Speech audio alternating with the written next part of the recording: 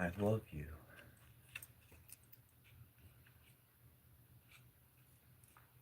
and it's going to be all right.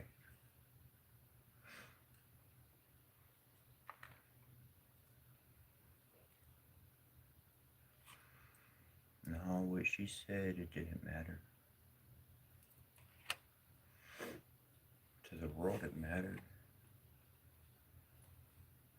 but to your path had no bearing.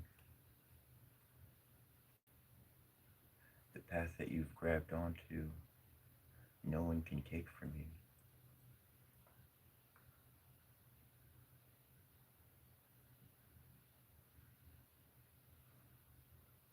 Your peace belongs to you,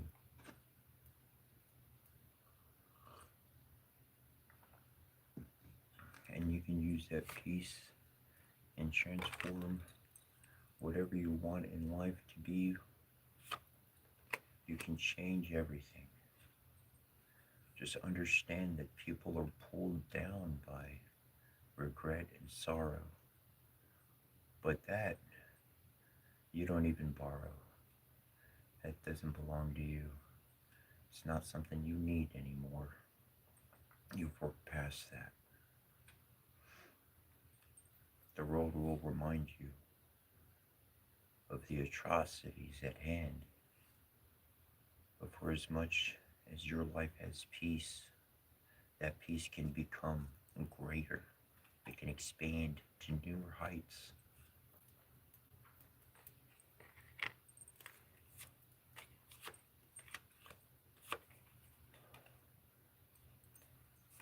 And those newer heights are something that you're going to find and discover because it's not written in the book. It's not instructions. It's not words of power creating your future. It's simply you being able to live in the adaptability that you are and the changeability that you are. Your connection with yourself truly allows you to rule and guide your own behaviors so that you can keep things in order and yield results, yield produce from all that you've planted.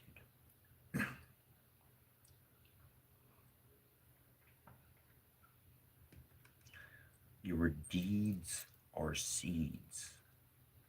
Your deeds are seeds. And you plant seeds. You're a gardener. That's what you are. You might be a lot of other things, but you're a gardener too. And your actions plant seeds. I can't stress this enough.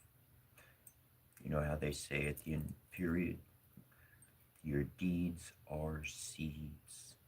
Your actions, that is the planting of the garden that you will live within and collect the fruit from, whatever it is.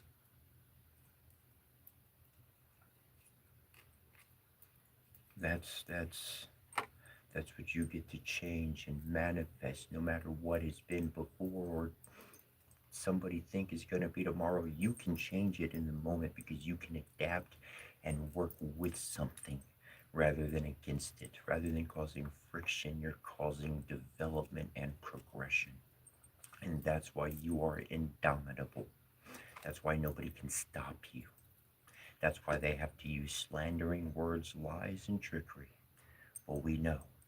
We keep our mind on the sun because we already won. We already won.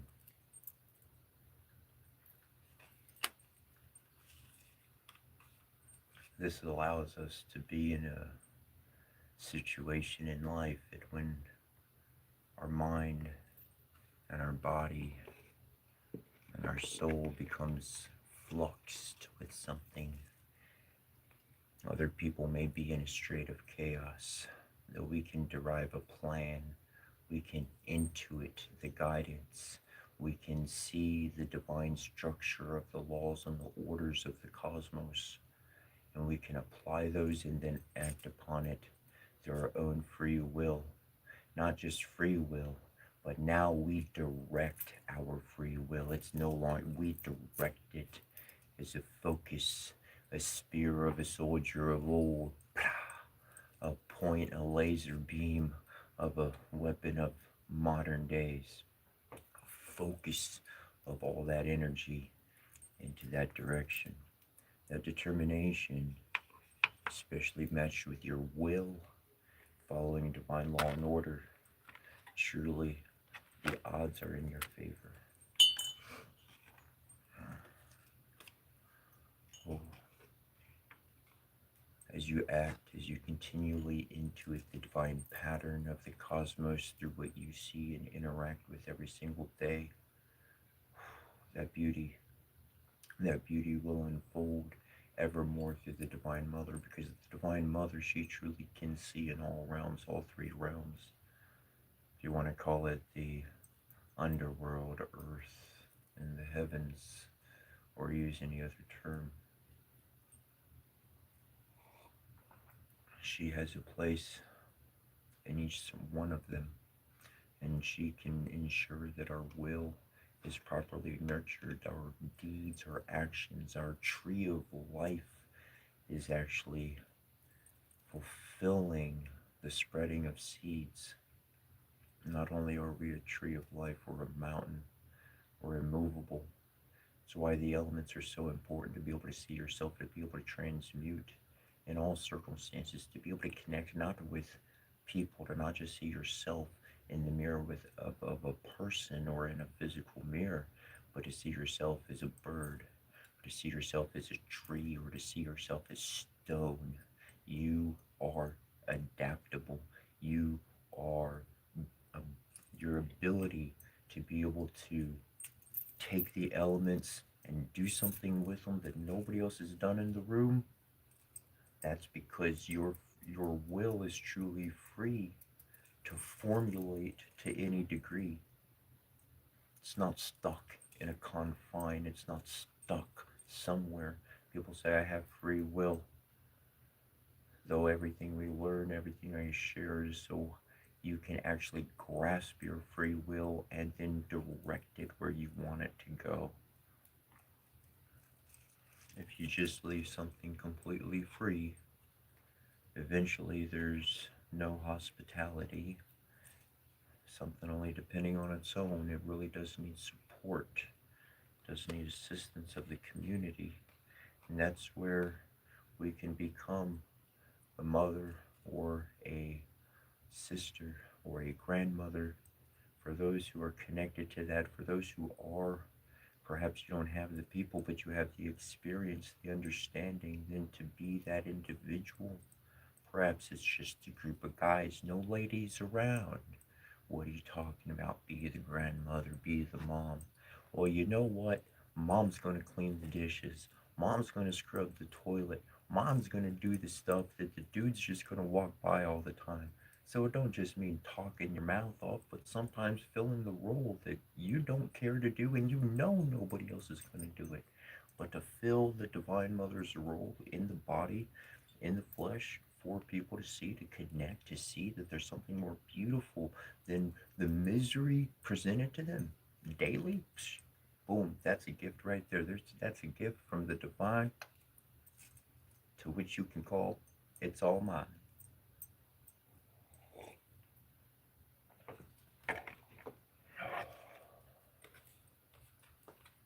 In this, there's a great need for more nurses, not necessarily in a field in a hospital, but the type of woman, the type of figure, the type of individual who's going to provide the shelter, the care, and the ability to actually heal another person's wounds. All right, yeah, a physical thing is a good thing to take care of. We definitely need that. Plenty of accidents in the world, injuries and whatnot. But I'm talking about them emotional wounds, them wounds that that fractured heart nobody's put together. Well, guess what? As a nurse, as a healer, you can use the word healer. As a healer, You can provide that environment, which is the home for the person that you're working with to be able to have the heart that starts to come back together. They start to have that. And guess what? A heart that breaks, shoot, when mine did, pieces shattered all over the place. Whole bunch of pieces I didn't find. I did lose my marbles, and guess what? I had to get some other marbles from other people in other cultures and other ways and be like, that'll fit good. I didn't have that kind of shard to put back into my heart, but I found something really good and smooth. So that's going to be the new addition. That's going to fulfill and complete what I need to be. And that's what we can do for each other. That nurse, that healer, that's what we're doing is that emotional wound. Everybody's got it. I don't care who you are. You've been done dirty by somebody and you need some loving and healing and good stuff. And if you are on the top in world cloud nine and you ain't got no troubles, well, then go cheer some other people up with all that positivity, all right? And this connects us ever so much more with the earth and our legitimate resources available to us. Because if we don't have resources such as a literal roof over our head or regular incoming food and we're weak or we're cold or we're in need of some sort, certainly that needs some balance and some attentive, and those elements are going to restrict what we can do for others. But I tell you, at the worst times of my life, when I have eaten amongst my beggarly and homeless friends and family, and I have sat at the table and had a multi-course meal with priests, with Hindu priests next to me, from the top to the bottom. All I want to do is sit down, enjoy a good meal with somebody, and hopefully we have a good conversation. Walk away both encouraged and able to move forward with our life, whether it's somebody I talk to on a regular basis or somebody I see once in my life. That's all I'm trying to do. I can't move into somebody's life and change everything. I can't come in and fix all the problems. You got a bunch of things going on in your life that I walked away from a long time ago in my own life. Shoot, I said I'm done doing that stuff. So that's I understand those things that one has to really bring and accommodate within their own being to be able to be helpful without hurting themselves, without causing their own life to be a stumbling block unto themselves. Because when a healer crashes, oh, we take it out on ourselves. We crash gorgeously all on our own. And that moment is certainly one that I strive daily that your life may avoid that crash, may avoid that moment. Because truly together we start getting rid of fear. We start losing that construct of fear. We can start to relax within a family, within a network that we know is there. And so, to brothers, to sisters, to friends, uncles, brothers, and all the such, we astral project our frequencies into the aether. We send out our prayers, however you want to see it. There's something magical working, and we've all been aware of it. And to me, it doesn't matter, around the world. And hey, I really do believe there are a lot of places, and they're like, this is where life started. There's like two or three of those in the world. They're like, yo, all life started right here. That's amazing and fantastic. And I believe that life sprouted out of that spot, but it very may well have sprouted out of other spots as well. And boy, I want to learn all about it. I want to take it all in. There's so much that's been lost, so much fragmented to history. And so if I learn about this one and I learn about that one and I learn about that one and I just take it all in rather than judging it and saying one is right or wrong, let me just put the pieces together and see if I can get it to fit together rather than saying any one of them was right. Let me see how they're all correct. Let me see how they all complement each other. And that pulls us back to the free will of the heart being directed and focused into what I want to do, looking at my resources around me, knowing what I've got emotionally, energetically within me, and understanding not to push my own self of helping others too far. Okay, I did a good deed there. That's all I can do for the day. I'm done.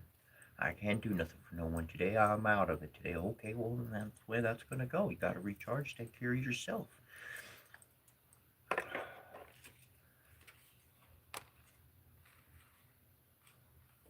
And that's going to cause you to come up against individuals who, oh boy, they want that free will.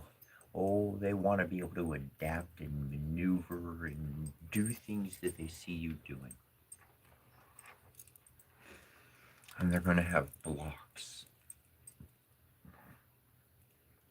Those blockages within them. By staying in your connection, by being the healer, by following the intuition, by having your free will directed, the correct words will slip out of your mouth like you didn't even chance plan or anything of them. They just came out, and it was exactly what that other person needed to hear, realize, to be able to move their life forward.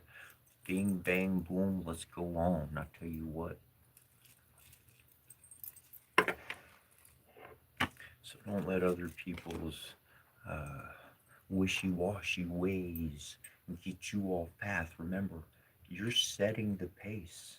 You're the, oh, here's one, a Bierenbow. Probably never heard of a Bierenbow. Bierenbow is a very ancient instrument, and it was essentially one stick, and it had one string on it. Boom, boom, boom, boom. And it set the tone, it set the pace for the drums. It was the base of everything. That Bierenbow, that single string, set the pace for everything else. And so you are the individual with the Bierenbow. You're setting the pace. Your regular activity, your positivity, your ability to help, but also knowing, hey, why did Joe just disappear? Usually he's around helping because Joe had to go take care of himself. He wasn't doing good. He had to recharge before he came back in. You don't know Joe. Well, yeah, he just gonna disappear like a superhero. Just that's the way. When they see you regularly approaching life with this regular pulse, this regular beat, this regular strumming of your energy, this frequency, that's all they needed. They only needed stability. And that's why people push back against others, either physically, verbally, or any other way. Because they're trying to see, are you stable? Are you really who you are? Or are you full of shit? Because if you're full of shit, I'm going to say something that's going to knock you over. It's going to trip you up. You're going to get all stuck in this argument. And now I'm just going to play with your ass because you were posing and deserve all that. That's how people are. That's what they think. That's what I learned. It's not who I am. It's not, but it is who I was. I learned that's how I was. Holy crikey. Let the word let the cards teach me. And at this point in the journey, law and order does really come up and becomes a very hard thing. Divine law and order. What is divine law and order? Most simply, it's doing the correct thing in your heart. Your heart knows not to do certain things, and your heart knows other things are completely okay to do. You don't need a rule book. You don't need a law. You don't need a mom or a dad to tell you. You know it's bad. That's divine law and order. If you can't follow the law of your heart, you can't follow any rule or law of anybody else. Go ahead and try. You're going to fail.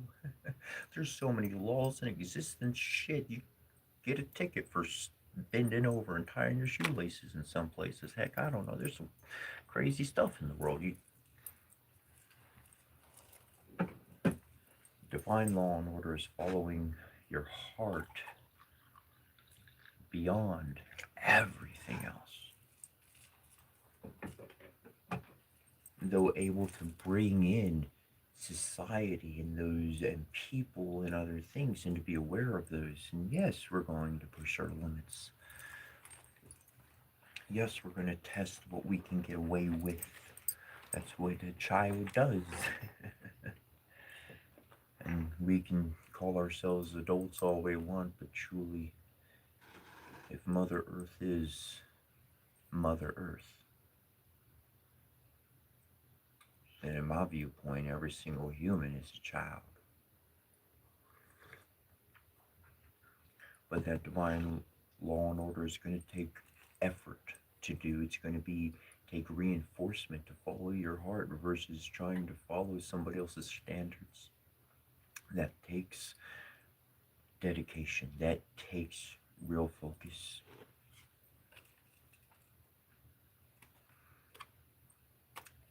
And as we're able to accomplish these other deeds and live through these parts of the journey, we come to realize that divine destiny can be altered.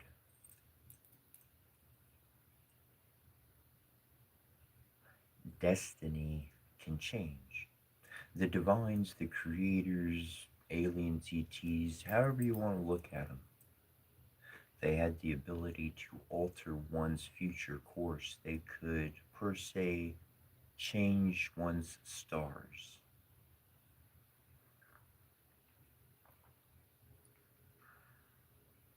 And that's why your personal connection is so very important for however you pray.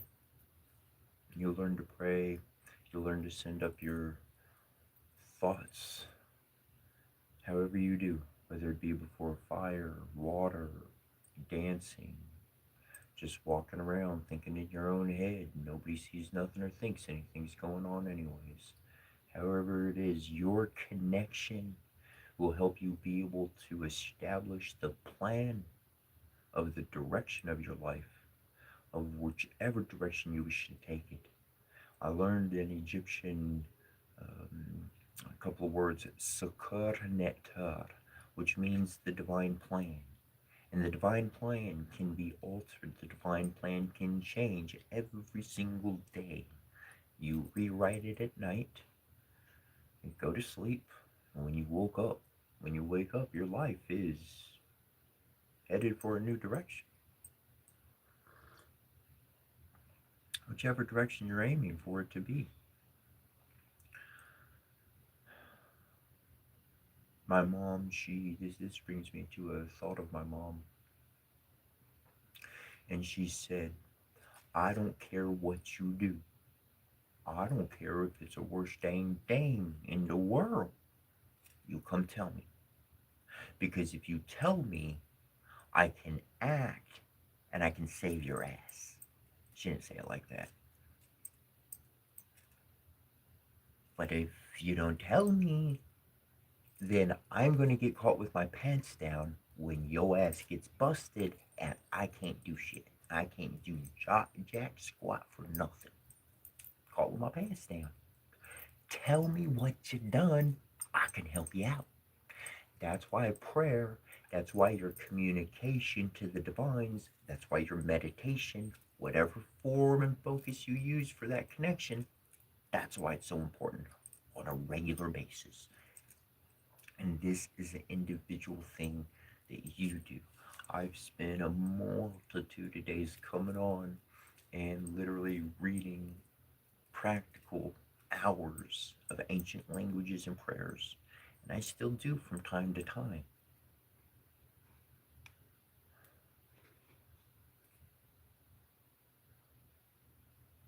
But I was giving you the example. I was showing you the truth. That's my dedication. I took it out the closet. The Lord said, pray in the closet, right? You want to pray? Go in the closet. Close the door behind you. Close that. And you pray in silence. Well, I did. I prayed the way he told me to. And then he told me one day, he said, you open up that closet door and you open up your room door. You let everybody see how you pray. You watch them, let them watch you pray. And so I said, okay, Lord, that's what you're telling me. Then I'm going to follow what I'm hearing. I pulled the cards, I tested it, I checked it, I verified it, I confirmed it. Okay, That's what we do. So then that's what I did every single day, back to back to back to back to back to back to back to back to back to back to back, well before the YouTube videos started getting logged. I think we're day video 53 of these live broadcasts, or 54, one or the other. And we were doing it earlier on TikTok daily for quite some time. And really now that's your connection. The example was shown, and that is really for you to connect with the divine how you see it correctly so that you can intuit the divine plan. And if something's not going accordingly, your updates are going to allow that divine plan to change, to alter, so things are adjusted just a little bit ever more so better. And this is going to help you, this is really going to help you achieve the peace and the harmony that you want in life. It is truly, we are going to get happy, we are going to get angry, we are going to get heated in the moment, okay? But at all of those moments, we can remain in our mind, in our thoughts, we can remain at peace, and we can make a plan. We can decide to sleep on it and walk away. We can gain our peace right back at any moment we choose to. I have to, if I'm going to work with something, I cannot just read a book on it. I got to get my hands in it. I got to get it all on me. I got to get dirty and filthy in it. I got to see all its phases. I got to work with the material myself. I got to taste it.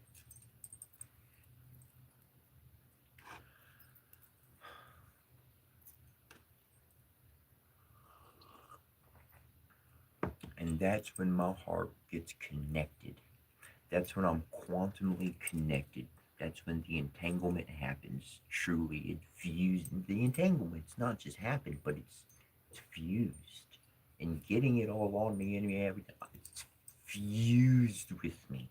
Okay, now I've fused with this bitch. It's nothing I want in my life, but I need to learn about this shit. All right. So now that other thing in me, dark and light, we hanging out. And then it's going to be time to terminate and separate. And I'm going to pull back 100%. Done.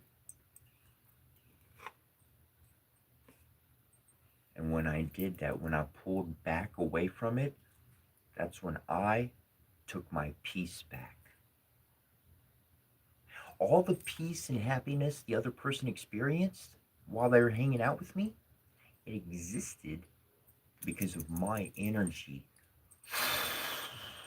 That's you. In your meditation, your energy is overflowing. So when you're hanging out with somebody, dude, they are picking up on your vibe and they fucking love it.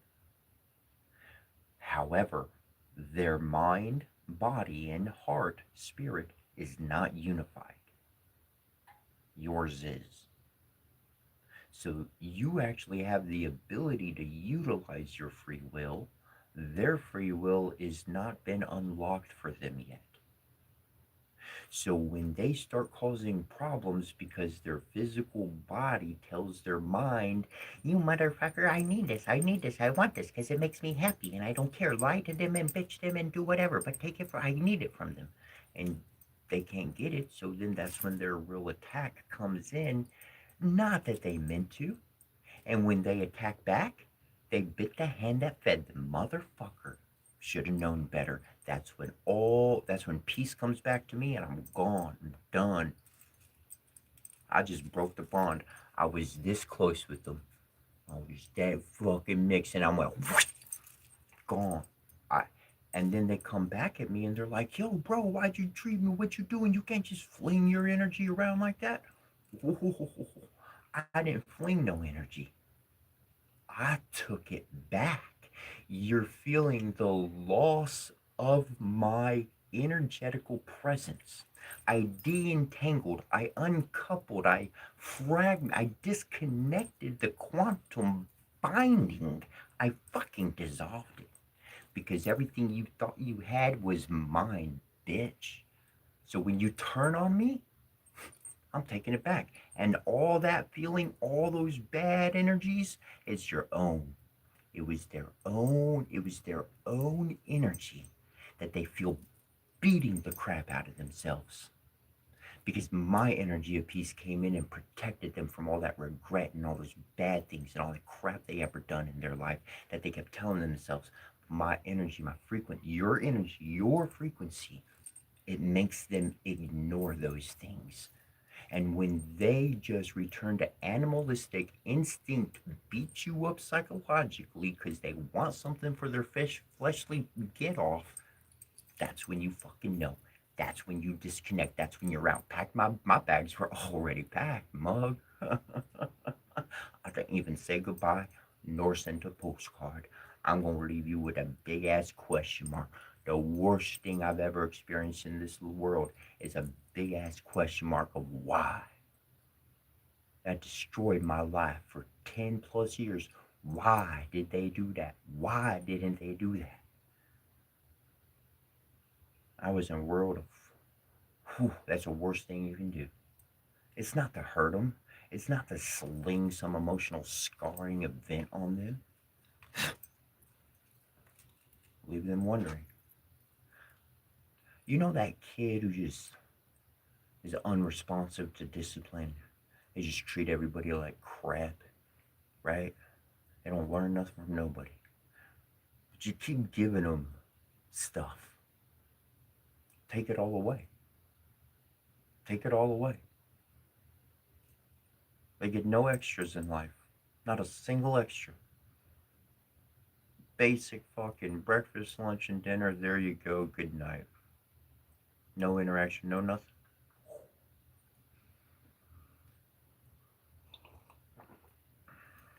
We do strive for attention. We do strive to be part of the group. We do strive for so many things. Not necessarily to be liked, but to just find our place amongst humanity, to find our place amongst this world's civility and say, I belong. That's all we want.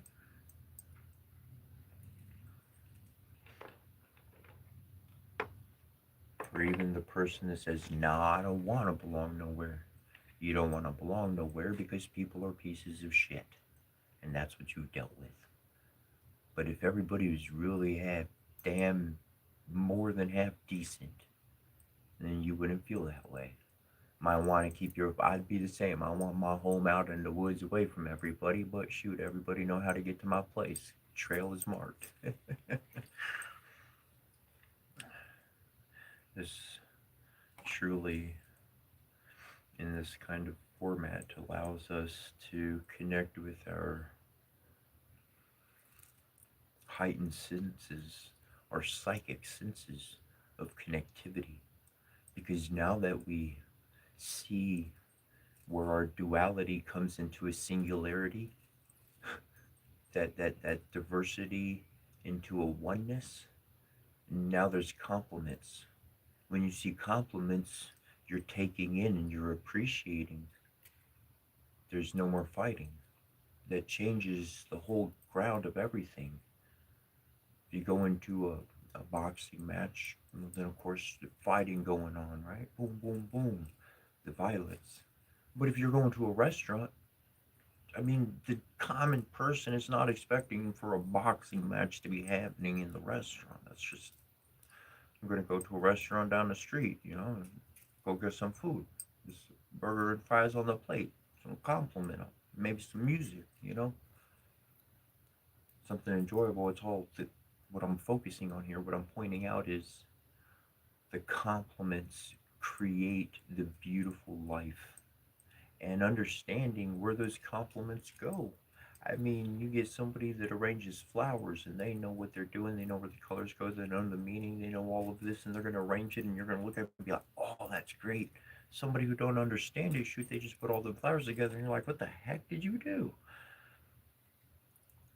The compliment, understanding elements, things, people, the way they are, and how to interact, and understanding. Oh, well, that complements this over here. I was keeping it over here in my life, and that was causing problems. But when I moved it over there, and everything works a whole lot smoother.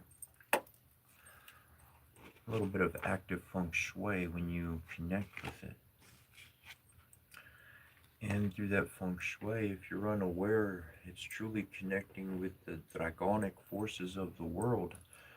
On one half of the world, the water swirls one way when it goes down the drain in the toilet, and on the other part of the world, it's going the other way down the drain in the toilet. One's going clockwise, one's going counterclockwise. This is because the world has two different energy sources, and people of ancient times referred to these as the two dragons at the center of the earth. Now, when I think of dragon and dragon, surely I'm thinking of a ship, I'm thinking of a craft. I'm not thinking of a creature.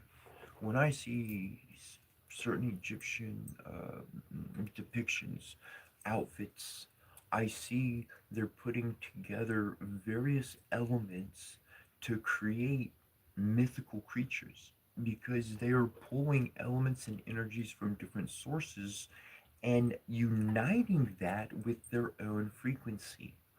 So it's not that they've physically become another species, but their frequency, their psychic connection has increased to that type of degree. That's what they've fit together for themselves. In going through the initiation process, and I'm not talking about joining a group and them gaining you through levels and you got a fucking ribbon, a badge, a belt, or anything to mark your success. I'm not talking that exists out there. And yeah, it works for a group of people. But I'm talking about the individual going through the initiation process that's putting themselves through it. That regardless of work, job, parent, child, they're putting this as a focus of their life. That's the initiate really that I'm bringing out here.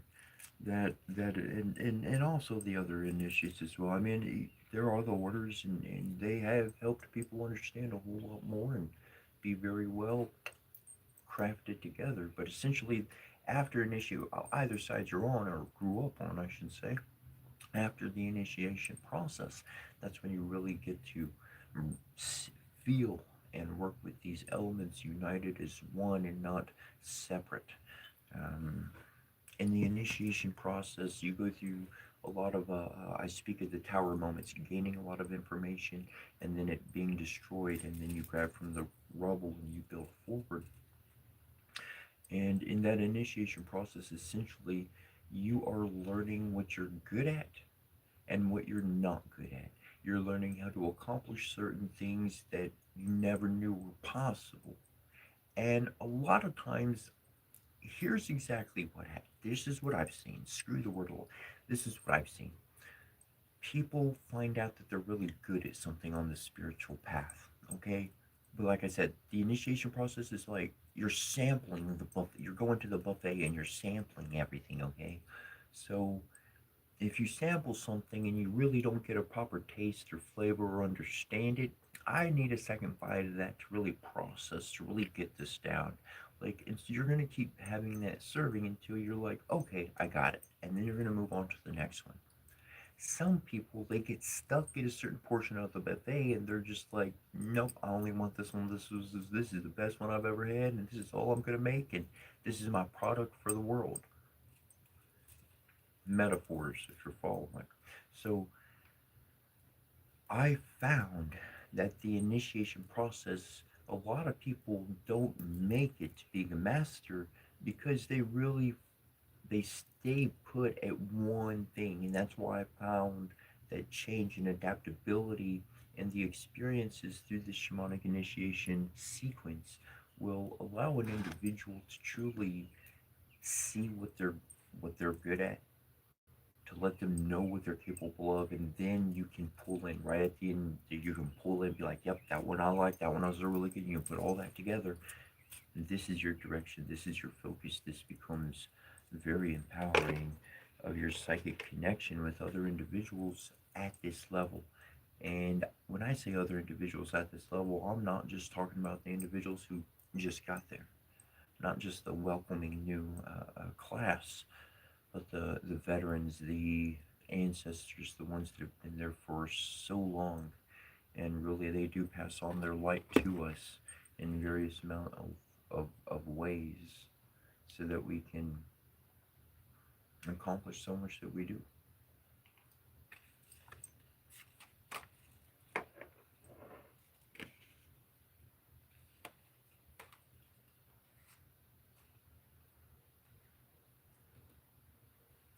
And so, to truly understand the balance and the cycle of the three classes of magic: low, medium, high.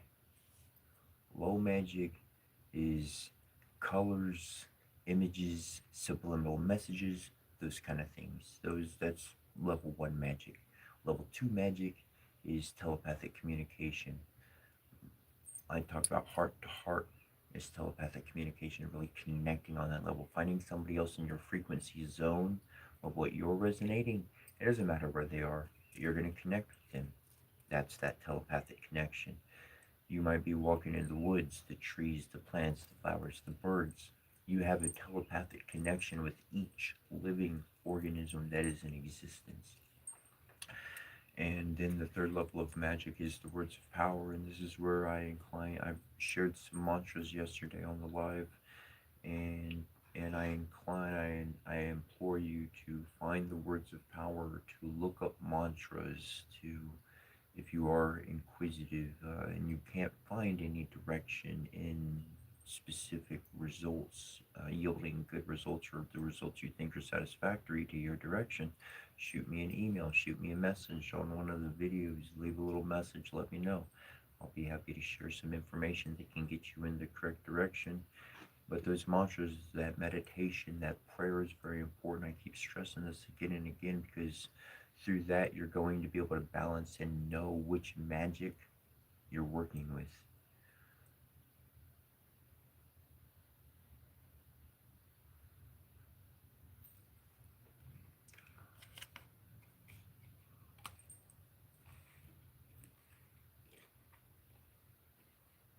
This allows you to be the hero or the horse of your story, of your life.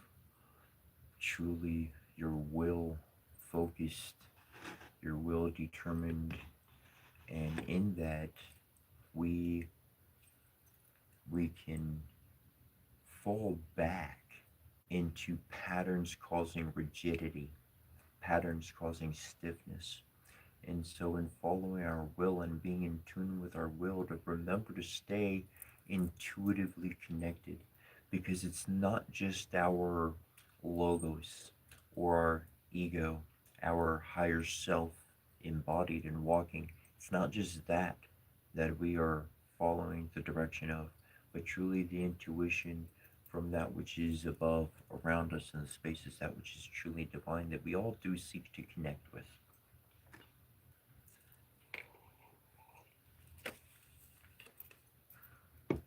And as much as I've reached up to the heavens, I'll tell you what they keep directing me back to is right back down to the earth itself, pointing down to the soil, the worlds beneath us, and humanity all over, right back up to humanity all around us.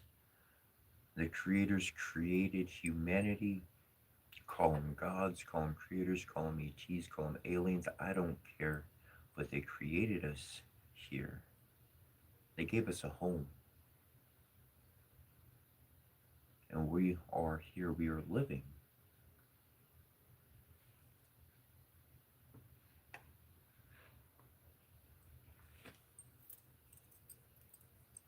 And so truly, we don't know the direction that we really want to go in. That's why people are often seeking and wondering and asking endless questions, not as a bad thing, but because they just don't know the best direction to go.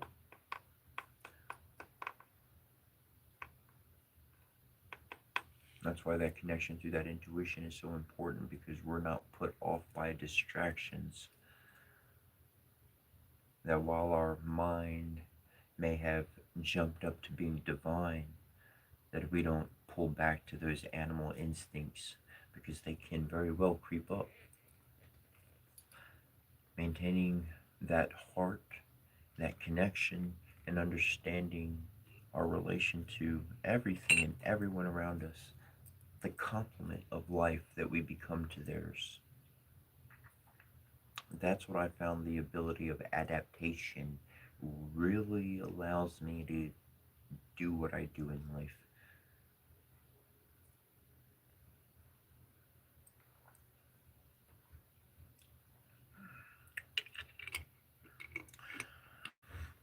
If you've had the same 1, 2, 3, 1, 2, 3, 1, 2, 3 happening in your life, Groundhog Day effects, problems at a job, anything, it's because the same pattern's been happening. 1, 2, 3, one with the same damn pattern's been happening. No interruption. That's why it just keeps getting worse. That problem just keeps lingering. But for me, heck, I'm gonna add a second two and 1, 2, 2, 3. Holy, what'd you do? Everything has to stop and take a look around and wonder what happened. We're used to the 1, 2, 3. What'd you do? 1, 2, 2, 3. What the hell's going on now? When everybody stopped to go, what the hell's going on? Guess what? They all saw the problem of what was happening, and it wasn't the second two that I put in. It was the regular fucking pattern that was causing a problem. Sometimes just bringing in a variable, an unforeseen variable, not negative, not, something that's going to hurt or harm or anything like that, but just bringing in an unexpected variable that you planned on. And somehow intuitively, you just been thinking about this for like weeks and weeks or days, and all of a sudden it just clicked together overnight. You woke up with the idea, well, go with that for today. That's the direction to go with. You got to feel those moments and see them. Don't just follow that pro quo exactly one as I said it, but you can see the ability to adapt will allow you to see things where people are very, very much not looking. And on Earth, people don't look at a lot of things because they're just focused on what they want. But one that has the heart of a healer, one that has an innocent heart, truly, this one, your synchronicity with the events in your life, like, I don't like saying the word coincidence. I like to use the word omen instead of that other word. But when those omens happen in your life, those are the moments of synchronicity. When you're thinking something and the TV or the radio said the thought, the word for word, verbatim, word for word, what you said it and you heard it same moment. What the this means that you are at oneness with the planet. You are at oneness and in harmony with the cycles of life. Keep going. You're doing good. You're doing excellent. These are positive signs. These are the signs from the elements, from the gods, from nature itself saying, go on, you got it. You got this. That's who my teacher's been. My teacher has been the unseen. And I have learned much because they truly are silent. There's not truly a voice for them to speak with, except the song of the birds, except the clicks, the ticks, and the bumps and the humps. I tell you what, you go jump and you saw something unusual. That's how they let you know. Because only you're going to get that message. They sent the message for you. That's why you can't go to anybody else and be like, bro, you this and this and this and this happened, and you see how it all comes together. Look, I got video proof to show you. And they're still like, nah, not what I see. It wasn't for them. The message was for you. And so those synchronicities, very good things to stay on that term and let that reinforce your confidence in life. Let that bring you peace. Let that bring you harmony. Let that direct your energy. And because when I've been guided by those instant as every day, Every day I'm guided by those instances. It doesn't stop. And people who hang around me day after day after day, they start noticing anomalies. They start noticing things. Like, they start seeing those kind of things too a little bit more frequently. They used to happen with me like they do with you quite infrequently. And the more I focused on this path, the more I learned about how those synchronicities were signs of positive progress. I was like, holy crap, that was a big moment when I stopped. I mean, like, I already didn't care what people think, okay? But that's when I really, like, fuck, took that. I'm done with that. Completely, because the direction, the approval from the universe, whoa, whoa. When you get used to the universe kind of being like, you're doing good, keep going. Man, it don't matter. You have 1,000 people being like, you look like shit, fuck you. And I'm like, you got no fucking idea. I don't even care what idea you got. I know what's going on. That's your happiness. That's your peace. Your peace is because you worked for it. You went into the shadows. You helped the people. You put yourself on the line. You did all those good deeds. And everything you could not accomplish, that's not on you. That's not your response. You cannot do more than what you know to do at that given moment. And you can't do more than what you have resources to do with. So, for a lack of knowing and a lack of actual ability, you can't blame yourself for what you didn't do. You can't do that. It doesn't count. You did what you could, and that was good enough. And that's when the universe said, yeah, they tasted that at the buffet line. Time to move them on to the next experience. That's why you don't get stuck doing one old thing on repeat. Because you learn you can do it, move on to the next thing. Good to know you're that good with it. That's how spiritual abilities, telepathic communication, helping the encouraging flow of energy. People say all the time, it happened for a reason. Okay, yes, I agree with that. But it's our job to figure out what that reason is. And after we figure out what that reason is, it is our further responsibility to help that energy flow in that direction. If I can help it on the go, let me let it flow.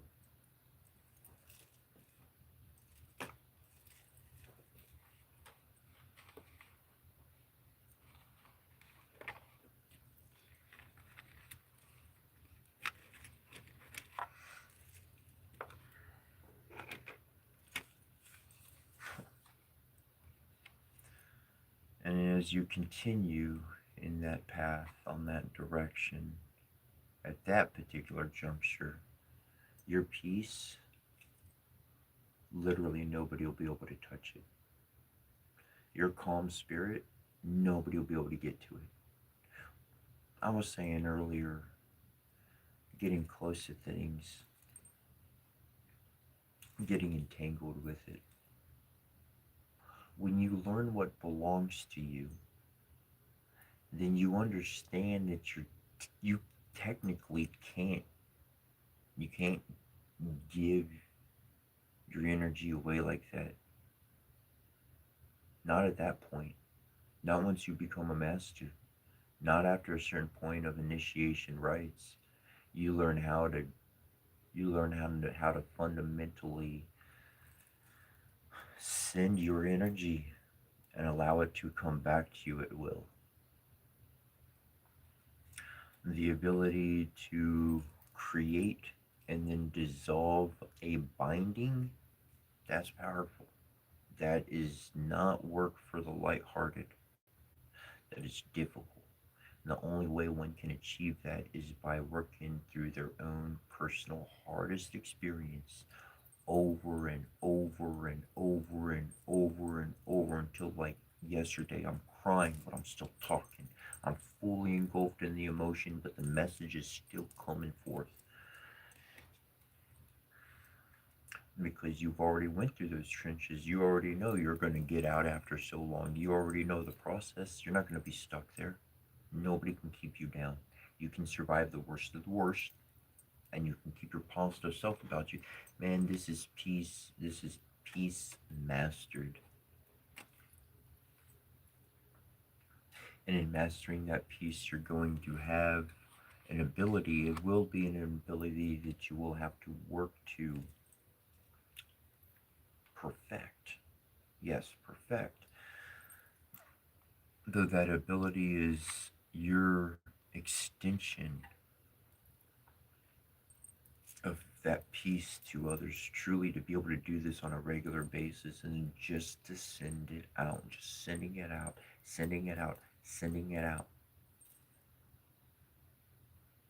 If somebody's irresponsible with your energy, the only thing that happens at that point is it returns to you with interest because you gave it out, not asking for anything, you gave it freely. And when somebody misuses your energy, like I'm talking about the ones well past the initiation level, the ones near master, like when somebody misuses the energy that you gave them freely, their karma, that aspect, there's instantly a tallying of everything, a tallying of every single thing because they took positive energy and they used it against its source. They bit the hand that fed them on an energetical level. And when that happens, well, that's not in our hands anymore. There's no spell that needs to be cast. There's no candle to be lit. There's no words to be spoke. That's on high. They're gonna take care of that. They're gonna make sure everything on earth goes the way it should go, and that's our connection. That's why our peace is so valuable and so important because we never wanted anybody to get hurt. We never wanted anything bad to happen. But gosh darn it, the divines do not like their gifts being misused. They say don't cast your pearl before swine. That's pretty darn good truth. But what I found is sometimes them pearls can change them. They can transform that individual. They can bring them to life. And regardless, one way or another, I'll get back what was left on the ground.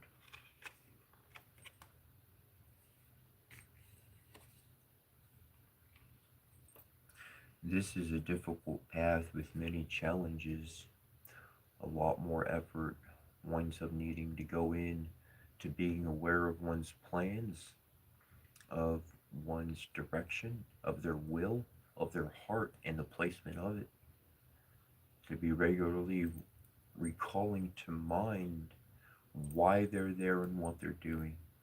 Because if one does get lost in trying to help someone else, if one does fall, they're not going to get up easy. It will take work and it will take effort. And that's why a lot of times there are many healers in the world. And man, they just like when I was younger, I'm going to help everybody. And I still do have a pretty darn good wide up mentality. Just earlier when I was younger, I just helped anybody. I didn't care. I didn't care. And then as I got a little bit older, I found out I was helping people that were going and hurting other people. Well, shoot, I don't want to help nobody that's going to go hurt people. That's not cool in my book. I want to help people that are getting hurt by people. I want to help. I want to help. I don't, and then they can go help other people. I want the good thing to keep going. I don't want to do a good thing and have it turn to a bad thing. So I had to choose. I had to be very selective of who I gave my energy to, because just because they were a stranger didn't mean there weren't no danger.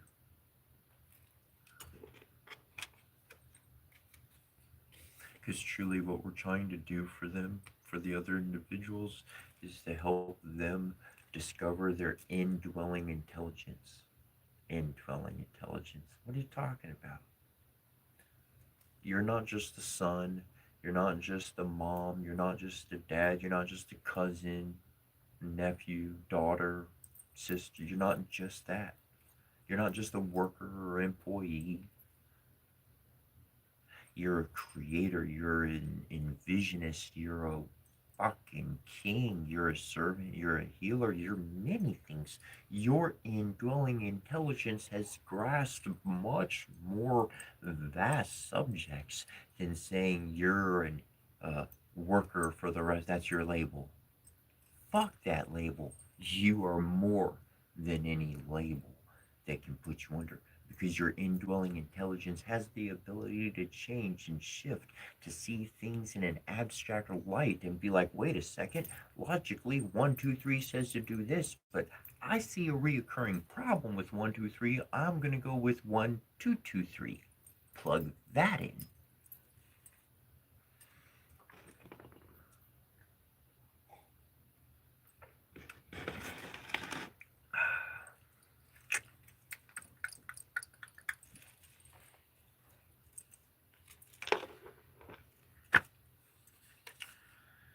And when we get to that degree, that's when the nurse within us can really find a state. The healer can really find a state of of fluid and smooth progress in helping others. And being able to select an individual, and when I say select, I mean like there's somebody at work, you see them all the time, and you want to start giving them all this life advice and help them out. They're younger than you and all that stuff. But you watch their behavior, see where they are. Are they a student that wants to be a student? Are they the kind of student that you're going to be able to work with? Because just because one wants to teach something that they've been living doesn't necessarily mean they're a good teacher. So, making sure you got a good student, somebody's going to work with you. Well, then we can get past those little parts not being able to teach you, because we're going to work well together. And then working well together, you can really help them find their ability to connect with the Divine Mother in the aspect of following their heart. And that's what it's all about, following the heart. The heart creates the art. And gosh darn it, to target that dart.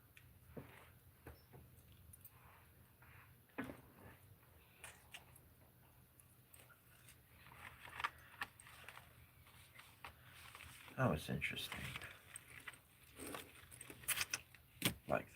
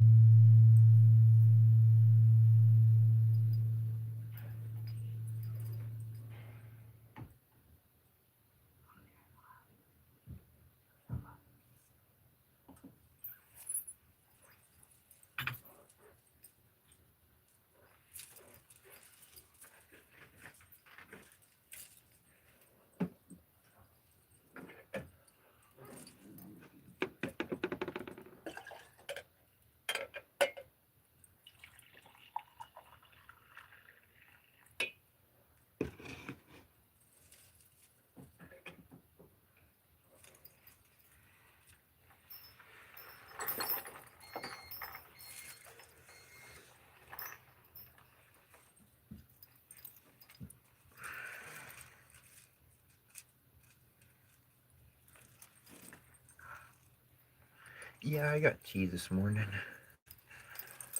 I'll bring out the chat log here, huh? Definitely tea this morning.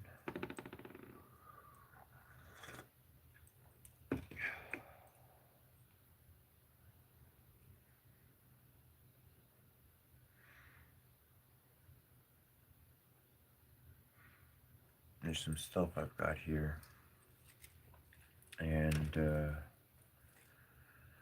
I'm gonna read the English portion. I've been in much, anyways. Technically, this is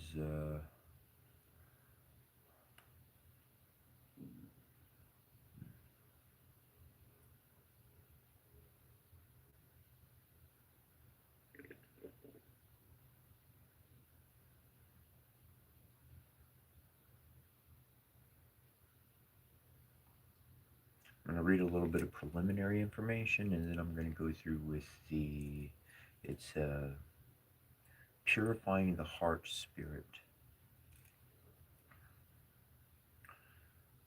It mentions that the three Hun are ethereal souls that correspond to heaven. They're considered as the non-physical part of the person that continues to exist after the cessation of physical life. The seven Po are corporeal souls that correspond to earth. They are considered to be more dependent on the physical life and may transform at the death of the physical body. The Danju is the name of the mouth spirit. Jinglun is the name of the tongue spirit. Luogan is the name of the tooth spirit. Hurbin is the name of the throat spirit. Danyan is the name of the heart spirit, and Lianye is the name of the thought spirit.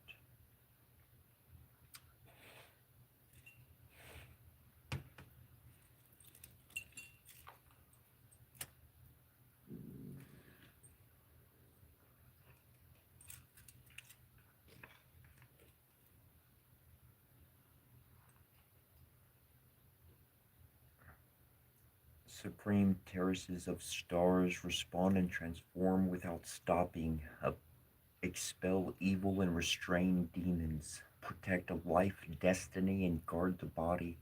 Wisdom is bright and clear. The heart spirit is peaceful and tranquil. The three Hun are everlasting. The Po are not dying nor declining. Purifying the mouth spirit, Danju, the mouth spirit spits out filth and eliminates miasmas. The tongue spirit, Jinglun, connects to life destiny and nourishes the spirit. Luoqian, the tooth spirit, repulses evil and guards the truth. The throat spirit, Hu Bin,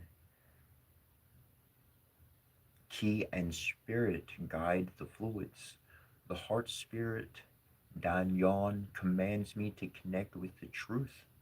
The thought spirit, Lian Ye, the key of the Tao, perpetually exists.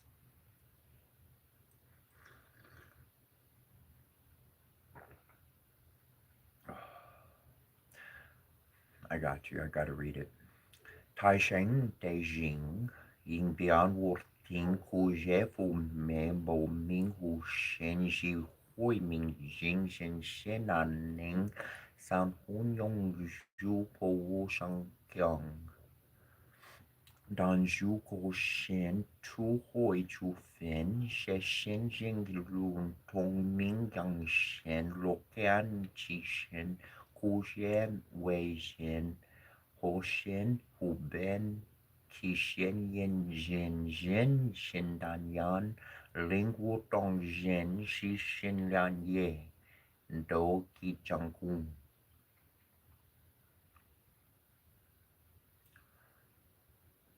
That was a purifying the heart and purifying the mouth incantation.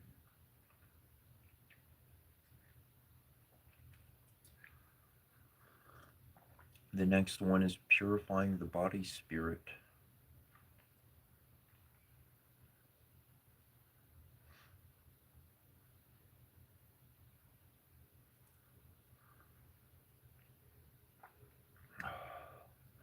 There's an explanation at the bottom as well, which of course, going to bring in some good understanding. It mentions Ling Bil Tianzun, the heavenly worthy of divine treasure, is the second of the three highest deities of the Taoist pantheon. The three purities, Sun King. He serves as the revealer of sacred scriptures to help suffering humanities. The three purities, Sanging, are originally three superior heavens called Jade Purity, Yorking, Highest Purity, Shangang, and Great Purity, Taidking, located immediately below the Great Canopy Heaven, Daluotian. The three heavens are further associated with the three highest deities of the Taoist pantheon and with specific sets of scriptures classified as the three caverns Sorondong.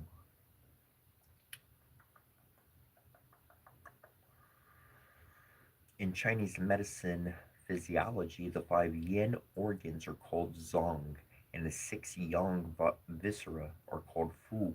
The five zong organs are considered as more internal to the body and are the liver, the heart, the spleen, the lungs, and the kidneys. The six fu viscera are considered more external and are gallbladder, the small intestines, the stomach, the large intestines, the urinary bladder, and the triple heater. Sanjiao.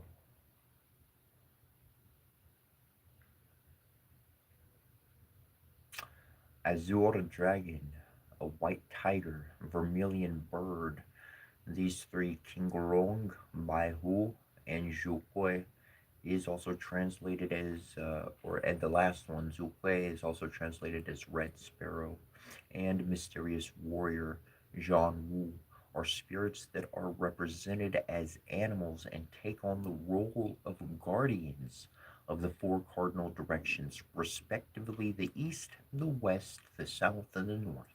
They are associated with four quadrants of the sky, each comprising seven of the 28 constellations.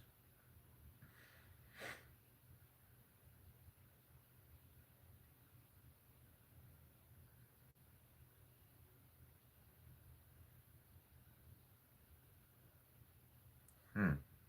The Yonshi Tianzun is the heavenly worthy of primordial beginning. This is the first amongst the three highest deities of the Taoist pantheon, three purities. Sun King, he represents the cosmic and creative aspect of the Tao.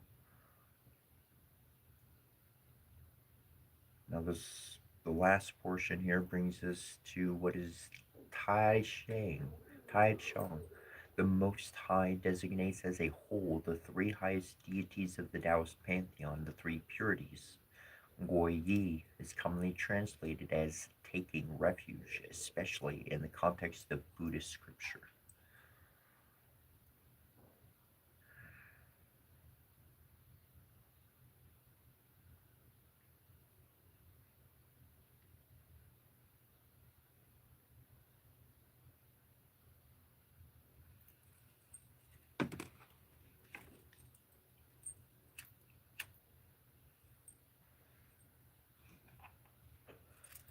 Again, this is purifying the body spirit. As I uh, as I read over the English translation and then read back over in its original language, um, if you want to enter a meditative state, some type of breathing, whatnot that you do, even just closing the eyes, can really connect you with these energies. And what we're going over is again purification.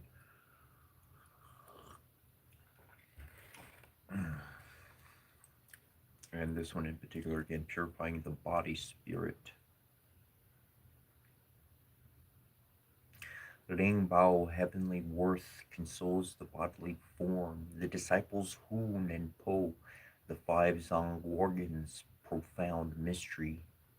Azure dragon, white tiger, contingents numerous and diverse, vermilion bird, mysterious warriors serve and protect the true me, pacifying the earth, Yuan Shi, pacifying and suppressing, universally announces to the 10,000 divinities, to the true officials of the mountains and rivers, to the divinities of the earth, on the left to the deity of soil, on the right to the deity of grains. Do not be presumptuous or frightened. Turn back toward the upright Tao, inside and outside, clear and pure, each of them peacefully in position. Prepare and guard the court of the home, the sovereign, the altar. Tai Shang is in command, searching and seizing evil essences. The protector of the law, spirit king, guards and defends the chanting of the scriptures. Return and relay on the great dial. Rely on the great Tao, primal, prosperous, favorable, steadfast.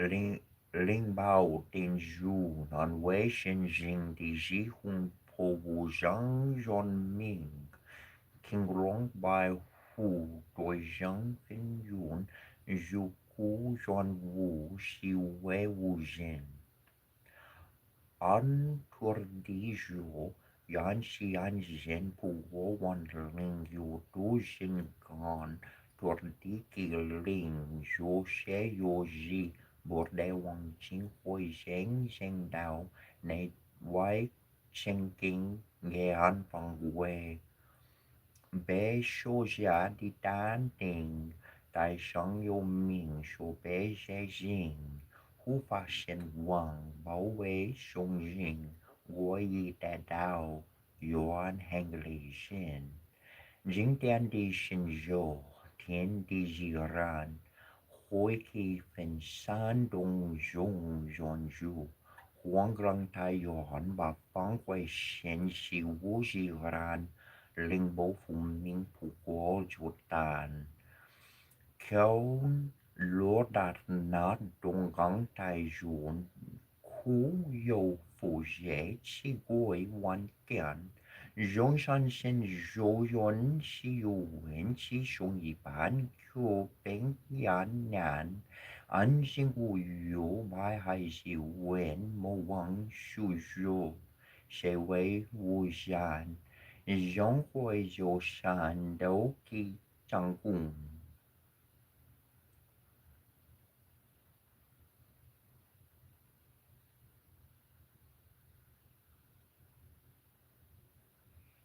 So, like these blessings that I'm reading and sharing the translation of,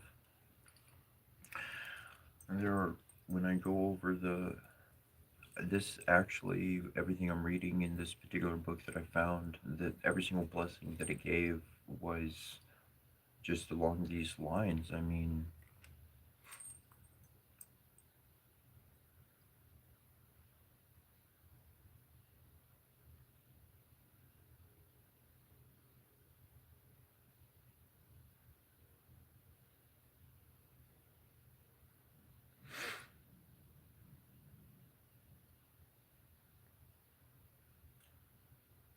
the blessings are immense.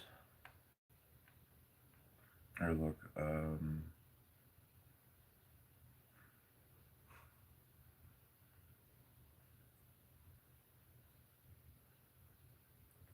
the protector of the law, spirit king, searching and seizing evil essences. I mean, that's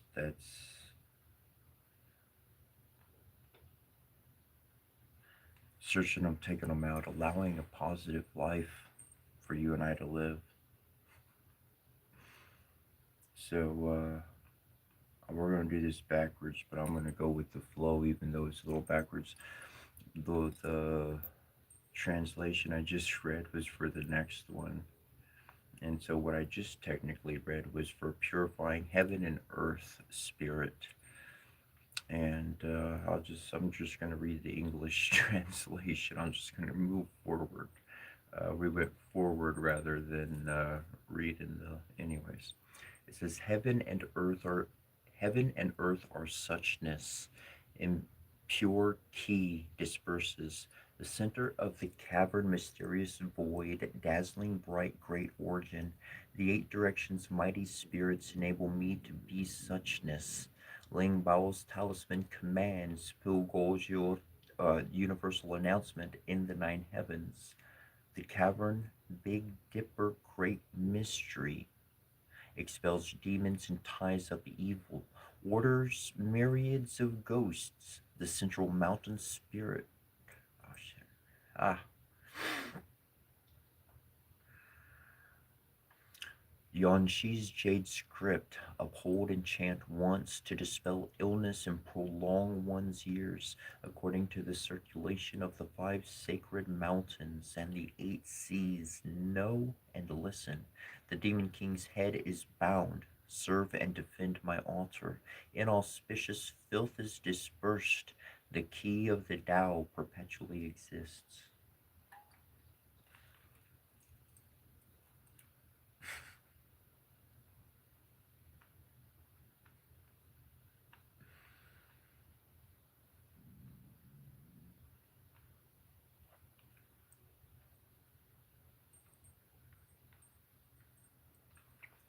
And it's elements like that I've found blessings in other languages, in other origins, in other places, and I never felt wrong. I never felt like I went against my heart when I reached out to somebody else's gods. A god is there for anybody can approach. I'm gonna go back to just my world. I'm just talking from my world. I'm not trying to appease anybody's current anything here. But in my world, a god, a celestial being that create, they're there for anybody to approach. Anybody could go talk to any of them. And guess what? They're going to jump into your heart. You want to go talk to a god? They're going to jump into your heart and they're going to find out everything. That's why people can't talk with divinity because they got shadows in their heart. There's hidden secrets, and that God goes inside and it says, "Motherfucker, what's up?" And the person can't stand, and they go loony. They can't take it anymore. They can't accept life. They can't accept what they've done. They've been forced to look at themselves in the mirror. The mirror said, "Here you go. This is who you are. This is who you are. You can't run from it anymore." That's why people who, anyways, I'm not getting into that. My connection, my idea, my construct, me, anybody. I could go to anybody's God and talk to them because my God is love.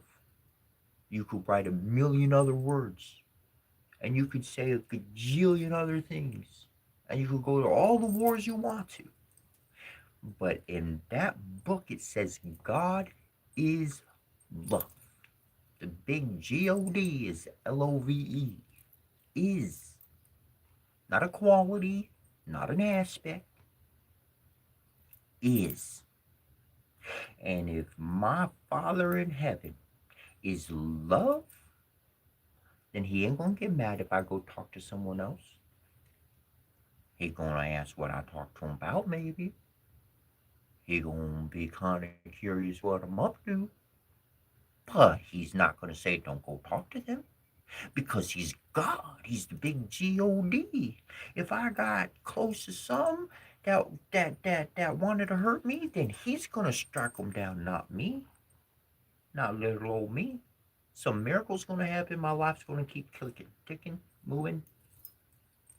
Yep. I don't need to be afraid. My big God said, actually, he didn't need to tell me. It wasn't something he told me. It was kind of something he just helped me realize. Have no fear. Have no fear. You fear man because you don't have a God. You've not made contact with your father or your mother in the heavens. That's why you have fear. That's why people have fear. Because at the end of the day, in the beginning of the day, they got to rely on their own 2 feet. That's all they got. But when your God has stood up for you in your corner time and time again, not only coach you, helped you guide things, move things, took out obstacles for you. Shoot, he just said all you need to do is just put the gloves on, go in the ring. Don't worry about anything. You can take it. Boom, boom. Psh, psh, other person went down. I don't know how it happened. They kind of tripped over themselves. And head hit the post. I don't freaking know. I didn't even have to swing at them.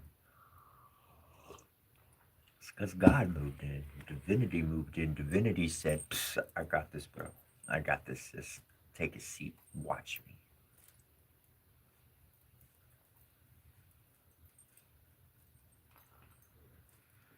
That's when that trust really kicks up. And man, I'll tell you what, when you trust and when you live in, I mean, it's not man that, I mean, think about it. What's the stories of old? God, sends man out. You know the stories better than I do. And sends man out to go to the king and tell the king, let my people go. Tell me to go tell the king that he's going to strike me dead. Uh, I don't care less what the king says. Papa told me to go say. I'm gonna go say. Shoot, think I fear him? This one keeping me alive in the desert somehow.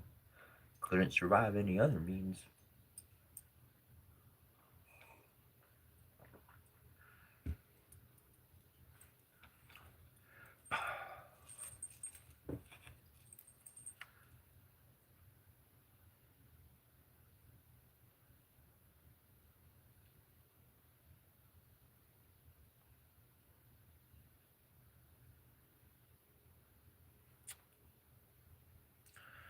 This is from a book,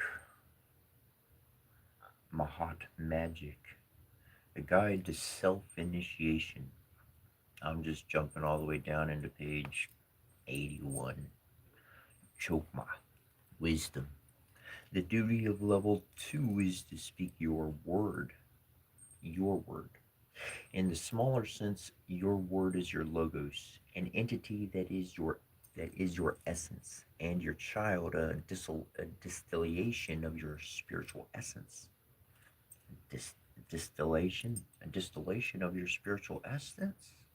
To distill your spiritual essence. Hold on, hold on, hold on. What? That's some alchemical stuff right there. Distill it. We gotta heat that up. We gotta heat it up so much that that water transforms, rises up into steam. It's a long process. It's a pretty violent process. Pretty heated process going on there. Ooh.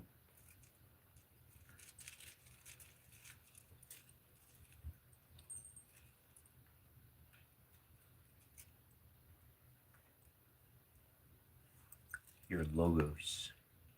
Logos. What's my logos?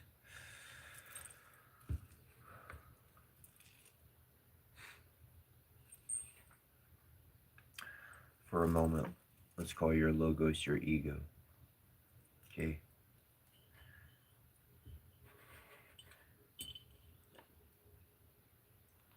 Your ego is your mind. Don't see it negatively. Just see it like anything else in the world. If I cleaned it up, made a couple positive additions, we're going to be great.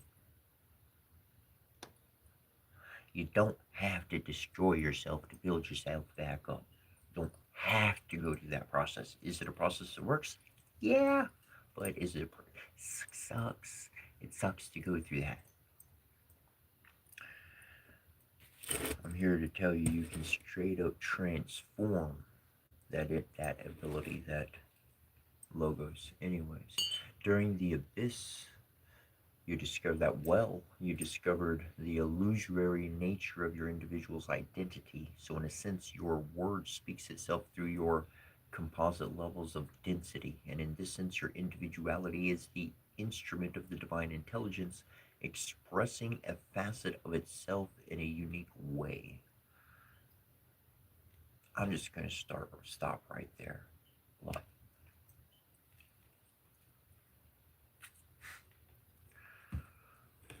speak your word. And it says your word is the composite energy, essentially, that the distillation of your spirit has become on the outside. What you've went through emotionally, psychologically, mentally, emotionally, and what you decide to do with that, how you decide to interact with life, your character, your attitude. Are you going to be stuck in the dumps? You're going to pick yourself up. Of course, we got to recognize the past, and those days of pain and sad and crying and tears are going to come in. Shoot, I got a whole movie list of, I got a whole folder of movies, and it's entitled Cry. Because if I want to cry, I just put on one of those movies, guaranteed I'm going to bawl like, if I ain't thinking of my own problem, I won't call them problems, but my own things I've survived through. Your word is your complete embodiment, and that's one thing like Egyptian tapestries, murals, and so forth that they've created that exist in the world. Was people often, do you know how to read and write or do you know how to read the hieroglyphs? And to me, the hieroglyphs are only one portion of information. It's only one set of information. There's so much more. What they're wearing, how they're arranged, where they're pointing, all of it has an immense amount of information to tell me exactly what's going on here. I'm reading much more than just the written language. And that brings into psychological awareness the ability of seeing. At first, the Word was God, God was the Word was with God thing, right? The Word and God being one. Because the dude was no longer divided amongst himself.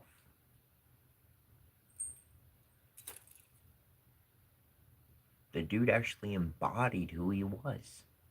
Every action, every breath, everything was who he became from all that initiation, all those years of initiation, all those lessons, learning what he could do, learning what he couldn't do, learning what really set him off, learning where to, all that initiatory process taught him how to give the total expression of his mind and heart so that people could get the fullest understanding or at least the smallest of glimpses and have a good long memory to think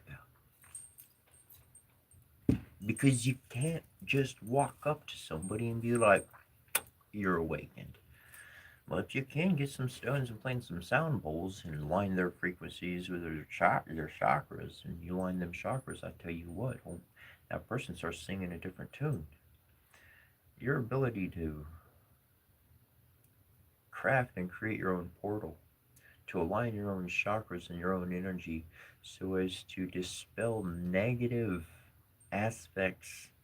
What are negative aspects? Things that are detrimental to life.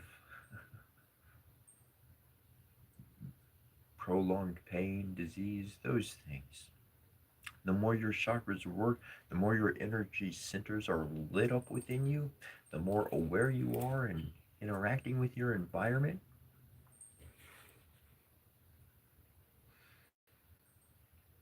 Them sick days start going away. Them rough days start going away. Now, I'll tell you in the journey, in the initiation process, and even right up into that masterhood, that those rough times, they come back. They come back and they keep coming back and they keep swinging harder on you. That's because you're leveling up. It's because you're getting stronger, you're getting smarter, you're getting wiser. So the difficulty settings are increased. And when you succeed beyond that, when you can prove, when you can prove for yourself, put together your mind, your body, and your soul, unite that heart with the rest, I'll tell you what, that's when evil really takes a backseat. That's when they stop bugging you, really, really, like, because you proved it. You proved no matter what. You take me to the bottom, you set me in glory at the top. I don't care. I am who I am, and I'm following this good heart. And you might screw me off. You might break my things. You might throw my things in the trash. You might steal my things. But guess what? I am not my things. My heart will rebuild this temple 1,000 times over if it has to. Because I know this flesh is strongly supported by divinity, just like so many.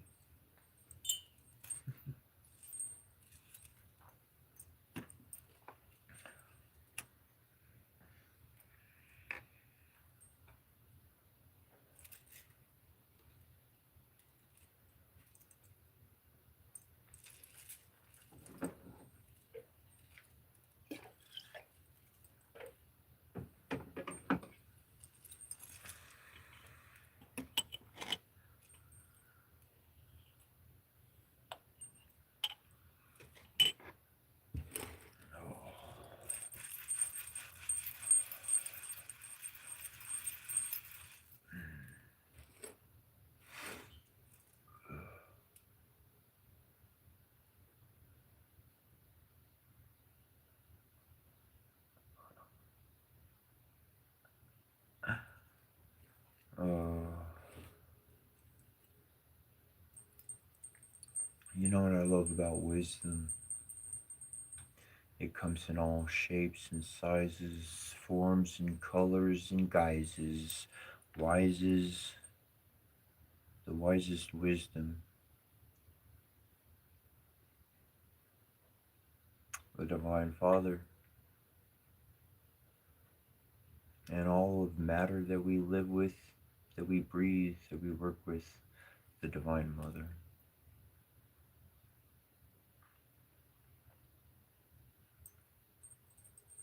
More powerful than any other. And if you wake up, if you could wake up, that they exist and are around and with you every single day of your life, all those worries and all that pain go away.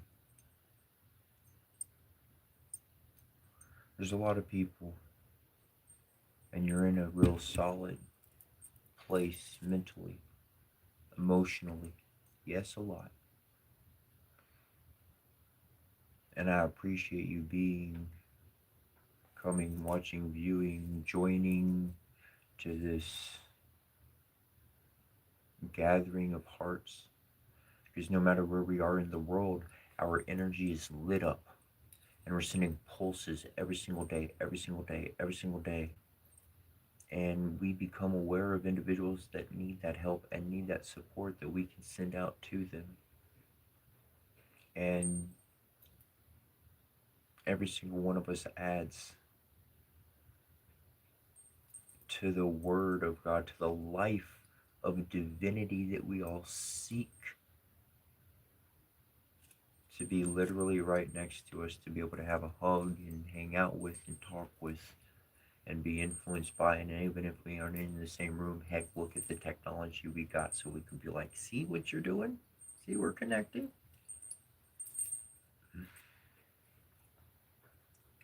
And that's something special to me. I mean, heck, like,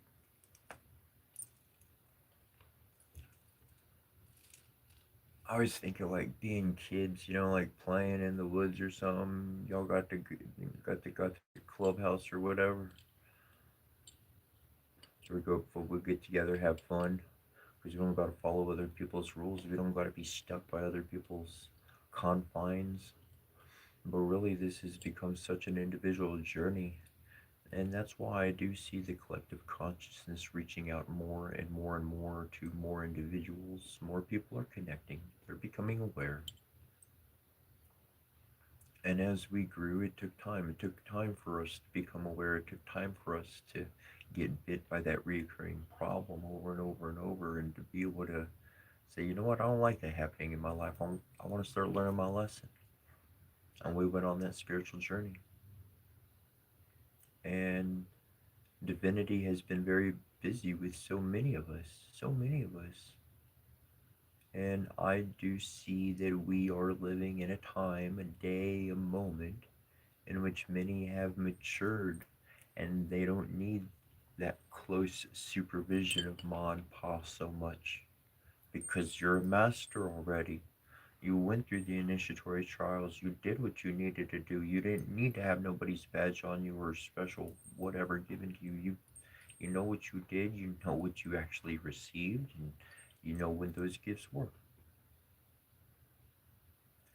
And it's time for divinity to really kind of move and help other individuals, and that means for us to, in a sense of things, not need to question so much, but just give ample energy. Just giving the energy, just supplying the energy. Okay, like you know, and you've experienced and talked in some form or way or another of how people are vampiric.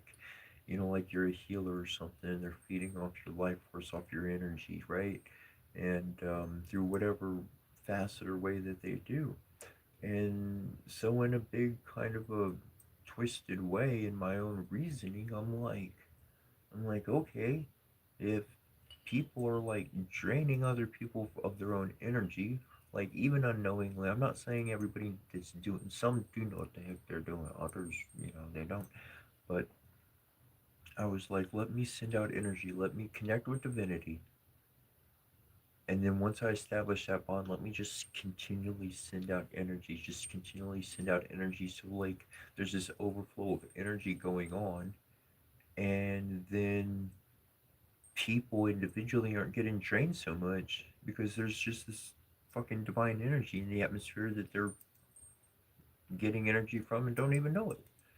And creating some type of balance, even from the shadows. That's what I've been up to. That's my kind of like uh, focus right there. I understand. I mean, I understand so many limits and so many aspects of life that I don't need to test anymore. I don't need to see if I can go beyond that boundary anymore. I know that that boundary is a good marking for me that keeps me safe. If I go beyond that, I get myself into trouble. So I'm gonna focus on this door. I focus on all the free space that I do have to work with.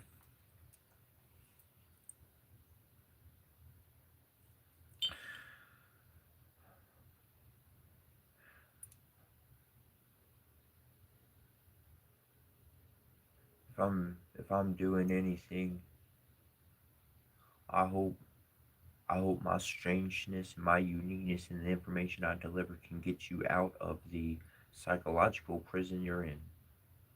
For those that are stuck in one, I'm not saying everybody's like they stuck in there, but for those who are, it don't matter what grouping or what type of people or whatever they want to call it, but I found some connections that are more important than allegiances to groups. People started this whole kind of follow my thing, do my thing, because some philosopher had this idea and they said by coming together, you can get better results. So then they said, well, then just do whatever you got to do to come together and put yourself on top so you could get your results. That became popular because it had success and nobody else came up with a better way of doing anything. So all we got is these systemized organizations that ultimately just bully people in the world, just telling them what to do, not building them up, not connecting with them, not sharing the heart to heart, just fucking preaching.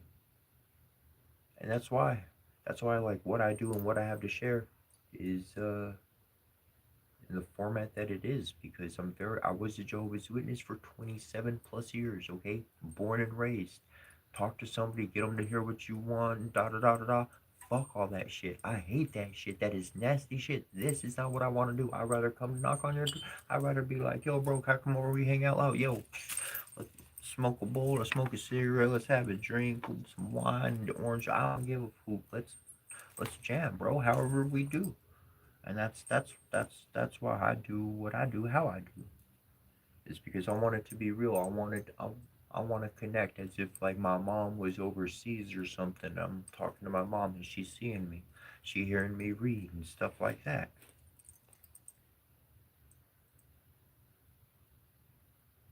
Boom, boom.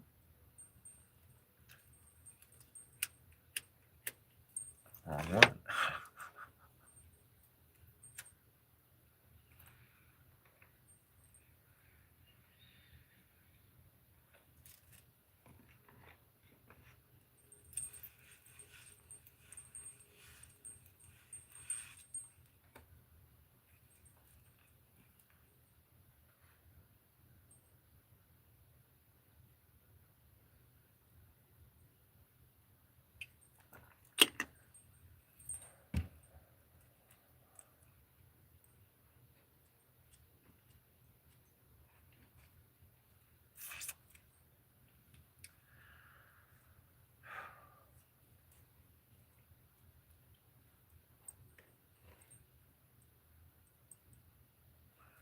I mean, that's really where it's at.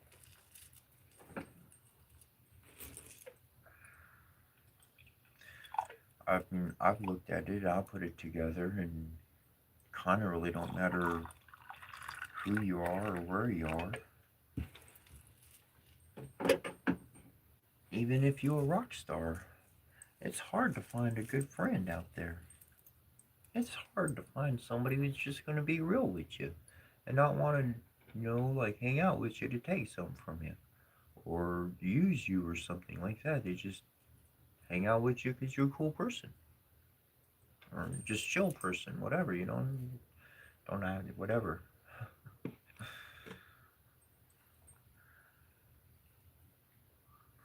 Hmm. That gives a different expression to the word cool. A cool person.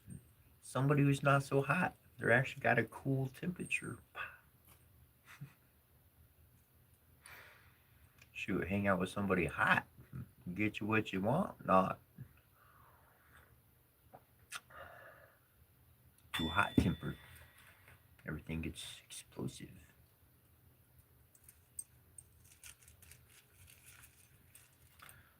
The words that we use and how we use them, I learned how to be very literal with the words. There are people when they like to play with words, they like to use words in interesting ways to trip you up in your speech, try to confuse you. Like you're stable, you know where you're going and you know what you're doing, but don't necessarily mean you can explain it from bottom to top like fluidly, and it's a work in progress. We're still working out flaws in the system. You know what I'm saying? So I've learned how to be very literal with my words. You start getting into metaphors, you can play with that, you can change things up. But like talking about how somebody could be cool or hot, gonna depend what you want to access or not.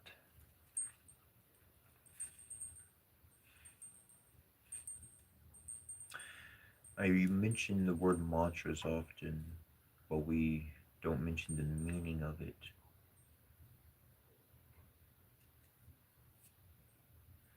Mon, obviously short for human. Tra is for preservation. Mantra being the preservation of humanity. Through your chanting, through your rhythmic pulsing, your prayer work, your connection with divinity, however you do, that's what you're doing is you're preserving humanity. Preserving humanity, asking for delivery, uh, something heavenly.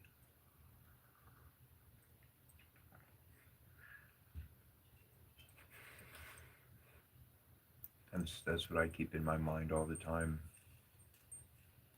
And A lot of times I mention the tower being built up and then destroyed and then rising up from that. And that's a lot of times things will be forgotten for a good long time, and you just won't think of them because you've actually begun living them. And when you start living something, you start forgetting the details of it. You start forgetting how to explain it. I mean, come on, you know that mechanic or that individual that's really good with that craft. Maybe you've heard, the wind up watches with all the gears, and they're very meticulous. Okay, they're good. They know what they're doing with that. Man, you think they reciting every word of type of gear and it's X amount of centimeters wide when they fuck that. Give me, I could feel it. I know that one's that size because I work with it all the time.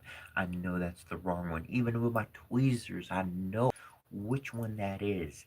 I'm not thinking about words. I'm not thinking about classifications. It's just flowing, man. It's just flowing.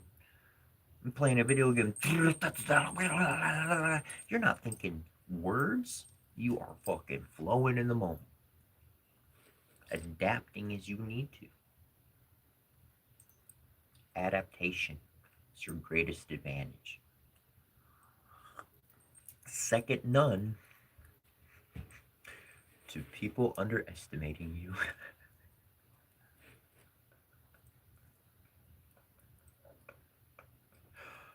uh, you know, I never had a good answer for when I go somewhere and they'd be like, well, they say, what's your strong points? Okay, that's easy. People can say that pretty much. What's your weak points? Well, I always struggle. That is my weak point, is telling you what my weak points are.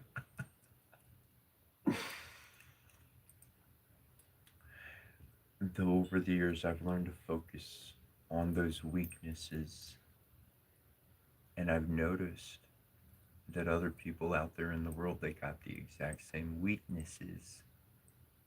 Hmm. So then if I build my muscles where nobody else is, then I'm going to be much more positively, smoothly progressive in my life to move forward in whichever direction I choose to take my attention into. I look through the keyhole and I know the shape I'm looking at.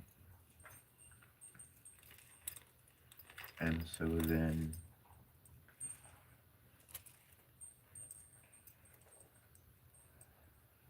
if I know if I know what the shape of the lock looks like, might just have a key to fit through it.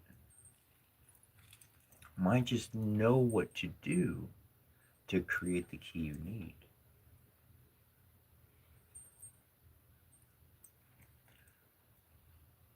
That doors to divinity and eternity, and my construct of eternity, because who can truly fathom eternity? My construct of eternity is the ability to always continually move forward and not to be stuck in life, to always have options ahead of you. Do you have money? Doesn't matter. Do you got the clothes, the car? Doesn't matter. You have options. To me, that's eternity. Because when one's death truly sets in, their options reduce. Their options reduce. Their options reduce. And that's what keeps them back from embracing life. That's what helps them embrace fear. But no, that is not our direction, my dear. Eternity, the ability of adaptation, the ability to connect through intuition, whether you perceive it is God you're connecting with or you are going within yourself and connecting to everybody else in existence. Your imagination is your connection. Your belief is the activation of that connection. You want to activate it? You got to believe it. I believe in gravity, so I'm going to watch my steps. It changes how I interact with life. Belief changes your actions. And when you believe it, and the divine almighty up above, mama and papa see it, well then, they know who believes in them. They know who's taking a chance on them. People don't take a chance on God. People fall down and then they say, okay, God, well, I got nothing else. I guess I'll take a chance on you. And then quickly they dissipate after getting the good things. They separate from that connection. They go back to that animal instinctive nature. That's why for me, going to the gym, going to the spiritual gym, working out my mind, that that's every single day. That's where I live. I live at the gym. The gym is my room. Spiritual gym, that is. A lot of people see things and it's hard for them to make up what they want to do or don't want to do or stick around or not. Now I can't see how those two things have any connection together, man. It's causing me problems. Because it is a spiritual gymnasium. If you can't survive it, then the door is at your fingertips. But I encourage you to recognize how much your muscles can grow if you challenge yourself. I, I won't tell you my personal viewpoint. I'm just talking me, man. Screw everybody else. Well, I'm not saying screw everybody else, but I'm just sharing my own. I even read it in a spiritual book a little bit earlier. Says you need to do this or whatever. Screw the fucking word tolerance. Fuck that shit. Bury it, kill it, I don't care. Screw off tolerance. I need to understand something. Because when I understand it, I can let it exist. I don't need to tolerate it. I can get the fuck away for it. I can help it or just leave it alone altogether. Live my own life. Whatever the case. Or I can get buddy-buddy with it. Fuck tolerance. Fuck putting up with something. If I can't fucking live with it, I got to change my life. I got to do something different. I can't live around that shit. Fuck tolerance. Understand something and either support it or don't support it. Either join it or get the fuck out of its way. But understanding.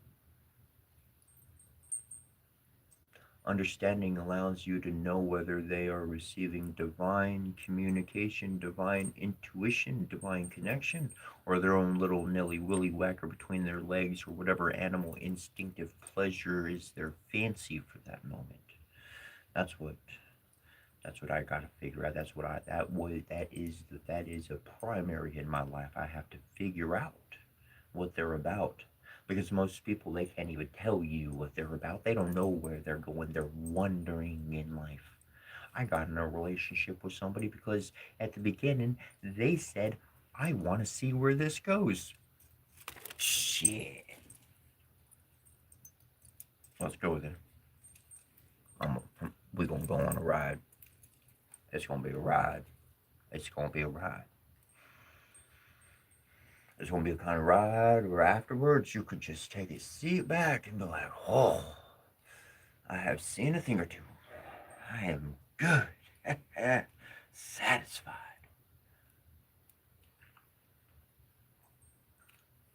People don't know where they're going. Not even the brightest and the smartest minds around. They don't know. Because only the divine up above truly know. Only those in the unseen spaces that people sometimes get a little picture of, or sometimes their camera catches a glimpse in the sky of. And they said, I caught it. That motherfucking craft was flying faster than you can possibly fathom your own ship's traveling at. And you took a picture, seemingly like click, and it happened to catch that image right there. They were making contact with you. That's what happened. They were making contact with you. That was timed. That was planned.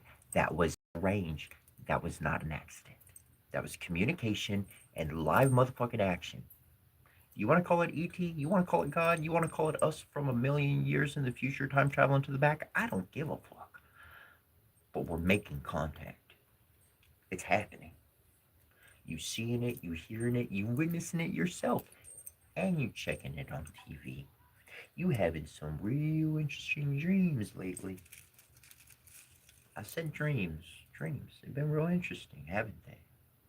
It's because you're connected and you're seeing. See, I naturally don't see when I sleep. I am fucking out. And I just wake up whenever I wake up. Because I send out the energy for others to see even more. It matters more for you to see. I don't need to see to believe. I already believe. I live there. It's what I share every day.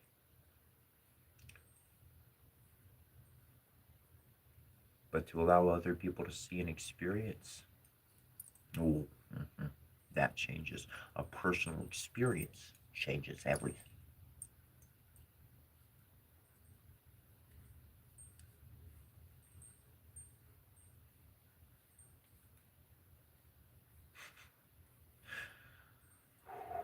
Wow, that's interesting.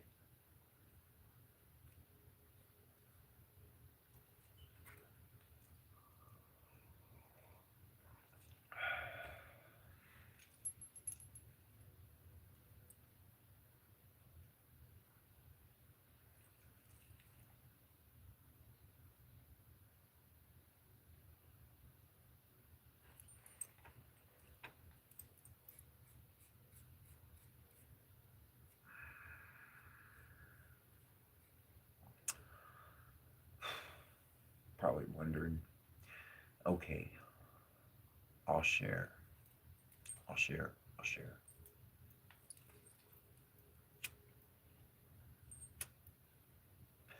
If you've been watching my lives on a regular basis, then you know. If I'm not gonna point out which live it was, but it was during when I 20 days or something, 19 days or I don't know, however long I did it. I did 9 hours a day, every single day, day to day, back to back, back to back, back to back. It's one big interesting day. I'll leave it at that. But this is what just went through my head. Gods are eternal. They live forever. They don't die. They transform. So many stories, ancient wise, I've read. Anyways, not getting into the minutia of it. So, when a god's been killed, there's just gods been killed. You call them bad or good, but there's some. But they weren't killed.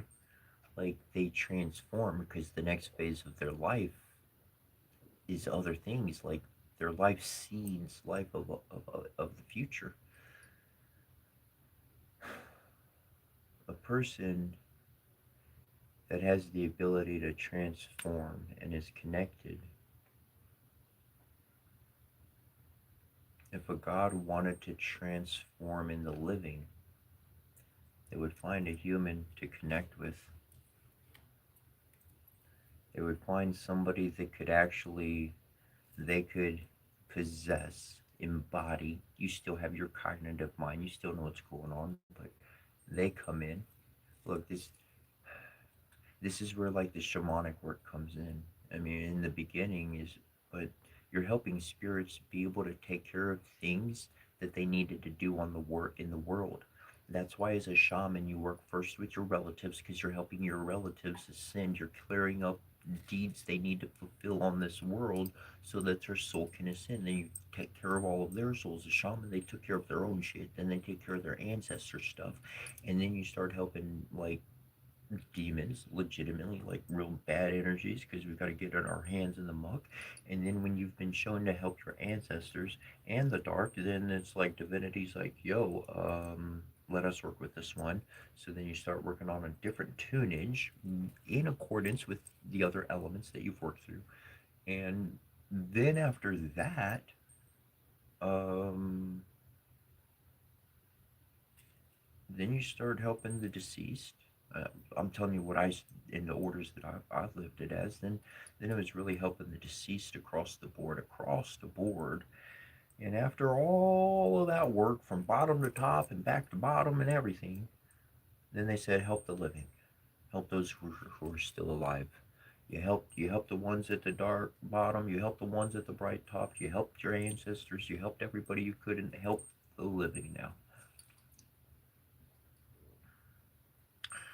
And in that leg of my working with the spirit and the divine, and people could take this a million different ways, but everything that my heart and spirit saw, sees, and realized, daughter got transformed, bro. She transformed.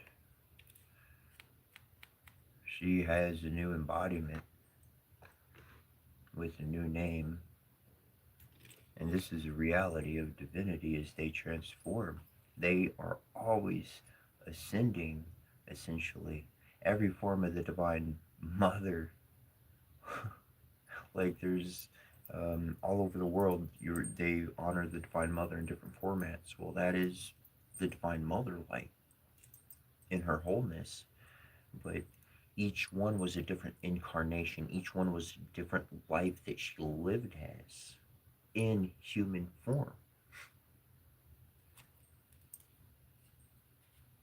And that's why these stories wind up getting told across the board, and they're so many years apart, but they share such a striking resemblance to another pantheon or another god, because they reincarnated on another land, and that's why they became king or magician or whatever they did.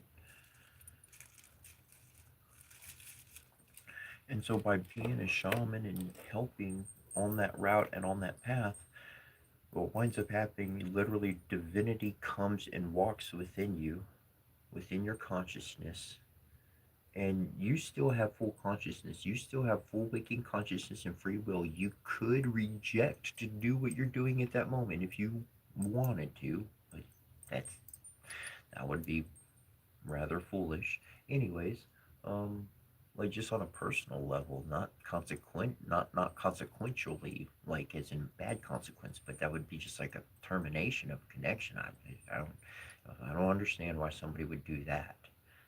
Anyway, I guess I could. Anyways, but the divine really comes in, and they literally cohabitate your consciousness, and it's not a disillusion. You're having another consciousness, a divine consciousness, because your life has ascended on Jacob's ladder, because you have developed your frequency to handle more of these energies and not break apart at sadness or anything like that. Then the divine literally can come and resonate within you, and literally have a moment in this world to make an offering at the altar, to say words of power, to pull from the repertoire that they know you have, and to be able to do something that they need done on this world. This is how we've been ambassadors. That's why a lot of individuals that are healers, they do not see themselves as ambassadors, but I tell you, you are an ambassador of the divine being themselves, if not their very incarnation, having a transformative experience that can help grow and develop and help us become something new. One thing I've realized very much about living forever is that you one gets really tired of being the same way for too long. We've got to change things up somehow, some way. We've got to I don't know. It's cool to be one way for a while, but gotta change up the sauce formula. Gotta change up the recipe. Tell you what, just need a new pizzazz to it. And you know how that goes. You get the same burger at the store, at the restaurant all the time, always the same burger, the same burger. They come out with something new on the menu. You're like, hey, I'll try that. Because you like diversity, variety. You don't know if you're going to like it entirely, but hey, let's give it a try. Something different is nice than the same old I've had for.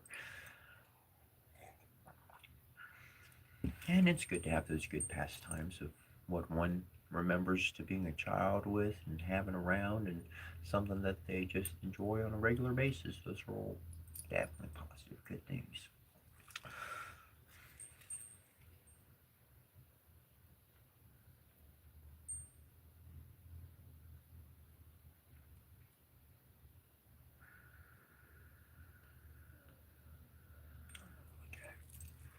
I will be right back.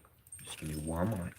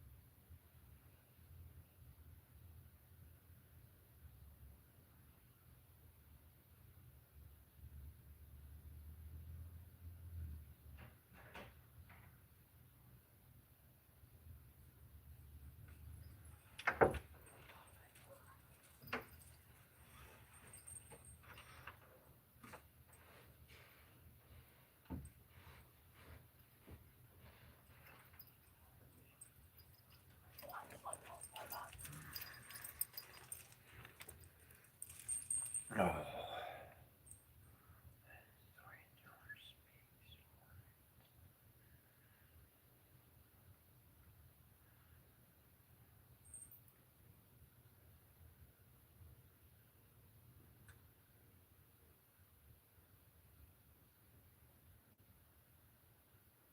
hmm. Oh, that's cool.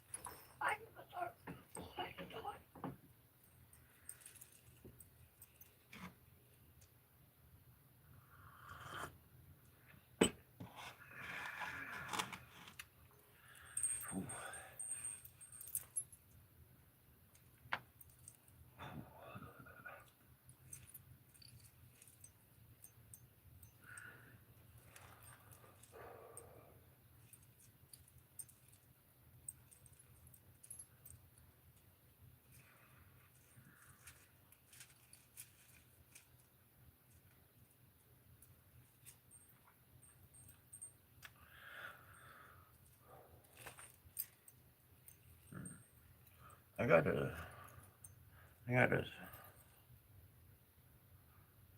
I got a story here.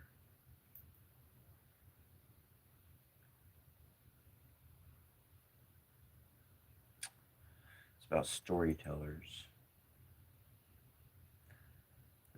The storyteller speaks.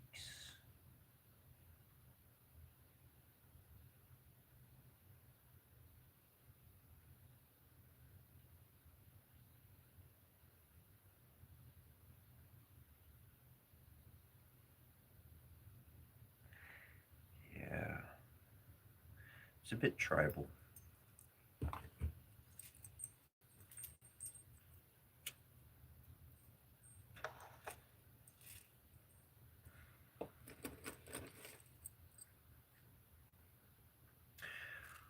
From the initiatory path all the way through becoming a master, If you don't know where you are, or well, yeah, if you don't know where you are on that path, but you know you're on the path, then you've been making progress, and that's good. If you don't know anything about the path, this is a good channel to check in on. We talking about advanced things mostly.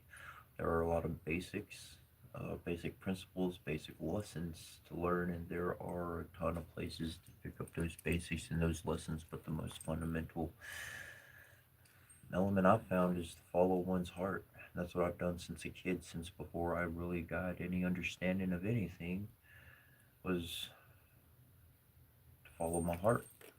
And that's what God was connected with. That's what the divine was connected with. All the way. But for those on that journey, I feel continually that there are many that are literally entering their master uh, stage, their master phase, truly learning how to alchemize events so that you're no longer stuck to a pattern that somebody put you in. You're not just addressing a concern because of some personal interest.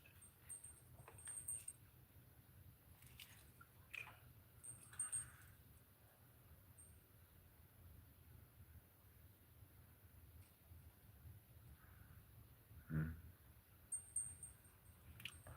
The storyteller speaks.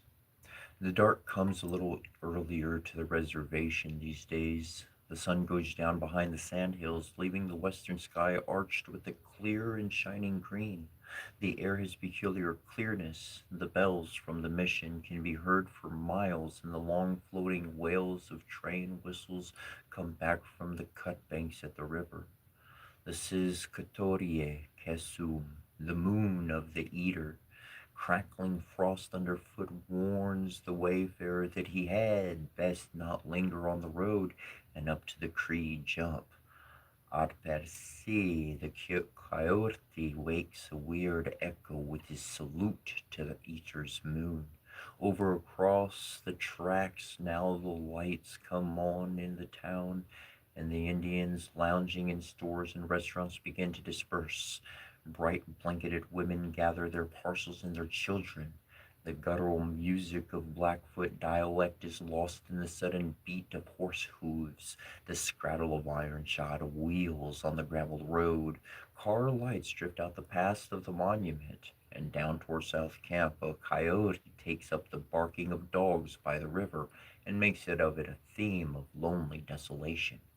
During the day, the white man's world and the white man's ways hold sway over the reservation. But with the coming of darkness, the wheat fields, the big tractors, the cross surmounted spires of the mission vanish, and the old gods come from their hiding. This is the time when the white man on the reservation walks a little faster, uneasily feeling the alien spirits, or walking abroad in the night, eluding his knowledge and contemptuous of his superiority. Lamps begin to twinkle in the houses, food is set out, people come together. Katorie Kesum is a time for visiting, for singing the old songs, for telling and retelling the old tales. Now the old ones come into their own, eagerly sought after as entertainers, for few present the tribal lore as they can. The sweet pungency of Kinkernik fills the small frame houses, and the tea kettle is seldom off the stove. The cups of siksikirme, the bitter black boiled tea laced with canned milk and sugar, are passed from hand to hand, and thus refreshed the storytellers are ready. So we listen to the quavering old voices rise high in their recreation of lost youth and lost glory, and in that recounting of brave deeds and trophies won, the coop songs, and the young men come, a bit more skeptical, more easily bored than their elders, but still attentive. They who counted drab coop of cows milked, acres plowed, listen wistfully. seeing themselves as they might have been, mourning, too, though perhaps they do not know it. Abandoned pride, lost honor. Perhaps the old ones tell how the Eater's Moon came by its name, of how the old days when only unremitting effort and ceaseless vigilance kept food in the teepees, and how sometimes when the Eater, the bitter cold of winter, brought heavy storms, and the buffalo had gone far away. Hunger sat in the lodges of the Siksika. Perhaps it is a tale of old, unhappy, far off things, of battles long ago, a story of old cruelty, long remembered, heartbreak, and maybe the history of trophies, one of the pipes, or the shield of never sits down. There may be a love story. A warrior brings back his beloved from from the land of the dead. A maiden marries a star. The dramatic has a place too. The snake becomes a brave of the tribe. A band of ghostly horses sweeps across the prairie, and the high gods, interesting themselves in the affairs of men, share their medicine with the brave and the resourceful.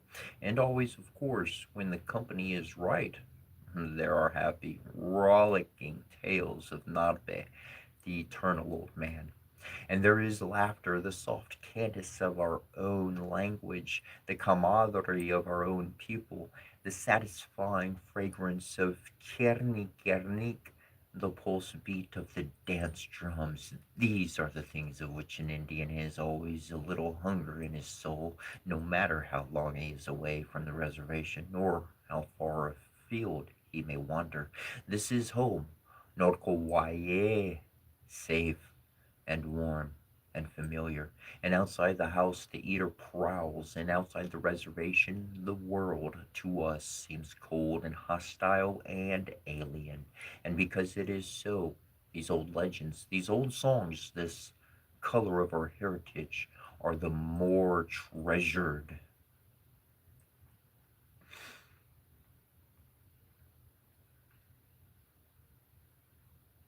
A song for the lone warrior.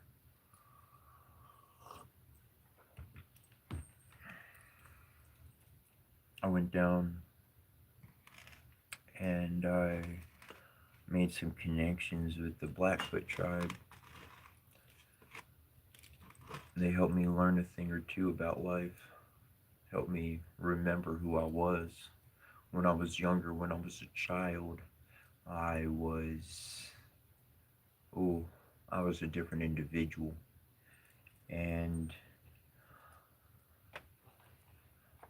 I was more connected with, when they really introduced me into life, I I started to understand my roots and how society had changed who I am. I really I had already been on the path of finding that indwelling intelligence and connecting with that reality that is bright and that is true and that is authentically me. But in this new light, I had discovered why I was the way I was before I switched. It wasn't just pain or incidents from this life that created me. It was my past life. It was past lives of events that were left in a tumultuous strait, or things that were wrongly done to me in past lives, my people, family, and all the sort. And we come in this world kicking and screaming because we were kicking and screaming against something that took our life in the past. Some people come into this world very peaceful, very happy, very loving, and they wind up being able to have a one. They It's just the way they are because their last previous life, the way that their life ended, it gave their life reached peace, reached harmony. And they brought that peaceful ending into this new beginning, and that's why it's another reason why I utilize the construct of till the ending becomes the beginning. Many people will quit and give up. Their ability of longevity is quickly marked by their fatigue. And that fatigue, of course, that can happen in a multitude of ways. I'm not just speaking about physicality here. And that is one thing I've learned, that the divine, the initiatory process, the resilience to remain the healer, the helper, soldier, the warrior, whatever it is, how you see your role and what you're doing on the spiritual side to help humanity, is because you truly do embody a new hope that did not exist before. I mean, it existed, but people would talk about it, and then they start embodying it in the world, and then what happens? Somebody gets killed, they went missing, they're not around anymore. Like, they did too much, too fast, too good, and so the whole world came at them. And that's honestly, that not just honestly, just freely speaking freely, that's what I learned from the story of Jesus, of Yeshua, of the dude getting hung up on the freaking cross. Like, this dude, like, are you kidding me? What? Psh, fucking torture, and like, here, we're gonna honor him by watching him on his deathbed here. That was the teaching of the world's strongest power, to say this is what happens if you challenge us. And so for me, anybody doing that amount of good, I was like, how can I change the world? Seeing it in that light, I was like, how can I change the world? How can I do something? Because then if I get too big, then it's all going to come after me anyways, and my life's going to end. So, like, then how do I do it? How do I make it work? And he was like, talk to mom. And I was like, okay, mom, how do I do it? And mom was like, the world's your family. Wake up the world. Help them see that they got a mom and dad too. And then when they gave me that answer, she, okay,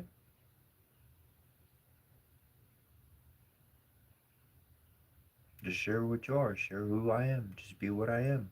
That's it. It wasn't something to force, it wasn't something to become. I was already molded into who I am. I can't pretend or change or to act for anybody. That's why I can't hold a fucking 9 to 5, because I am who I am, and there are some things I am not going to put up with. And when I say I'm not going to put up with it, I mean I'm walking away and I'm not coming back. I will not put up with certain things. I don't give a fuck. That's your entertainment, then eat it all yourself.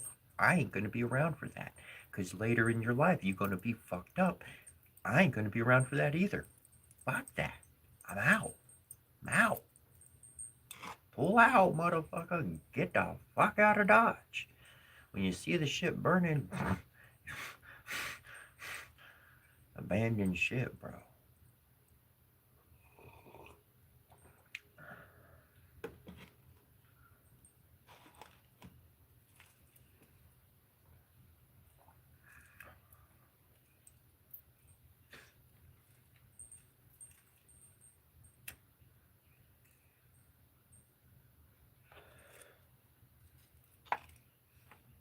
Because we are the divine embodiment. We give divinity life. And I believe that's why they don't show up all fixing everything. Because they want their kids to grow up. Mom and pa up top want their kids to grow up. Learn a lesson. How do you learn a lesson? Because somebody told you what to do? Nope. Because you went, you scraped your knee, got involved, you got messed up, you learned, ooh, that hurts, don't go back to that. Got to learn one's own lesson so that that mistake isn't made in the future.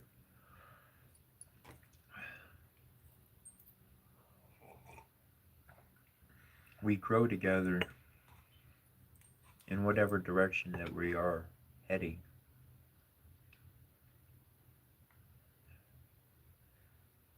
And in everybody being a part of that, and them just in their lives just being, and them realizing that they have that connection, well, then I don't have to do anything crazy or spectacular in the world in that kind of format, because you talking to mom and pop, your faith got relit up, fired up, zeals popped up, you moving, working, acting. We're not just awake, but you moving with it, acting with it, receiving, seeing the omens, seeing things click together, and you're just like, I don't know how this is working out, but I'm gonna keep moving in this direction.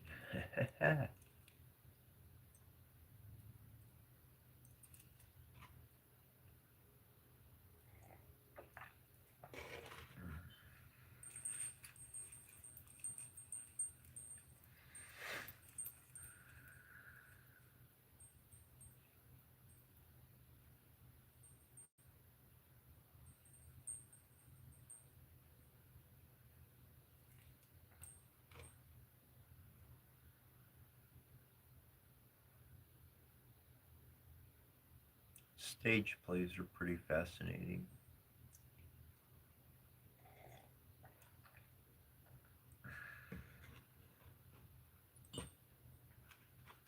Concerts get you pumping. Different channel, different venue, different energy flow. A multitude of energy throughout the day. It goes back to some core principles, and every day embracing the ability to laugh, embracing the ability to be happy, accepting the emotions as they flow through us, always able to regain our peace at any moment, but to allow those emotions to be present and actually work with them and transmute them consciously, knowingly, willingly on a regular basis. That's what divinity works with. If a divine mind, when a divine mind communicates with a human, they need to speak through energetical channels, and these energetical channels are your emotions. These different emotions that you have transmit information. Just try this next time it happens, okay? Next time something bad happens, something big, whatever happens, okay, you're gonna get flustered in the mind. Heck, it might happen today. Or you get flustered in the mind and you start upset. You're upset about something. For a moment, just take yourself out of the situation. You're standing there, the other person's yelling, your mind is going fucking nuts, your heart's racing, whatever the freaking case. But just psychologically try it. Pull yourself out of the situation for a moment. And first, look at yourself. As you're seeing yourself, you're just acknowledging your presence, your actions. You're acknowledging the other person and their actions and what they are. No emotional connection. This is the pulling away. We've emotionally pulled away. Just looking at information. I can't connect it emotion yet. I'm just looking at it. I'm going to worry about my problems. You can jump right back into that in a moment. But as you pull out and you take a wider view of the situation, in that moment, in that blink of a change from intense emotion to calculative inspection, because you're watching, you're inspecting, you're calculating, you're observing, okay, that switch in consciousness switches your trance state, almost like trance state of being. You're just like your chakra systems are like different gears, okay? It's like a car. You shift from gear one to gear two to gear three to gear four, and depending on your terrain or environment or how you're rapidly accelerating, that's going to be what gear you go into, so forth and so on. I ain't all that great at understanding cars, but I love them. Anyways, your chakra system is your gear system. You can switch fucking gears, and that's what fucks with people. That's what they can't keep together because they know one, two, three logical process. They don't understand how you could go one, two, two, 10. They don't get it. But you did because you went, you changed gears. When you do that, you will draw in intuition. You will draw in information when you're just looking, just completely separate, not emotionally attached. The energy, the events happening, you're going to come right back to it. But as you pull away, information comes in. right into the heart. And then things click.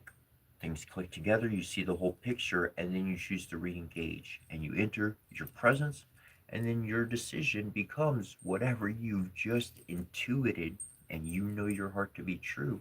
And that's when you're able to and move out. What, like, move out the way, move your actions into the move out your action, whatever the case, you're able to start doing what you are implementing. You have decided, what you have intuited to logically and seeing abstractly what correctly to do next. That's how you're able to truly bypass individuals, whether it be a working environment, political environment, any environment, religious environment. You can move around them.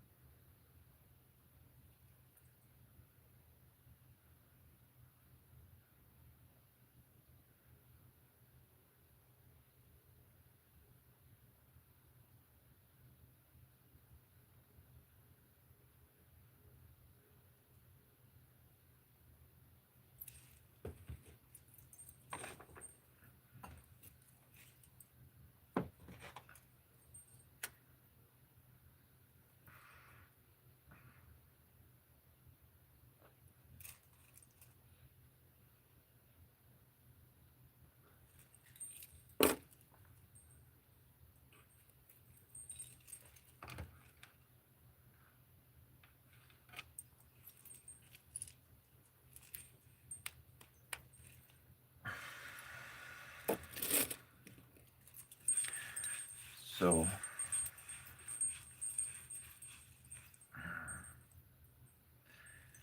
psychological resilience. Psychological resilience. When we're young in this world,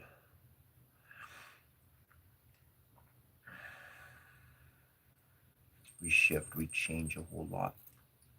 We're changing because we're trying to make the situation work.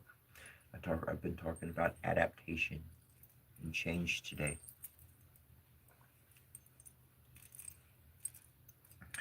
Throughout the initiation process of the shaman, the wise woman, the wise men on their journey,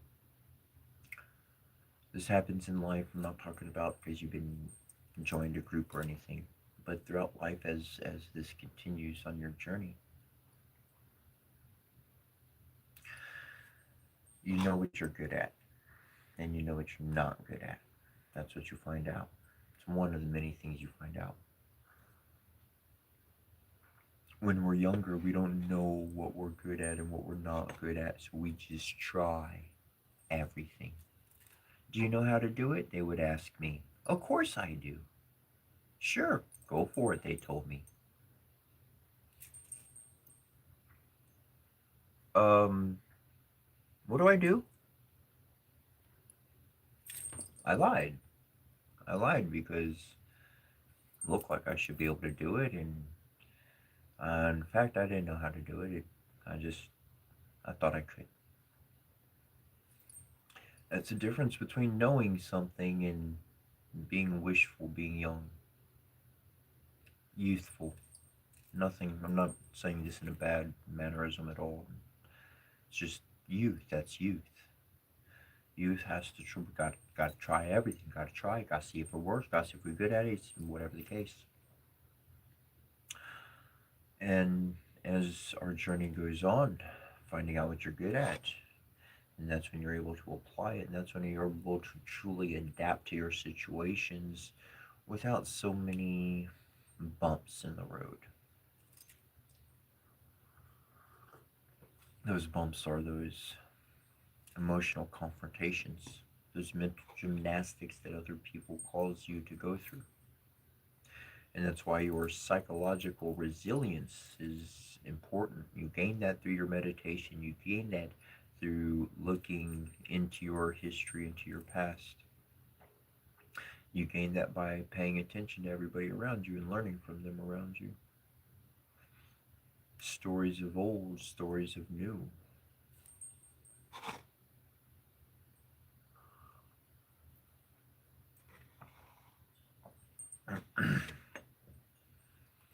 It is a psychological attack to tell a group of people, to tell anybody, don't read that book. It's bad. Fuck. It's a bad information. I can read. I'm human. I know what them letters say when they put together. Tell me what I can and cannot do. You set rules upon my own flesh. I own this flesh. I get to do with it what I choose. Responsibly, carefully, kindly. But I'm adult, mature. I know what I'm talking about. Life is a journey, and that journey is discovery. You think you know what you're talking about. It can change at any moment. And that's why adaptability is so important. Psychological resilience is important because people are going to try to dissuade you. They're going to try to trick you because while they got you distracted in this argument, they got somebody else taking something out your pockets.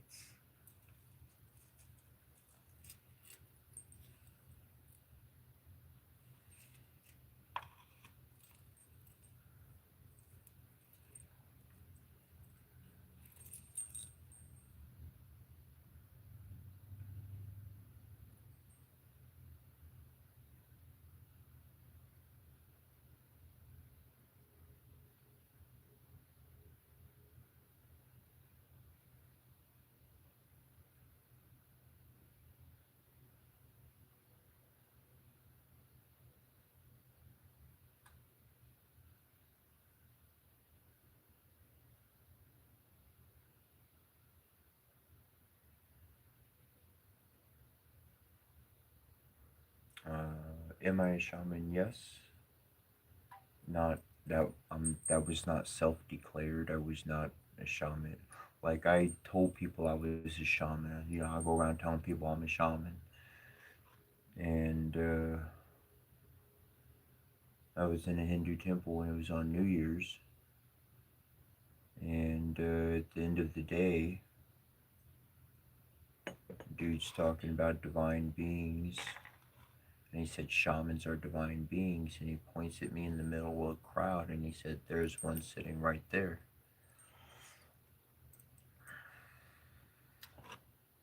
It's a unique day all the way around.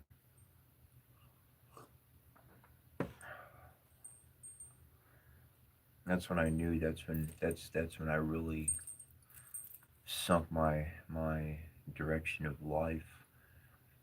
And I mean, it already was. I was already dedicated. I was already vested into it. I mean, it was kind of all or nothing at that point, as it is now. Still, in that shamanic path, and that was a day that truly changed my life.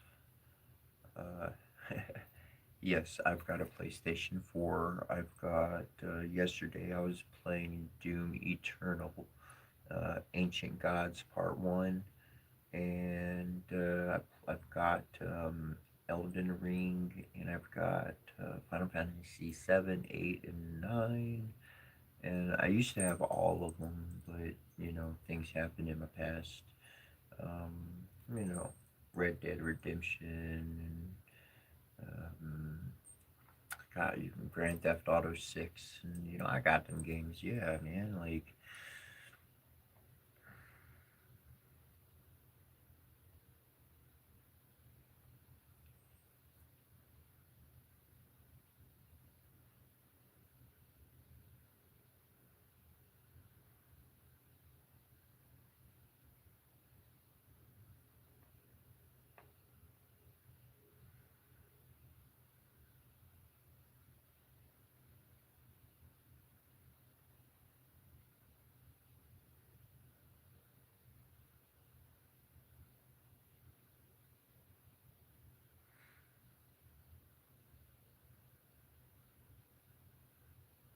Mm,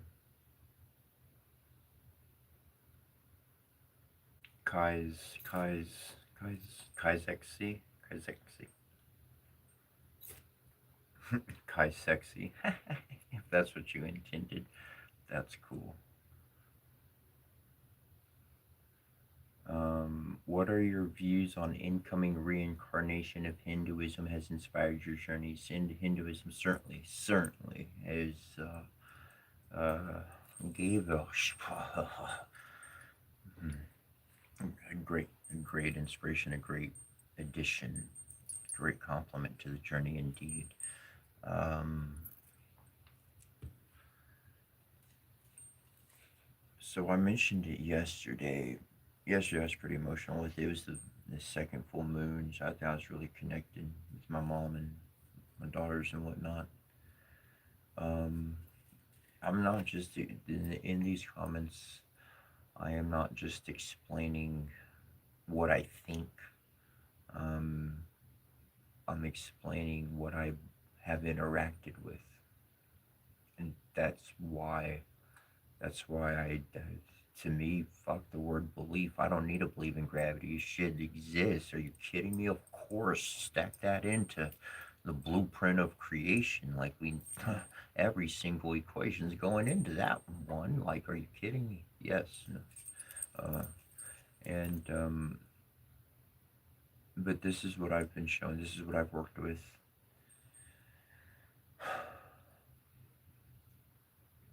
You are a divine being, and as a divine being, eternally are going to incarnate. But we had to figure out how to incarnate from non localized physical matter to localized coming together of matter in a physical body and structure. These dynamics. So we found a way to do that. There was a way for the disembodied yet consciously and creative elemental forces to unify. And in that process, they are very similar to a sea turtle laying eggs. A sea turtle is going to you already know all them eggs, that whole thing full of it. Shh. because only a few are going to make it to adulthood. They're not all going to make it out. Most of them are going to get beat up, messed up, damaged, whatever the case, ain't going to make it. So a divine being literally stimulates their frequency into all thousands of humans at one singular kind of a moment, like laying eggs. And many are not going to make it to maturity. And when I use the word death, I'm not just talking about a physical death. Those are included in there, but there's the psychological deaths, the heart deaths, the soulful deaths. In person, they're alive and kicking, the body's animate, but they're not the image of their mama and papa. They're not their mama and papa. They did not go through that. They got messed off. No, in this aspect, in this aspect, that is their reincarnation. That is our life. And one of those spirits can literally jump from one physical life to another physical life while living. Yeah, you start out from infancy up, but they can jump bodies. That conscious awareness, that soul can jump bodies from one that's dying to one that's practically just walking around animate. No soul, no spark they can inhabit.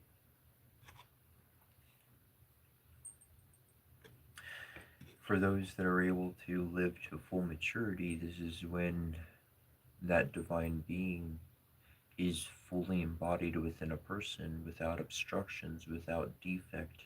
They are flowing in continuance with the divine, which is your higher self. You are reincarnated and you have elevated your frequency to be able to reestablish the original connection. And thus, that is an energy that's going out and yet returning back unto itself.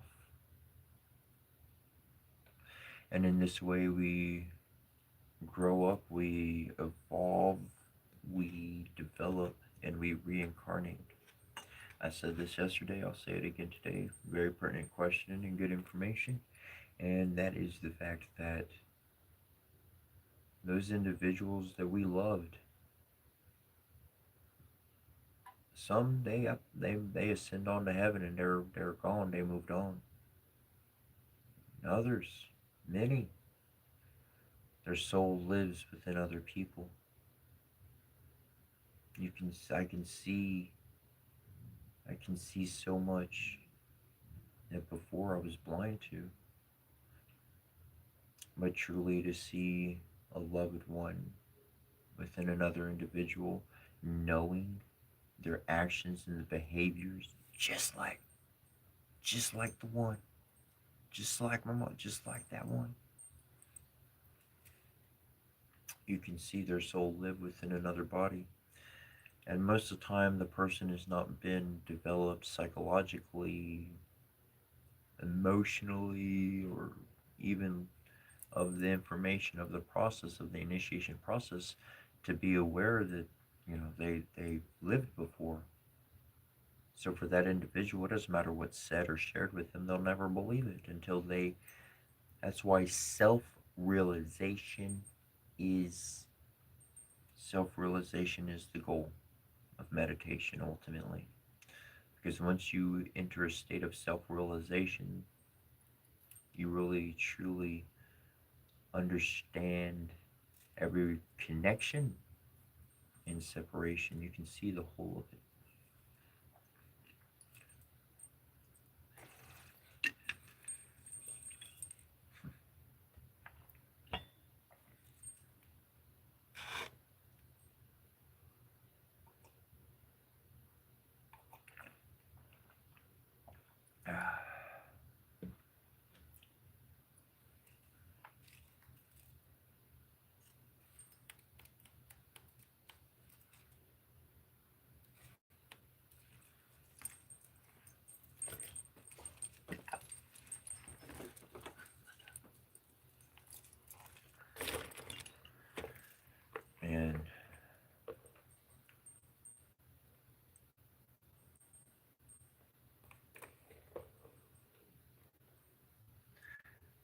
this is the place where life lives, my mentality lives, and generally speaking, join groups and just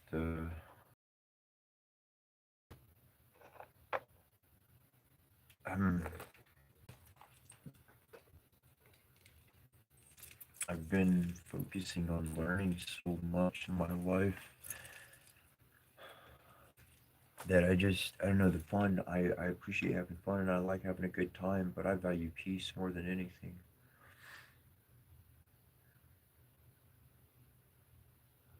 I want to talk about learning how to keep something in your life and learning how to get rid of something in your life. I talk about that often, being able to push and pull anything to or away from you.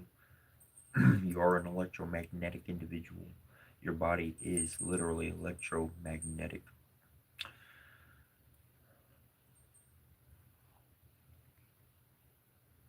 If you like an aspect within your life, then you take care of it, you work for it, you clean it, you support it. Little to no complaining. I don't complain about things. If I want to change, if I don't like something, then I'm going to go change it myself. And if I can't change it myself, then it ain't worth me complaining about. Because if I'm going to work my energy into something, it ain't just a bunch of words talking about stuff I can't do or haven't done. It's going to be into formulating a solution. If I got to go to intuition to get that solution, then I'll use that superstition. I'll use that source. I'll use that intuition. I'll go with that direction.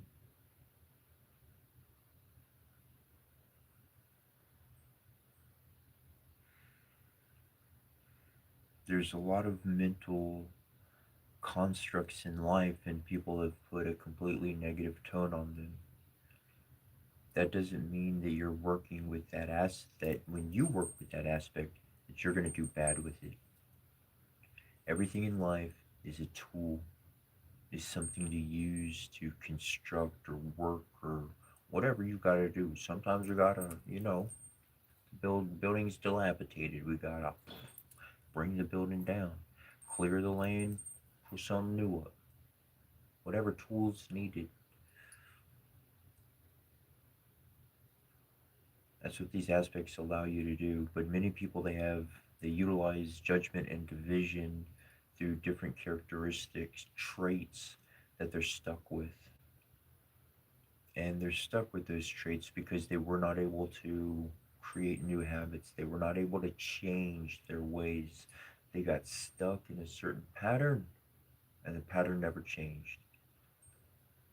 Your ability to change your pattern changes. You hear about algorithms online, they follow your algorithm, your advertisements. You say something, your now phone's not even around, and you go to Facebook or something, you're getting advertisements for some product of something you mentioned. Like, what the heck's going on, right? The algorithms. That's why it's good to be adaptable and be able to change on the fly, be able to switch up, be able to change the years of your chakra systems. Because then people can't see your pattern. They can't keep up with that. And when they can't keep up with that, that's what really truly sets you free. That's what lets you fly without anybody getting too close to you to mess up your path. That's when you can soar on your own.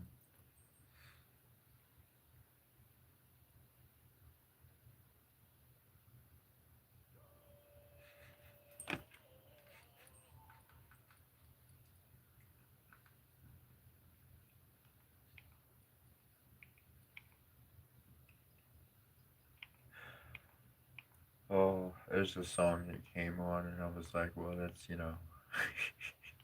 it's a pretty funny song.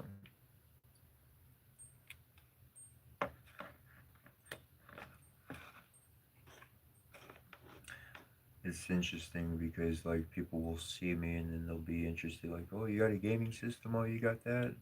I see this aspect and that aspect and all the different aspects. And it's like, yeah, like I'm gravitated towards the things I like, and I don't. I'm like a kid, man. Just enjoy life and what it has to offer, and what's not for me. That's cool. I know not to reach for that. And that's something we got to learn through our lives when we're young. We got to learn that what we enjoy, what we like, what we want, usually is not necessarily what's going to bring us the best and benefit. For a lot of individuals on their journey, there will be individuals who misunderstand this, but for individuals on their journey, a lot of people, I've had somebody ask me, they said, how do you know what to do? Like, how do you know that it's following the spirit versus following what you yourself, right? You're trying to grasp onto the new ego, the let's call the new one the logos. You're trying to reach onto your logos, and kind of you're transforming your ego, right? You're trying to let go of those old ways. So, knowing that you're going into meditation, knowing that you're making these connections, you have this element in your life now. For me, back in those days, if it was something like that I knew I liked to do on a regular basis early in my shamanic seeking in those initiatory days, in those early initiate days, then I just denied myself from doing that activity. And if it was something inclined that I didn't want to do, something positive, I'm not talking about negative stuff. I'm not talking about good and bad here, but like just something I wouldn't be inclined to do, bust out my tarot cards or bust out reading a book or taking notes or something like that. I don't know, something along those lines. Or something moved me to go take a walk outside, but I don't normally go take a walk outside. Okay, I'll go do that because I knew it's not something that I normally do. I know my patterns of behavior. I know my interests. And so I was connecting to that spiritual connection and breaking off from I had already broken off from individuals physically around me, and I was focusing on that divine connection. So that's what I was following. And when that kind of thing comes in, again, that comes through the heart. A real desire of the flesh, well, we know what that feels like. We fed that for years. But a desire, a hunger of the spirit, there's a different that's coming in through a different channel. Not just the bodily instinctive reaction convincing the mind I gotta have it, gotta have it, gotta have it, gotta have it, gotta have it. The spirit, shoot, that comes in, moves me to want to do something, and I get to make a decision whether I'm going to follow that or not. One thing I learned about the spirit is if I had said no to it and I'm truly trying to follow that guidance, then the exact same feeling is going to arise within me later that day or the next. It's going to happen again, and it's going to come back. Shoot, at this point, the second or third time is too much. I need to act on it now. But in the beginning, I needed those kind of one or two times. Is this really what I'm hearing? And then it comes back. Boom. It was the same thing. It's the same thing. Okay, I'll act on it. Let's see where this goes. And record those results. If it benefited, good. If it benefited, bad. Record the results. Because if you did make a connection that you don't want, then at least you can actually see the results and keep up with yourself and be like, yep, I want to keep going forward, or nope, I don't want to go on this path anymore. And that's a wonderful thing, is being able to make your choice and change which direction you're headed to every day of your life. Maintain the one focus where you're headed, but there are those little extras that we do like to accumulate in terms of growth and development.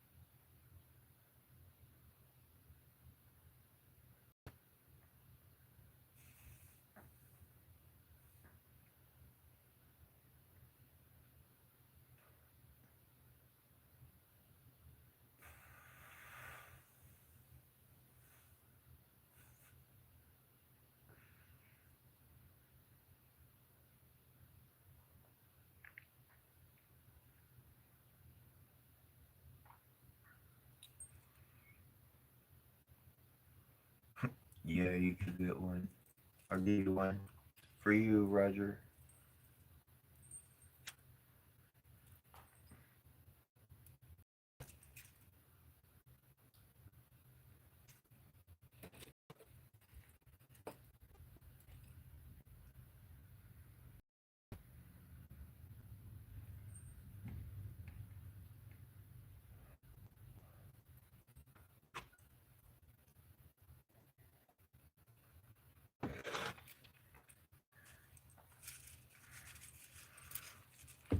All right.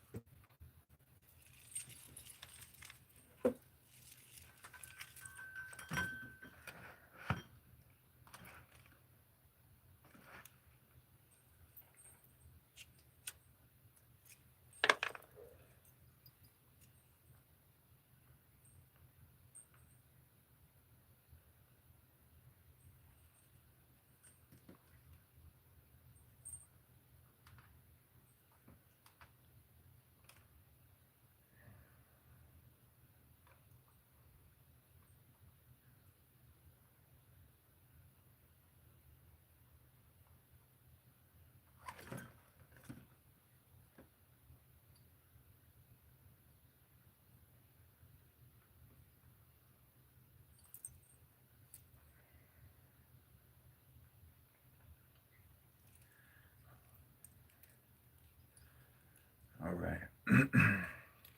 So, what I'm getting into today is connecting with the Blackfoot tribe.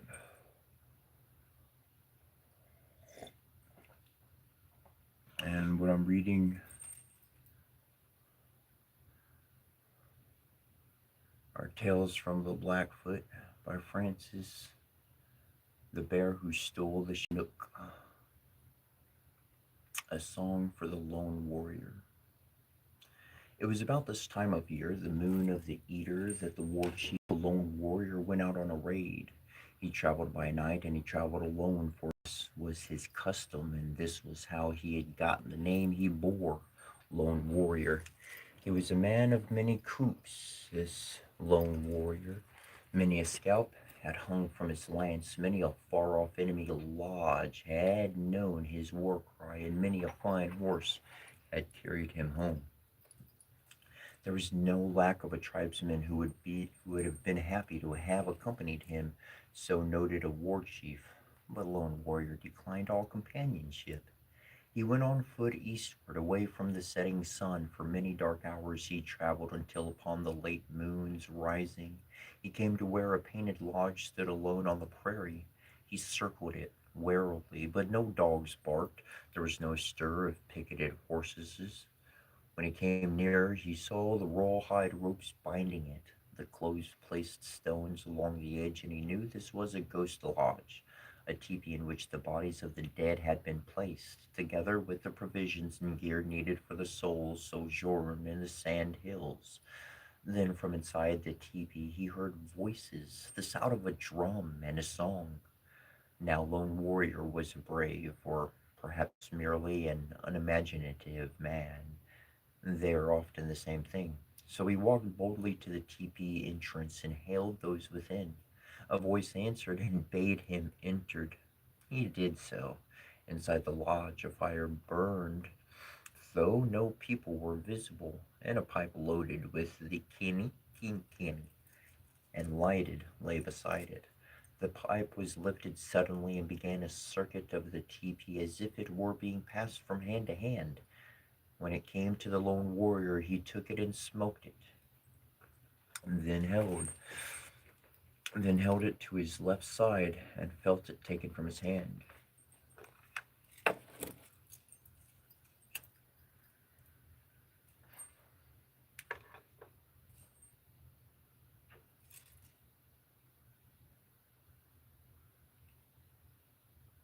4 times the pipe went round, and when Lone Warrior had smoked for the 4th time, he looked about and saw that the teepee was filled with people. An old chief sat at the back, and in the place of honor, he motioned Lone Warrior to a place at his side. "Are you not afraid here in this lodge of ghosts?" the old chief asked him. Lone Warrior looked at him coldly. "I never feared a living man," he said. "I'm not likely to be afraid of a dead one." "Where are your men?" asked the ghost chief. "Do you go raiding alone?" "And I count my coops alone," said the lone warrior. He took the drum from the ghost warrior who held it, and the high rolling chant of his coop song, the recounting all his triumphs and brave deeds, shook the lodge poles. When the song was finished, the ghost chief ordered the women to make a feast for the guests. Then the drum went round the circle, and each ghostly warrior in turn related his adventures. The ghost chief was last, as was proper. When the meal was ready, the lone warrior ate with the spectres, and afterwards was entertained with dances and songs and more tales of valor. At last the ghost chief said to him, "It is near dawn, brother, and you must leave us. But you are a brave man, and we wish to give you a gift, a medicine song, which you can use always. It is good luck to a raider. You may walk through the midst of an enemy camp without being seen, and come safe home without being wounded." And he took the drum and taught this song to Lone Warrior. Then Lone Warrior took the drum and sang the song himself, and when the final shout died away, he looked about him. The light of the dawn was strengthening in the tepee now, and his companions of the night were gone. The fire was a circle of black stones with cold ashes where flames had been, and throughout the lodges were only skeletons in the place of the singers of a moment ago. The lone warrior rose and laid the drum at the feet of the ghost chief, or rather, by the heap of bones where the ghost chief had been seated. "I will come again to count coup with you," he promised, and went on his way. He returned to his own people with the spoils of a successful raid, and though he never returned to count another coup with the ghosts, from that time forward their songs sent off raid-bound warriors. Lone Warrior lived to be a very old man and died in his sleep, having never been wounded in battle. The Bear Who Stole the Chinook. In this long ago year, the snow came early and lay deep. The wind blew from the north cold and bitter, and the Chinook did not come. The Indians shivered in their lodges for the snow and made it hard to get wood for the fires. After a while, their food was gone. The children cried with hunger, and the hunters could find no game at all. Everything had been driven away by the blizzards. Every morning and every night the old ones went out to look for the great clear blue arch that tells of the coming of the Chinook, but the great clouds lay flat on the mountains and the Chinook did not come. In this camp there was a poor orphan boy living alone. He suffered even more than the others did, for his teepee was old and tattered and his clothing ragged. The others in the tribe did not think much of him, and his only friends were the birds and the animals. He talked to them, and often they shared his scanty food. Now he called upon them for help. Alperci, the coyote, came and said, "So, the owl, and his family, Mamiasirkami, the magpie, and Arbo, the weasel." They sat down in the poor boy's lodge to talk. If it would only get warmer, they said. The magpie, you know, is a dreadful gossip. He goes everywhere and sees everything, and consequently, quite often he knows more than ordinary folks. So they asked him a question: what had become of the Chinook? "For myself," said Marmiaski Arni, "I do not know, but I have many relatives, and many of them live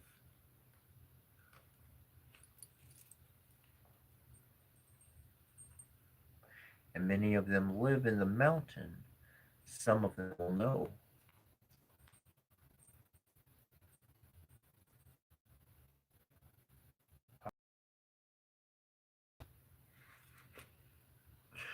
I shall go ask them. And he flew away after a while, and he flew away. After a while, he came back. My relatives say, he told them.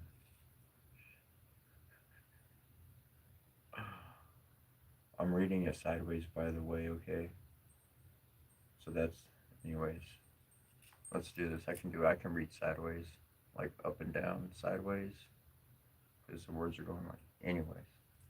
Okay. After a while, he came back. My relatives say he told them that there is a great bear living far back in the mountains.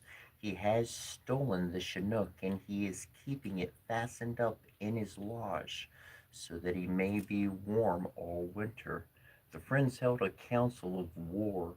They decided that they would go to the mountains and set the Chinook free. They took a pipe to make medicine smoke, and off they went. In the lead, and off they went. In the lead was Marmiar Sat Sikarami, who acted as scout. The others caught birds and small animals for the boy to eat, and at night Coyote and his family lay all round him and kept him warm. For days and days they traveled. At last Marmiar Sikarami told them they were near the den of the bear. Indeed, they could hear him as through a hole in the lodge, so that they might know how the Chinook was kept. But the bear was very watchful, and when he saw the owl's wife peeking through the hole in it, she flew away crying. Serpiso sent his children one by one. The same thing happened to each of them. Then too, and he himself flew away crying. That is why, even to this day,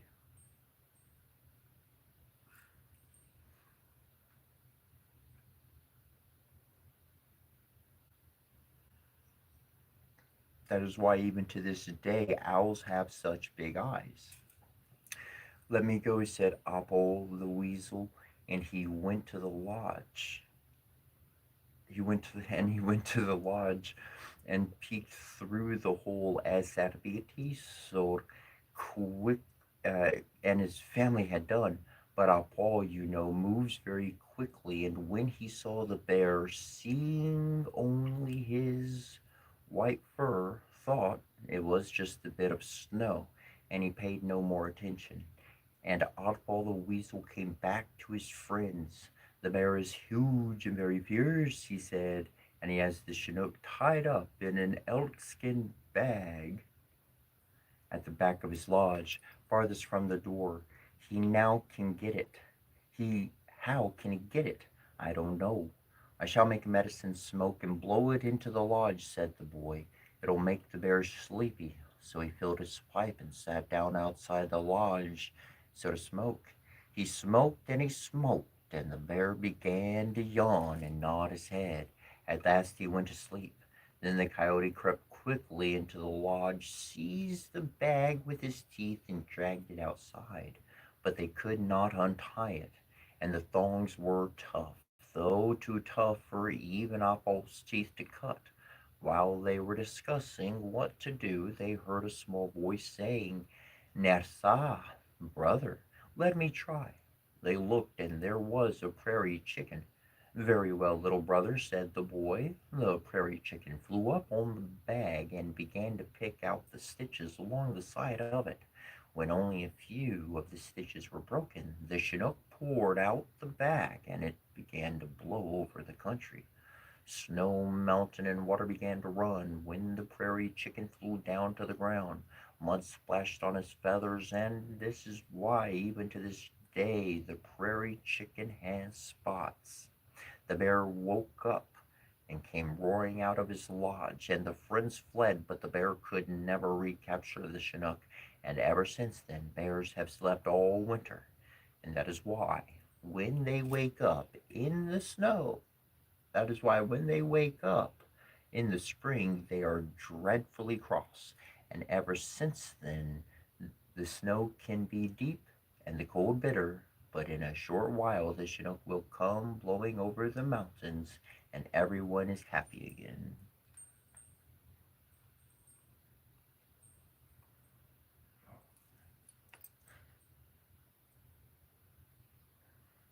Ooh, the next one is entitled How the Thunder Made Horses. But before I do that, okay.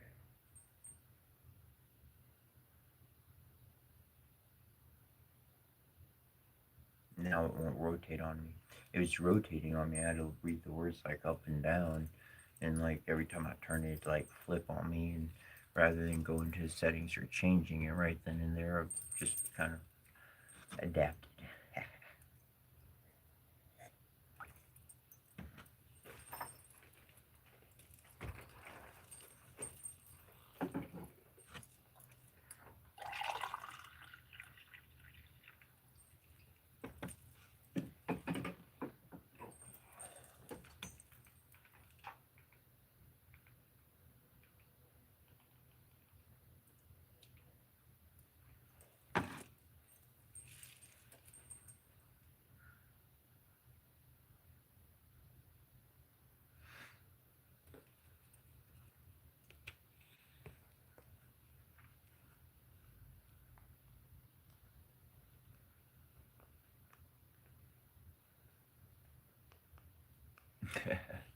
I'm glad you fell asleep there. It's pretty nice. It's actually been a pretty big compliment actually because I get to reading and I really enjoy reading. Just I do stories and whatnot, and especially when it involves learning like these kind of old stories. And like, anyways, and I've had people, and they send me some real nice messages in a positive way, and they're like, yeah, I was listening to you, and I wind up going to sleep to you, and da da da da da da da, and I'm like, yeah, that's pretty actually cool. Like they were really appreciative of it, and so it's like not a boring reading putting people to sleep, but it's like, like just like I was talking about yesterday, grandma's house, what you do? Come over to grandma's house, she'll bust out a book, read a story for you, grandpa's gonna tell you a story, whatever the case. Who knows what you're gonna get today? You might get repeat, like they said that story 1,000 times before, but you know what? I'm listening. I try not to repeat the same stuff over and over. I try to. That's why books are so wonderful. They take our thoughts anywhere, and we can apply any lesson we learn from it applicable to our own lives. And even if the story just be for entertainment, and that's what we need, something just anyway. I'll be right back. We're going to start up with the next story. The next story, and if you're wondering, the name of the book is The Bear Who Stole the Chinook Tales from. Oh, what's the name of the book here? Anyways, Tales from the Blackfoot. Um, yeah, the Blackfoot tribe, and I connected with that tribe when I went down to uh, down to New Mexico. But yeah, the next one is entitled "How the Thunder Made Horses." I will be right back momentarily.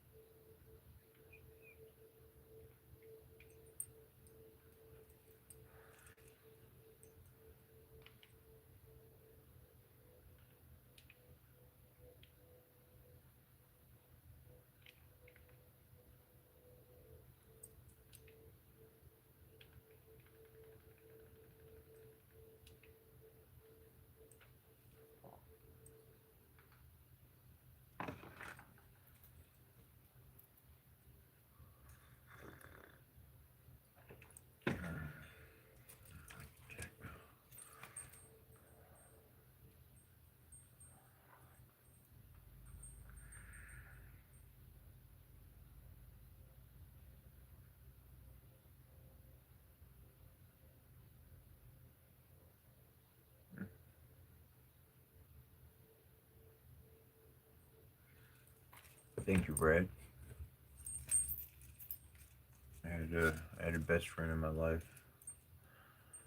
Uh, I call him my best friend.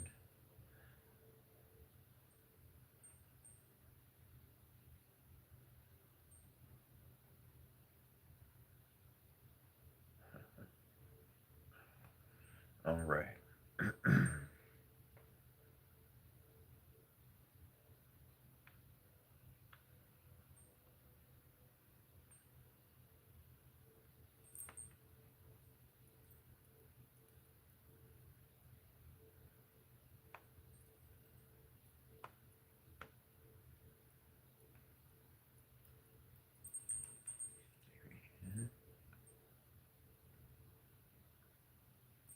All right.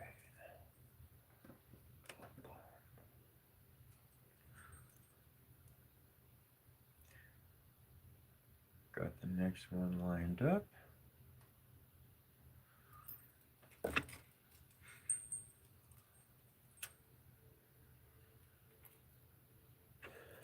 Here is something you may or may not know.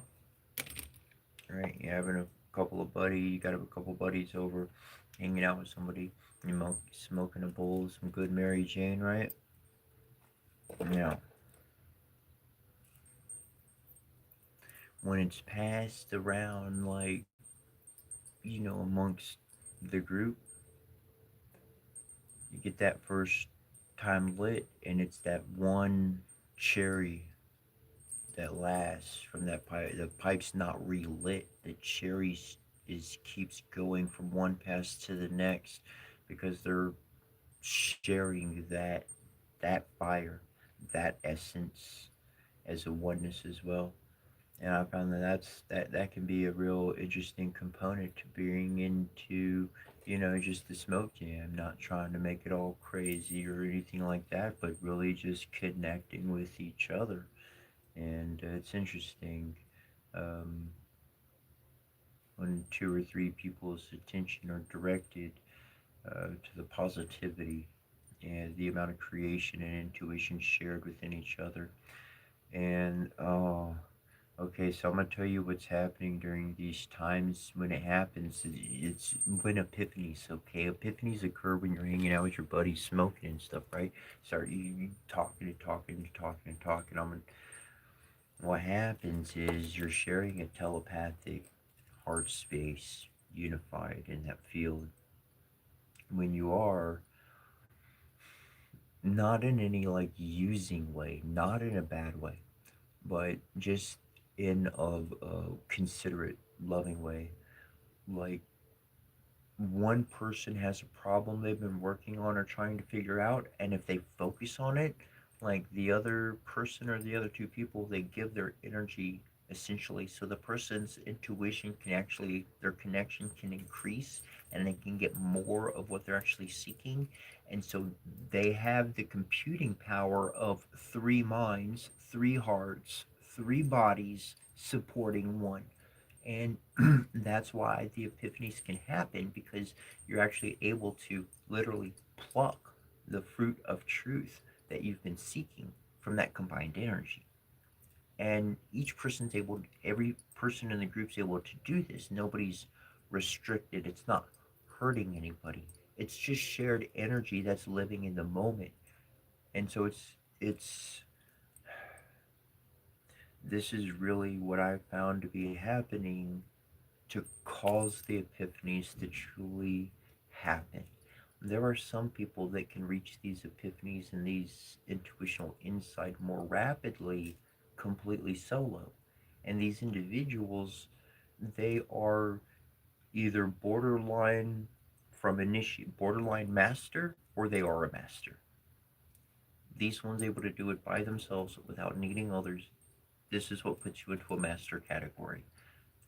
Now understand, a master of your craft. I'm not calling you a master to be a master over someone else or saying you got the best way that everybody needs to live by. Just a master of your own knowing, of your own ability. And a master teacher would have the ability to not only perform their things and understand themselves, but also be able to teach it in multiple formats as each individual would require specific instruction to be given.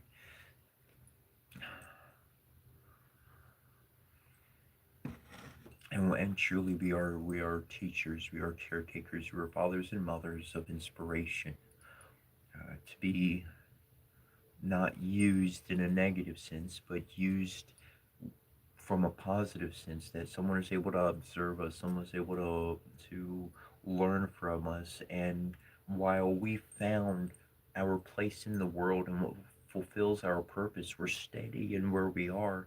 The other initiate, the person, the shaman on their journey, learns everything they can from us while they are living with, inhabiting with, hanging out with, whatever the case, and then they step forward in life. Many times in my personal experience on my shamanic journey, is it's not about staying and making a friendship last. I mean, like, it's about learning everything you can from somebody and really resonating with them, and then moving on and on and on, as if each person was its own specific school to go to. Each person was their own teacher to be, and they were not a teacher in the classical sense of giving us homework or telling us what to do. Sometimes that teacher was a teacher by showing us everything not to do. Damn, everything they did had a fucking problem with it. Well, if you paid attention, then you're going to understand what they did not do, or you'll simply see what they did do and why what they did do caused what did happen. And then you can be like, ha, don't do what they did. And you were able to learn. Sure, there were hard moments. Sure, they said bad things. You weren't just stuffing it down. You were transmuting that energy and understanding and being like, okay, I'm taking note. Yep, yep, Not every teacher very easy to work with. Not every God is so pleasant and experienced to work with. You got something to learn. Shoot, if you can't help the ones at the bottom, you can't start to help the ones at the top. And if you can't help bottom and top, well, you can't help your fellow human. You ain't equipped yet. Not truly. Not truly. Because even in that moment, I freaking know myself. I'm only this part of the person's life, and my journey's. I'm gonna move on. You're gonna move on. You will have a different interest. Someone else gonna grab your fancy. Blah blah blah. Life moves on. That's what happens. Teacher student. If the teacher stays around, the student never becomes the master. And that's why I have a saying, and I do not mean physical death, but in being around and giving the counsel in a very symbolic and relationship wise, the teacher must die for the student to become. Like, and the become is to become, fill in the blank. If the teachers, or if mom and dad is the shadow hovering parent, that kid never fucking got their knees bruised, scratched, or anything. They're always too protective. Damn, catch a kid before they even fall down. Let them scrape their knees. If they can't survive that, day in for a windfall. This world, oof, da. Let me aid them. Let me help them show. Let me. This is how we remedy pain. This is how we deal with crying. Yes, these are emotions. You're human. This is what we all experience at some point. Some still cry when they scrape their knee. They could be 60 years old. The pain hurts them. They're not used to that. Other people, shoot, they've been through it so much. Man, just a scrape to me, man. Are you sure? And they're like, oh, you're bleeding. What are you talking about? I'm okay. Other people freaking out. But you know what you can do and take and go on with and live and survive through, so. And put your feet together and keep on moving.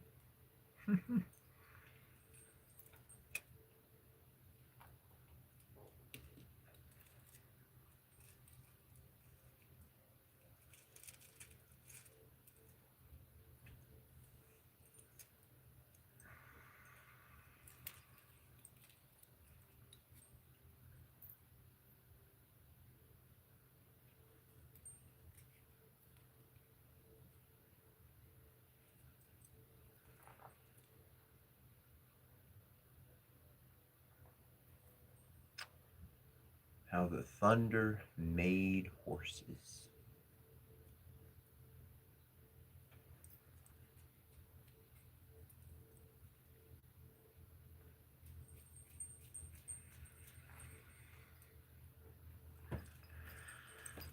Cross your leg.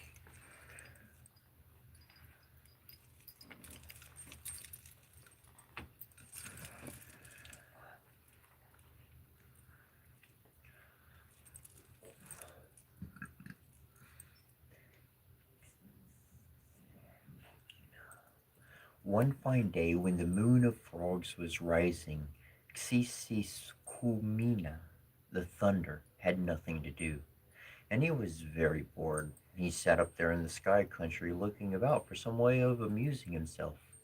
Down on the earth he saw a lake shining in the sunlight. He leaned away over and reached down to get a big handful of mud out of the middle of it. Then he sat by his fire making little figures and baking them into ashes. When they were well baked, he took them out and sat idly turning them over and over in his hands. One caught his eye. "Aye," said the thunder, delighted. "Here is something good, something useful, maybe pretty too. I must make this one better and make more like it." He threw some sticks over the fire and reached down into the lake again. All day long the thunder worked hard making horses. He made big ones and little ones, mares and stallions. When he had gotten them all modeled and baked, he lined them up evenly and looked at them again. "Sometimes it's cold," he said. "They must have fur or hair or keep them warm. But how to get it and put it on?" Xistekumina looked down to the earth again, and his eyes brightened. There were a great many animals down there with the kind of hair he wanted, so he took the hair from the white dogs, from the gophers, from the moose and the deer, and even the little gray mice, and all these colors of horses he made. Sometimes he had bits of two colors left, and with these he made pintos. Some of the hair fell into the soot by the fire, and that made the black horses. Sisekumina was very happy. He lined up all the horses he had made, and the lightning went flickering down the road, touching each one in turn, and the little horses came alive and began to cavort around. Sisekumina sat smoking his pipe and watching them. He was very proud of what he had done. Suddenly he noticed that his beautiful horses weren't running and jumping anymore. They were limping slowly and painfully. He had forgotten to make hoofs for them. They had to have hoofs to protect the tender parts of their feet. But what to make them of? Xisekumina sighed and set to work to find something that could be made to serve as hoofs. First he tried making hoofs out of buckskins, like moccasins. These were not bad, but then he thought, no, these animals will have to travel over rough and stony ground. Moccasins would wear out. Then he tried making the hoofs out of rock, but the poor little horses limped worse than ever. He tried a lot of other things, but nothing worked. So up in the sky country, Tsitsikumina sat with his chin on his hand, looking gloomily down on the earth. Down the lake shore, interesting little creatures were crawling in the mud. Thunder reached down and snatched a handful of them, and the hoofs of his horses were made from the shells of the turtle. That, say the old ones, is why there are no turtles around this part of the country now. The thunder used every one of them for the hoofs of his horses. Then the thunder dropped the horses one by one done with my old brother Natbe? He called to them. Oh, we left him here or there, said the eagles, laughing. You must go back and get him, said Coyote. No, no, said the eagles. We told him, and he did not listen. Now he can be sorry. I've got a good mind, too, to leave him there, declared Coyote, but I would miss my old brother, Notbe. I think so. He asked the geese to get Notbe off the iceberg, but the geese had a quarrel with Notbe, and they refused. He asked the ducks to go with, but the ducks said, we are traveling another way, brother Coyote, and they refused.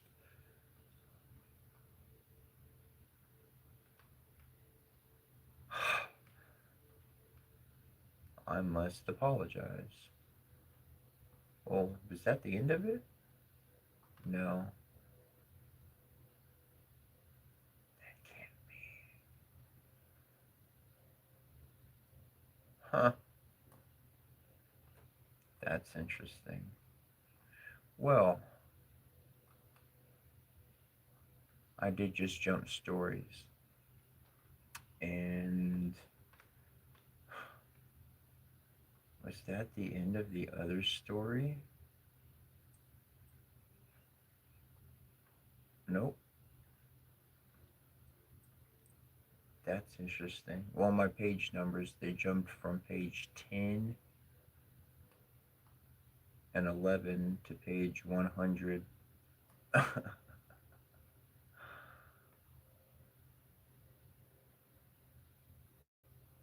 the thunder made the horses. I was going to come back around to there at some point.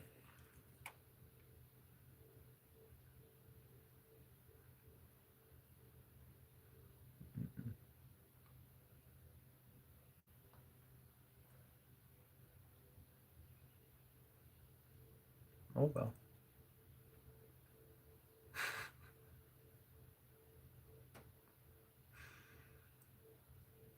It goes back to that.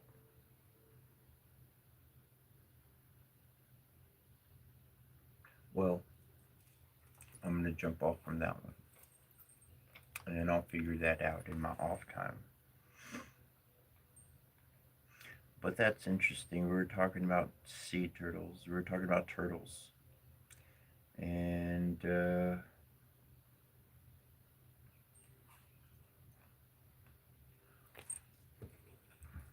turtles, I've had an interesting connection with. I saw this one turtle. I was homeless at the time, and I was traveling. I was living in the woods, and I came up on this turtle, and I saw him, and I picked him up, and I said, "I'm gonna take you home and eat you." And I didn't make it even a block's worth of a distance away, and I was like, "I can't eat you." I took him back. I couldn't eat a turtle.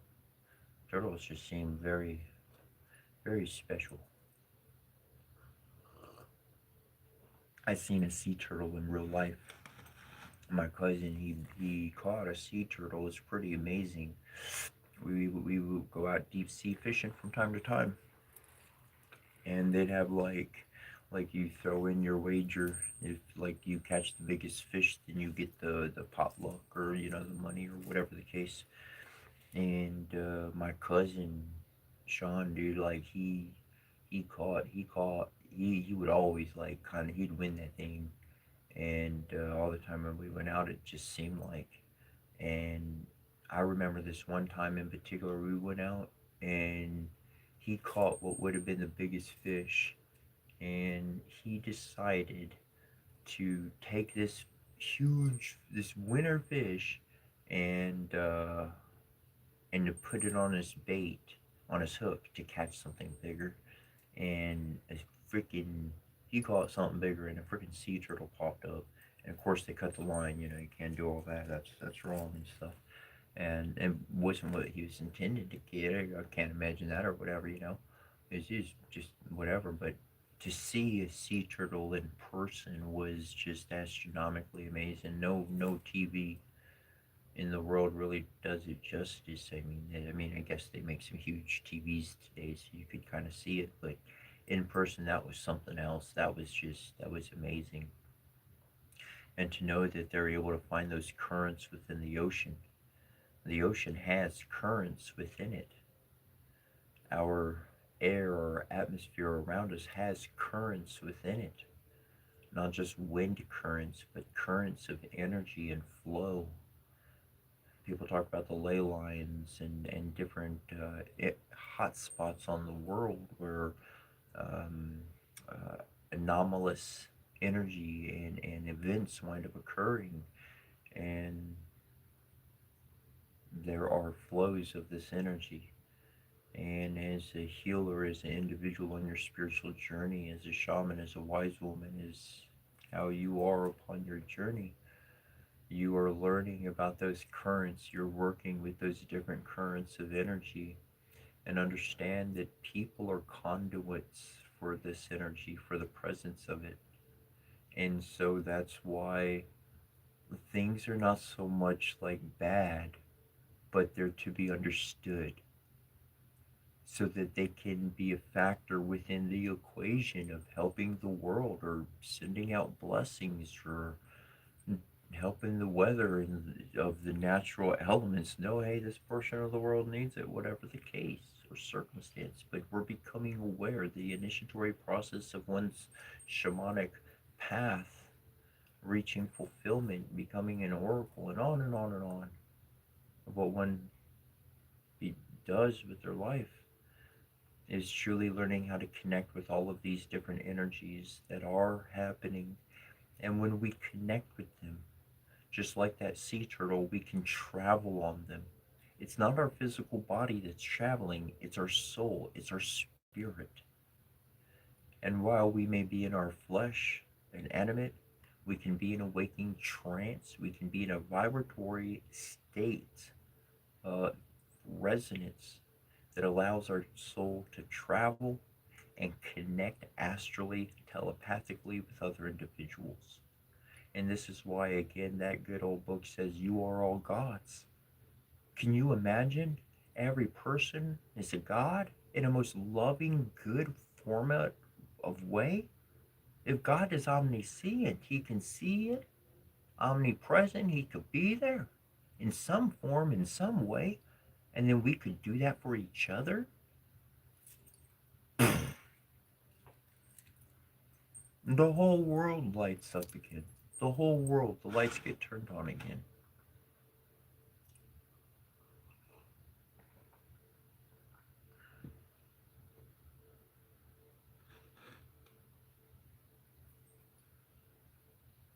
And that's why you're important. That's why you matter. Regardless of somebody's opinion or even your own. That's why your life matters. And the world, it'll certainly hand you not so nice experiences, and it certainly puts the mind in places that when you survive it, ain't nothing got a hold on you no more. Because you know you face the darkest aspect of life, and that is your own shadow world, your own experiences, all those thoughts, all those things. That creates resilience of character, a presence that people are going to remember.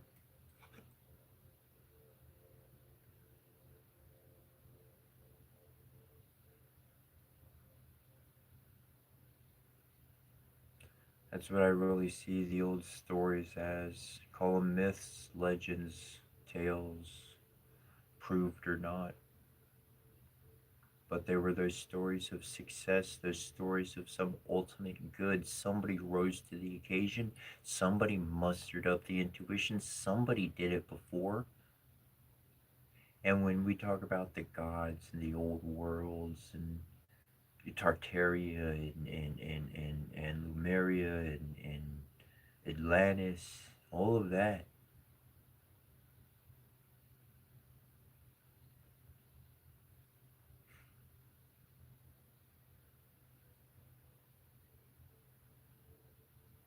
we can get back to all that wise intelligent goodness, we can light up again. But those are people that arose during those times. They did something good. They made their stamp matter. And every system is going to have a rise and a fall. And if it doesn't have a fall, it has a transformation. And as the expression goes, live by the sword, die by the sword. May that transformation be peaceful as can be, as proper as can be, so that it's the community and not individual prosperity. The focus, the focus. One person, I could help 10 people in a day.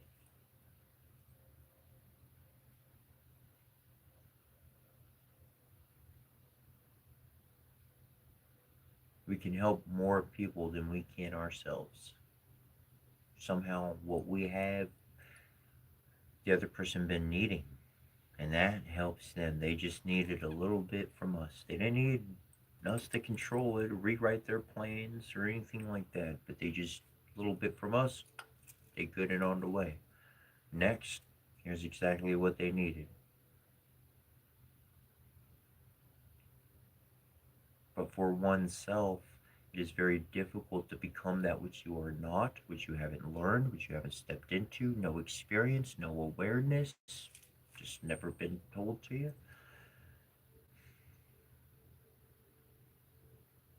Can't really help the self. Keep trying, keep trying, keep trying, keep trying. Doesn't work because we really need help from each other.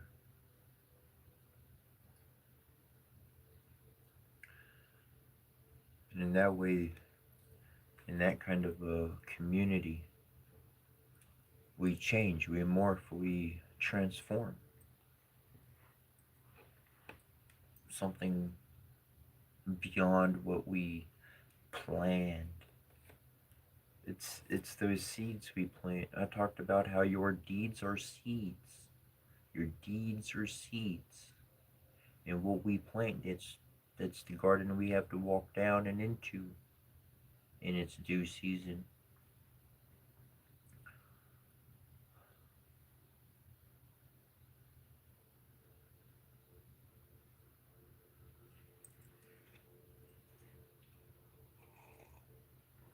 Oh, pa, pa, pa, pa, pa, pa, pa.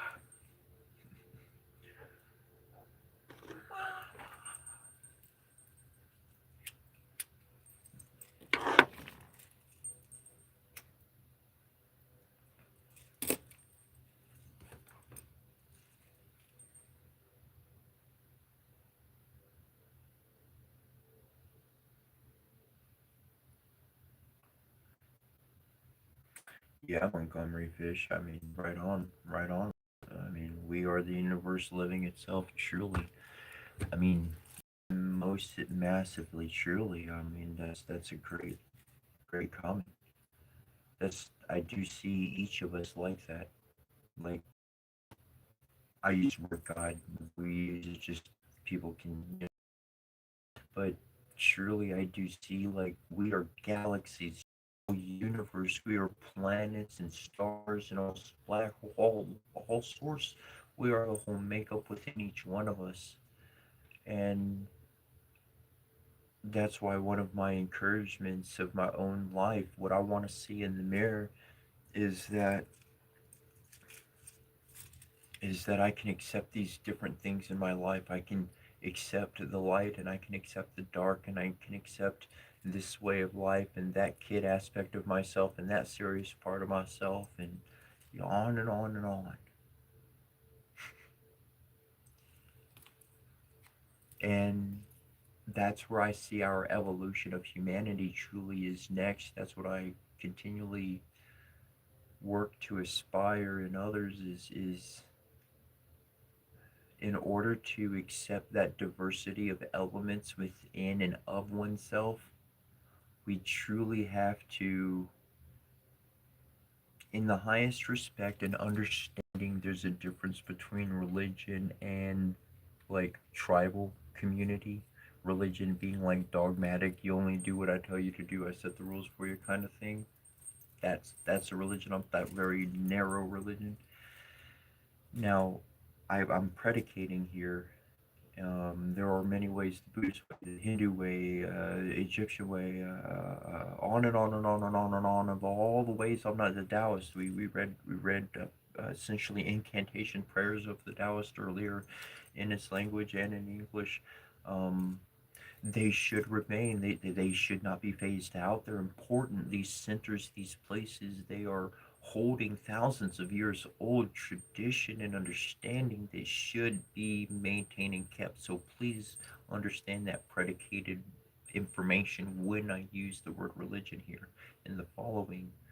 But we must have an exodus from religion, from the very narrow minded religion. We must have a mass exodus worldwide out of it.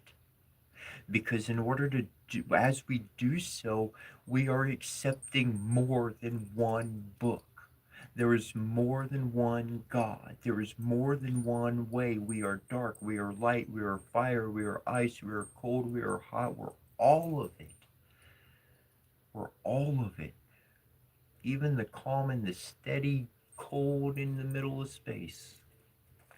If you could believe that existed, because when we aim our instruments into the skies, we hear sound. We hear the music of the stars.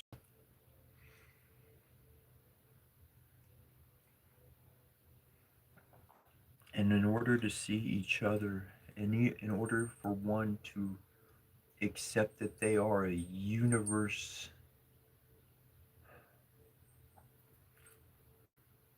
truly that is liberation from the encampment that the majority populace has been stuck in.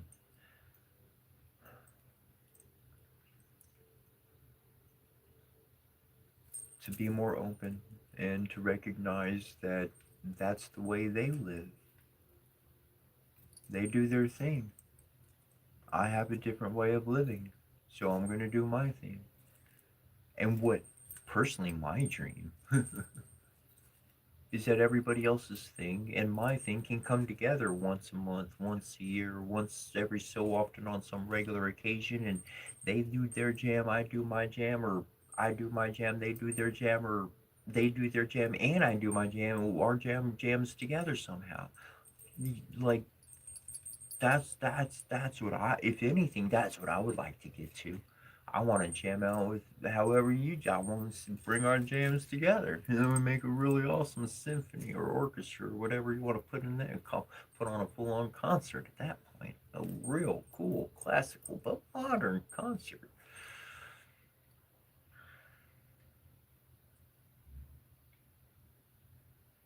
But to know that I don't have to tell somebody that they're doing something wrong. No, that's what their heart's guided to. That's what they do. That's what they're into. To let each one, to respect each one for their ways, for their connections to the energies that exist in the space all around us on this earth. Portals, hotspots, what do they call it? Bermuda Triangle. Michigan got a triangle. There's another, the Dragon Triangle. There's, I think, China or Japan or somewhere around there. I think Japan, I don't know, somewhere around there. There's these areas around our world, and there are portal-like energy atmosphere. These are currents and flows, just like as river systems within the ocean itself. The undercurrents, that which do not are not seen, but somehow them turtles know how to navigate it. They know where they go. They know where they want to go, and they on the riverway. That's their way, the riverway. That's their flow. On the go. Don't you know? And that's what we can do as well. That's what's in our atmosphere on top.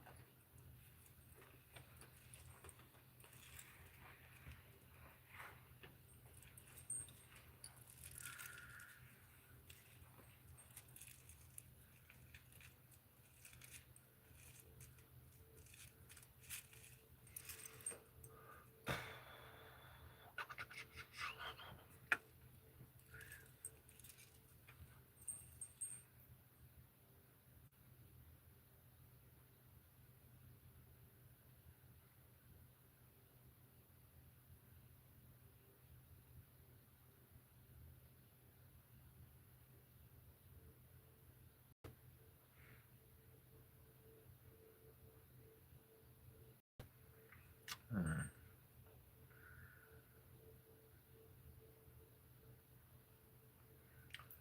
Okay, here's one for a bunch of people. How many times have you heard of the Bhagavad Gita?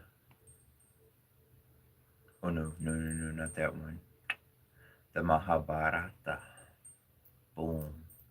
I got the Bhagavad Gita we hear about. I've heard about it. I've read a bit of it.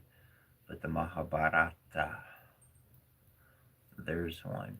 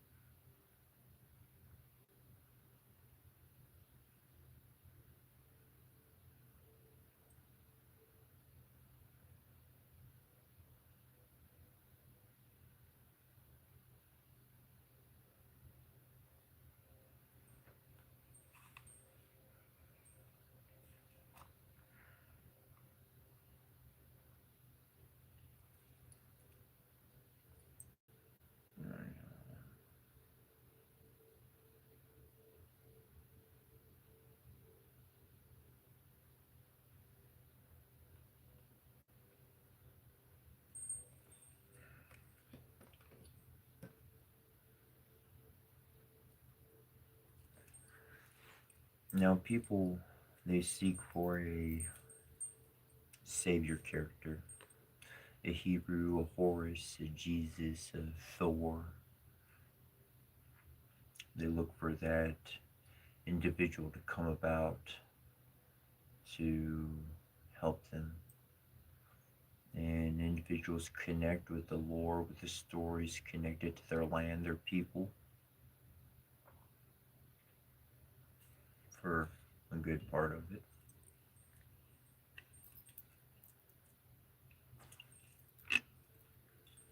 And the truth of the matter is that each of these individuals of their stories that live on into our day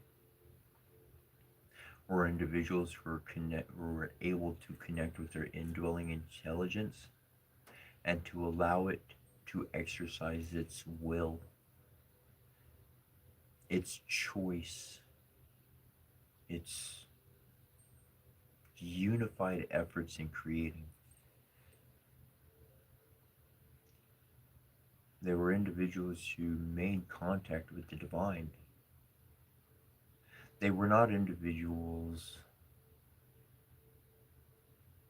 particularly to save us. They had become the savior of their own life. And the byproduct was that everybody and everything was uplifted with that.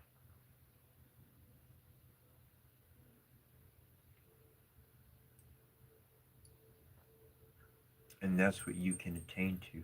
That's what we have a collection of. You can go online, you can use the devices, you can pull up the information. I'm telling you, I might have bought a couple of books, maybe one at full price, but everything else I was able to find for free online. No crazy programs, no hacking, no bad stuff.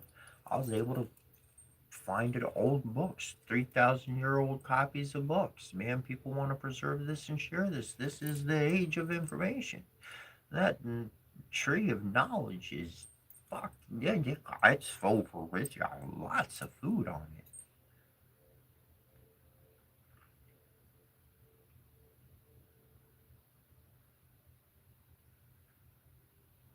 And that's why I've implored myself to learn from each of them. For when you attain your connection with divinity, with true, when you make contact, and you will if you're seeking,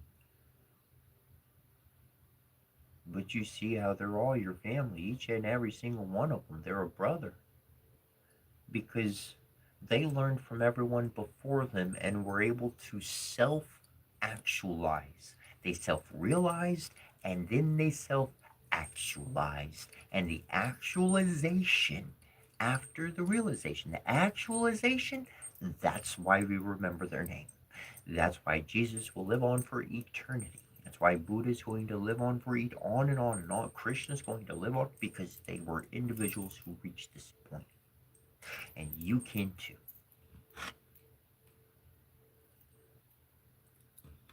The universe said, what do you want to do with all these gifts you got now? What do you want to do with all these shamanic gifts? You've learned all these powers. You got your staff, and in case you ain't seen them before, your hieroglyphs and runes, and I carved it all in myself. It's my shofar.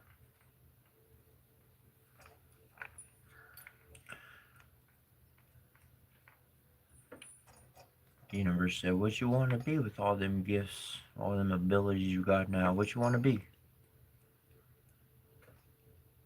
What you want to do with it?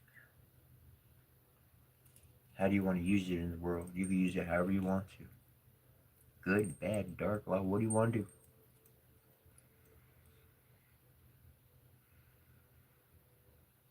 I want to help other people realize that they could do this too. I don't want to be all dumb preachy, and I don't want to be impractical, and I ain't just trying to make a dollar or nothing. But I got some friends and family, and they're stuck in certain mentalities. And if they just could, like, reach out for love more than the other stuff, then maybe my family will remember we're family. And then we could, like, get back together and, like, everything's cool again.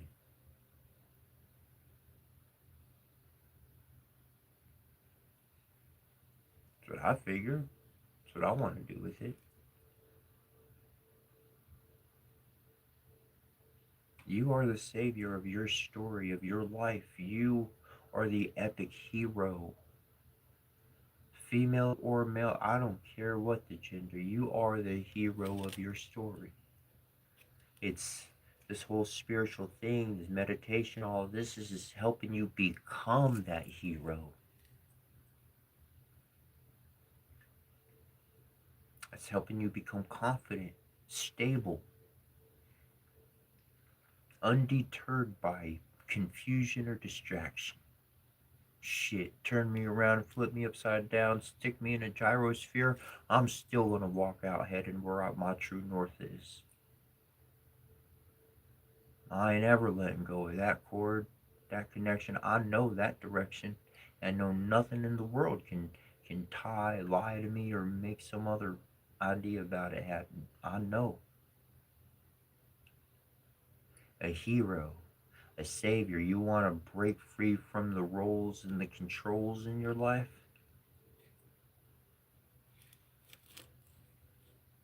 A hero. They know they got to let go.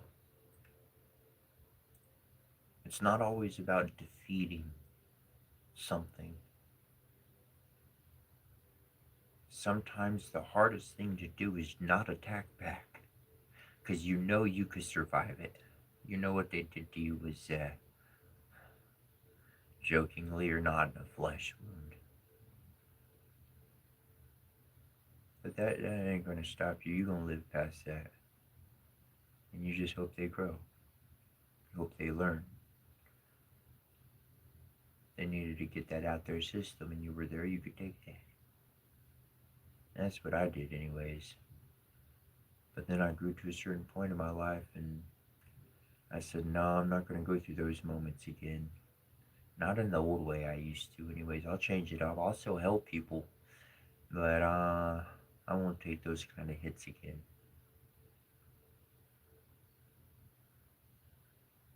Knowing your limits is very important. And knowing what your mind can accept is very important. That's why growth and development, seeing different things, being open to different stories, hearing different sets of information, Just because it's different, just because it's opposite, doesn't mean it's there to hurt you, harm you.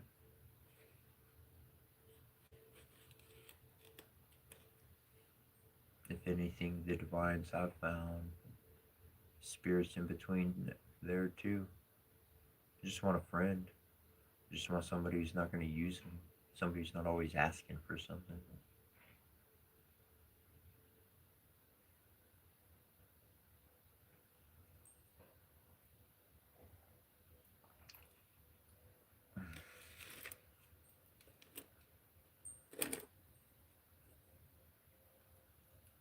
And that's why your heart matters so much. It matters how you respond to things. One thing I did naturally, I don't know where I learned it or if it's something I just decided upon or not, but something I realized is that my response to a spiritual presence, my emotional response, to have a fondness as if they were family, that's the handshake. The handshake with the spirit is the first heart response. If you responded in fear, well, they know your heart response. Anything in the future in reaction is going to be struck with fear. That's going to not create a stable connection. It's going to change things. To emotionally have a heart response with love, family, familiarity. Well, then that tells the spirit how stable you are. That even in a moment of shock of what most are going to experience is fear or fright or something of that nature, they know that they can count on your heart that at first reaction you're going to be calm.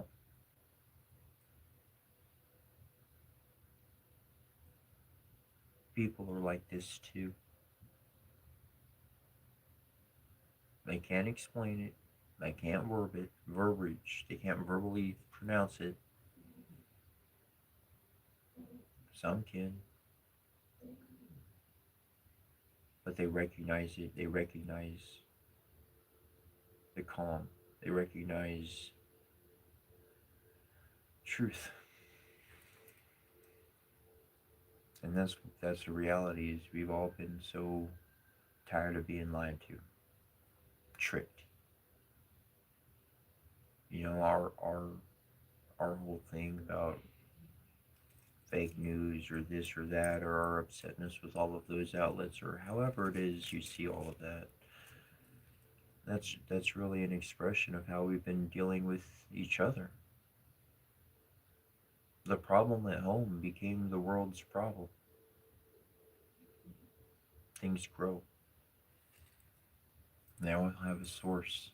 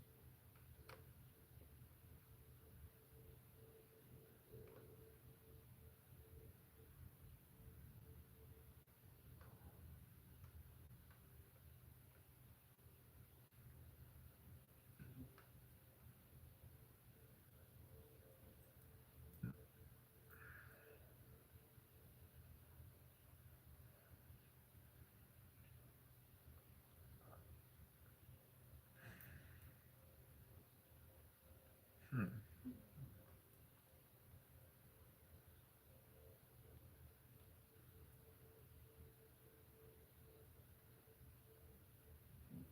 No.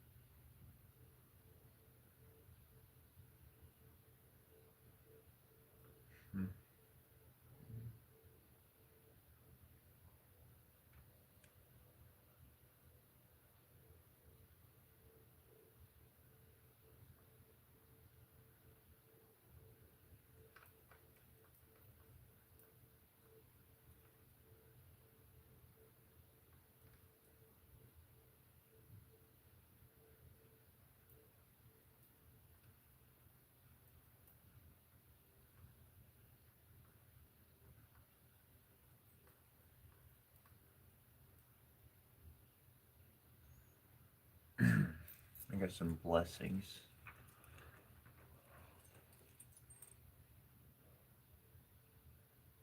Some blessings to go over. Some Egyptian blessings, but I'm going to read them. They're in English, so you'll be able to understand them.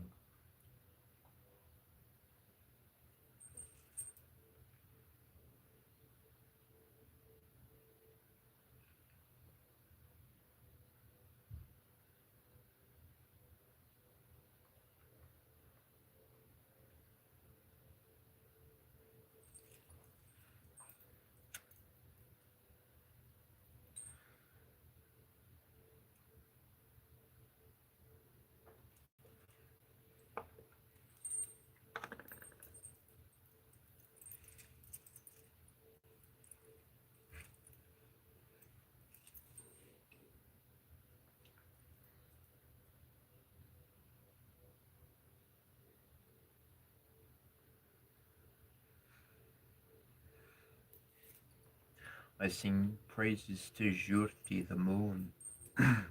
Prostrate myself before the merciful one. I praise you in the sky and honor your perfection. Have mercy on us in the world. May we see your mercy without ceasing, that we may see your great strength. You've shown us the darkness we created. Shine for us so that we might see you, because health and life are in your hands, and one lives by your command.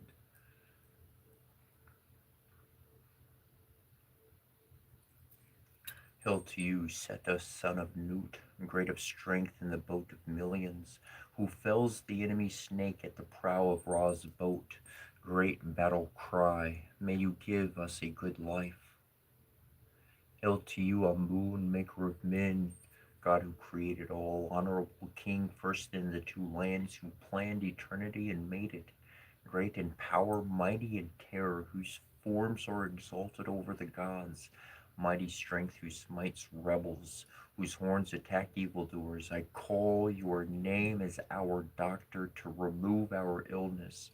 May you drive away our pain with flaming horns and moving arms.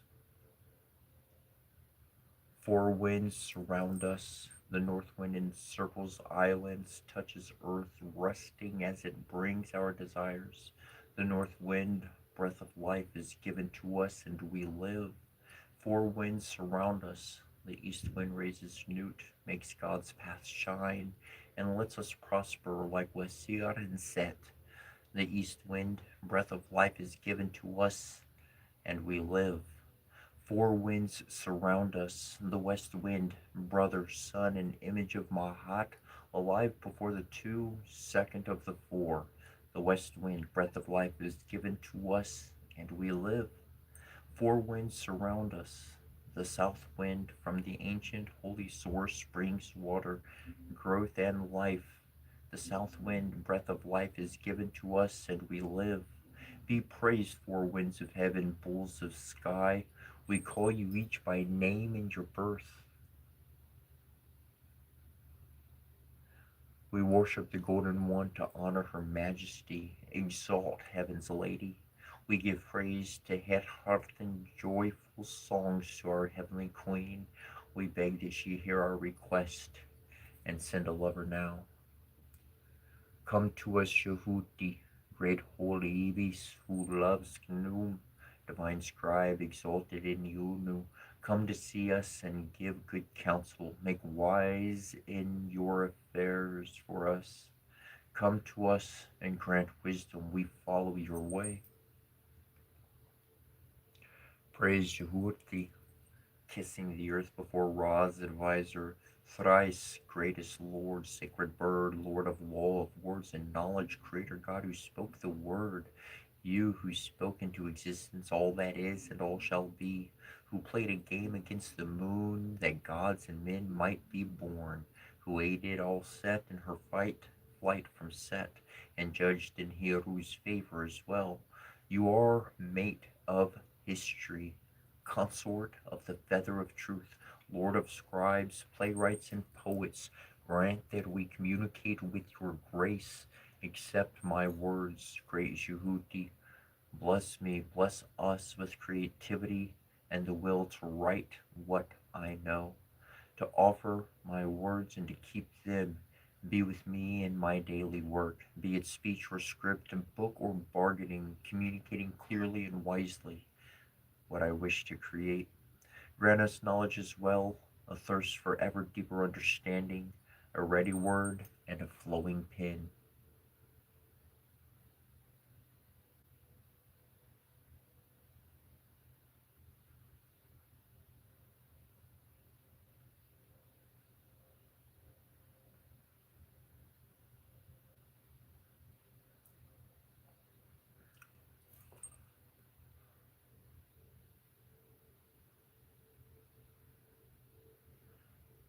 When we operate in life, people's evil eye, it's speaking of the jealousy that someone can have of another, not even consciously thinking thoughts. And that feeling within literally creates their evil eye against us. So, this particular one, not very long, is against the evil eye, and hence the different type of wording. Sekhmet's arrow is in you. Jehuti's Hekol is in you. Olset speaks against you. Nebhet punishes you, and Hiru's spear is in your face, evil eye. He blinds your evil eye. All you people, friends, enemies, or strangers who throw an evil eye against any holy individual born of thy mother and thy father in the heavens, for any reason, good or evil.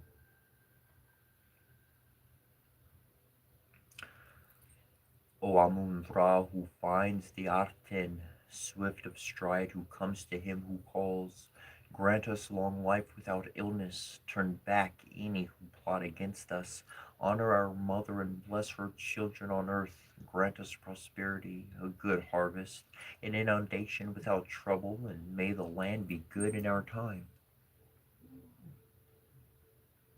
Hail Ra in life and beauty on your throne.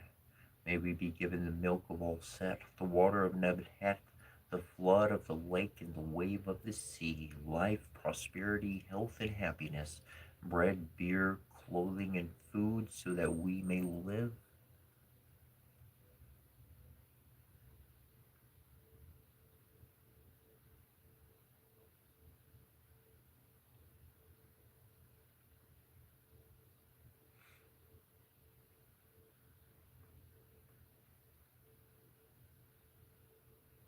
May Imhotep, the great son of Ptah, born of Karer Duank, come to me tonight. May he tell me truly of a prescription for my illness, or those whose illness one is aware, and how to use it. O Imhotep, the great son of Ptah, born of Keredwonk, speak for us in the presence of Nebhet, saying that we may live.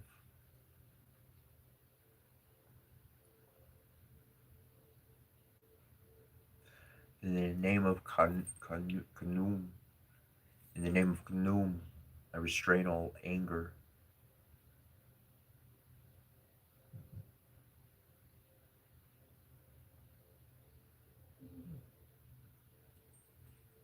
Mahat will return to her throne, for Isfat is driven away. Mahat will return to her home, for Isfat is driven away. Mahat will return to her home, for Isfat is driven away. Umar Arier Etsertesis Vert Jarti Oruti. Umahat Arier Orsertesis Ver Jarti Ornuti. Uiu maar Joriet Sertes is ver Jarti Aruti. Hail to you, my heart, seat of my personality. Do not forsake me.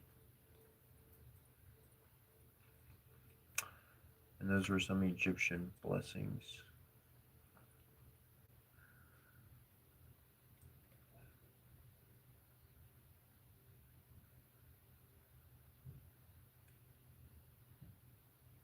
Now, this one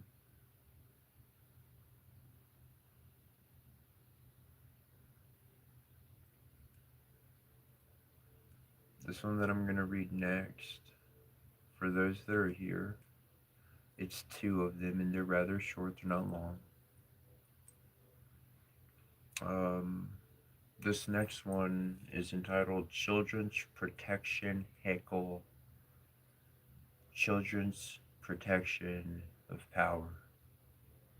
There's a lot of children in the world and there's some bad stuff going on and we all know it. So I'm going to give it a few moments in silence. Like if you have incense or you have a candle or you got an altar, and I'll tell you what, you're like, how do I make it? Well, I don't got no altar. Water, soil, and a candle. And those three ingredients, pretty powerful.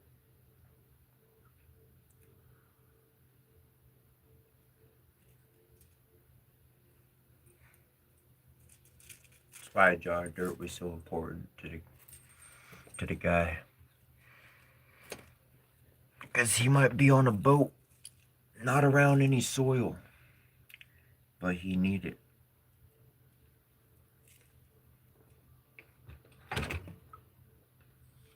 for the altar,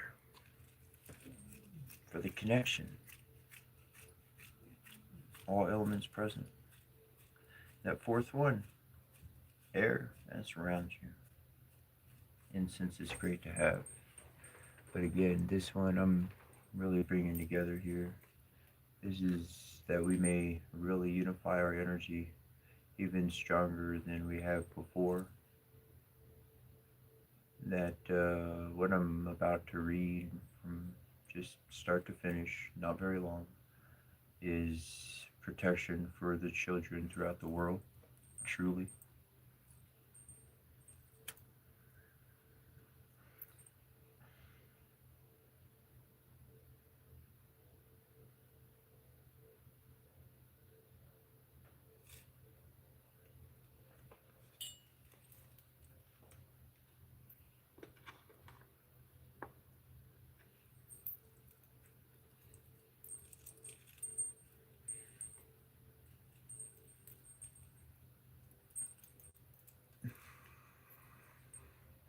Children's protection. Heaven protects you, earth protects you, night protects you, day protects you. You are protected like gold. You are protected like stone. You are protected like Ra. You are protected like the seven gods who made the world, or the destroyers who take hearts away. The top of your head is Ra, healthy child. The back of your head is Wasir. The forehead is Lady Saftet the Babu. Your face is Nath. Your eyebrows are the Lord of the East. Your eyes are the Lord of the people. Your nose is mother of all gods, and your ears are two cobras. Your shoulders are living hawks. Your one arm is Heru, and your other arm is Set. Your left side is Sapdept. Your right side is Nut, who gives birth to the gods, like the pure shrine in Yulnu, the city of the sun where all the gods are. Your heart is Martu, your chest is Atum, your lungs are Meme, your breath is Nefertem. Left of your tummy is Sobek, right of your tummy is Hari Shaif. Your whole tummy is healthy. Your belly button is the one star. Your one leg is all set, the other Nebhet. There's no part of you that doth not belong to the Nejar, to the divine. Every god protects your name. I enter the dark. I shine in the dark. I pass through and I can see.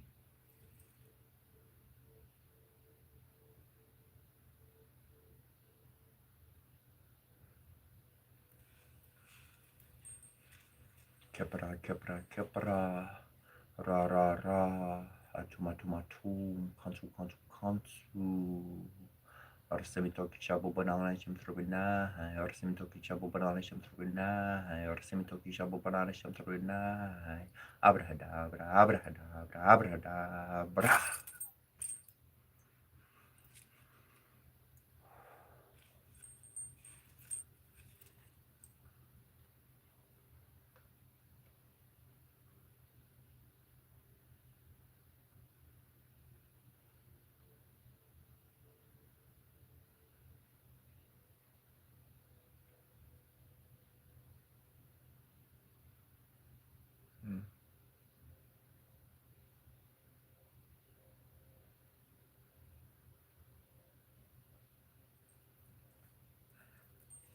those are the kind of things I wind up finding.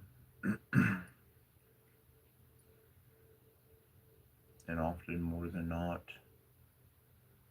those are the things I wind up pinning, writing down, keeping a copy of, and going over. It's amazing the amount of things that we can find, how it can direct our attention, and how much in unity, in all of our diverse different ways, how we become a complement to one another that creates a lasting effect in the world to where we start hearing about this on a daily basis. We start hearing how things changed by what we ushered in, what we agreed upon, what we set forth into the world.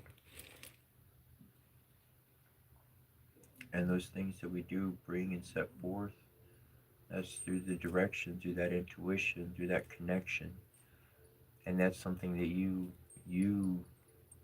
you can tap into every single day and every single moment if you desire to.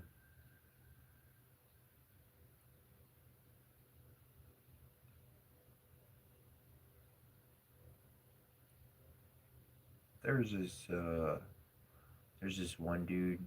He had a show at the Ren Fair, and there's a lot of people that do. But I'd go back and like his show was always that one show. It never changed. And after I went to the show like several times, I was like, darn, I thought I'd see something different. But then like at year 7 or something like that, I actually got to I actually like got to know the guy and chat with him and stuff. And I became appreciative that he did what he did, that he didn't change it, because by keeping to what he kept to, he really like opened the door for people's passions in that particular art to be found. And it gave them the real starting place where they needed. If he started off all advanced, they wouldn't have been able to connect at all. And in some sort of world of ever evolving change and development, being able to find something that you can regularly bring back into your life that you enjoy. Shoot, like I said, whether it be coffee or tea or water, shoot, warm it up for me. I'm happy to go.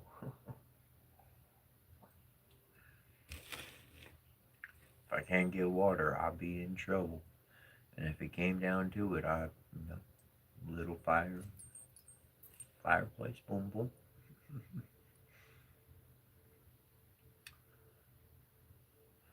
And this is where you can find your contentment, your ability to be happy with something minimal.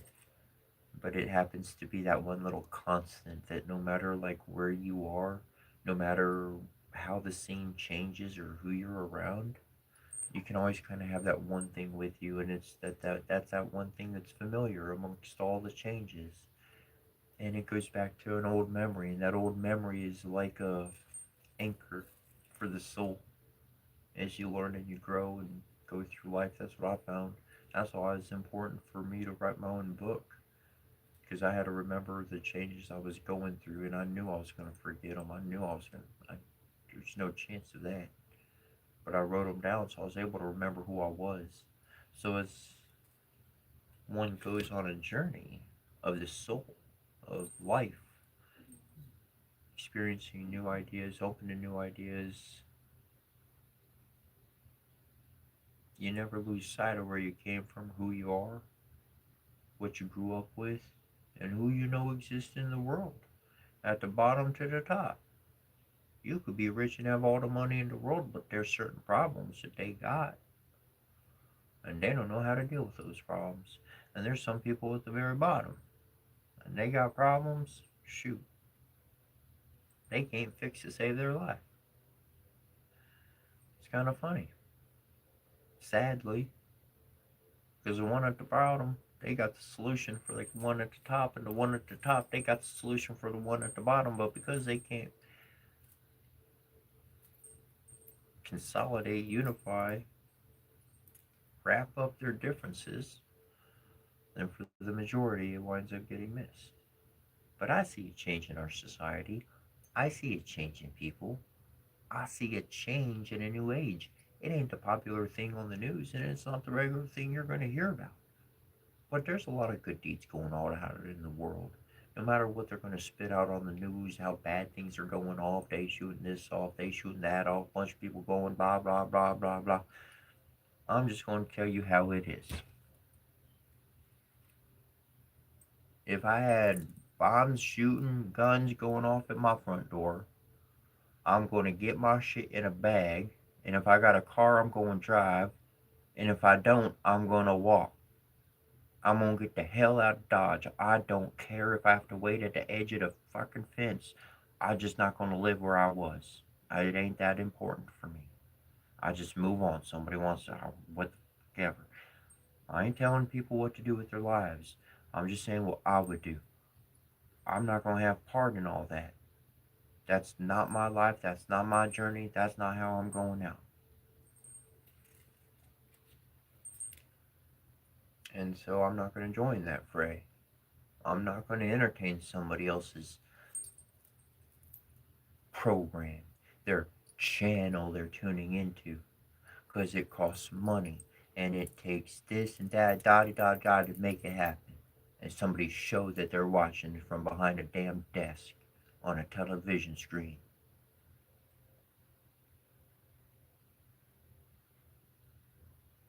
Well, I can't change all that. I can only change my life and what it stands for and what I do, and I strive for peace and goodness, and I turn my back on evil. And if I must, I will put my legs together and run away from it. Quite literally, I have. That's why my life looks the way it does. That's why I don't live back with family, blood brothers. That's why Dad's like, I don't want a son. Because I did not act like his son. I acted and looked like someone else. Oh, good. At least I could find who my real father was, who really taught me some values in this world, even if it was just read from a book, interpreted from some story so old ago people say it's a myth and made up. I could hear the voice of my father, and he's lived forever. Name changes, but the heart and the character don't. That's how we find each other's best friend in another body. It's when we could see a world like that. That's when you can find that one that you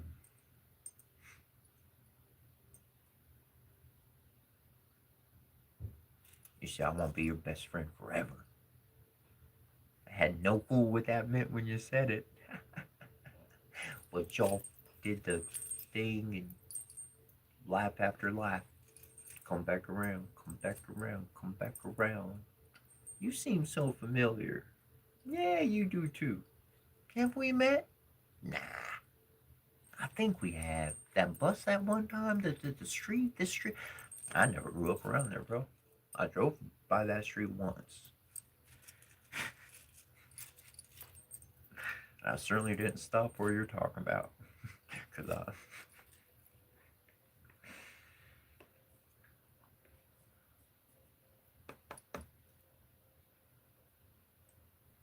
people certainly do like to cast doubt when they see your heart smiling. When you start putting dots together, you start putting things together. Hmm. They don't want you to see how just for the sake of the expression, they don't like seeing how lucky you are. So if they could make you doubt yourself, then you'll start screwing off your own luck. That's why they want you to wear their uniform. That's why they want you to say their words. That's why they want you to preach their message. Because as long as you don't rise up and become who you are, your logos, your word, your version of the Father embodied, male or female, I don't care. They live through you.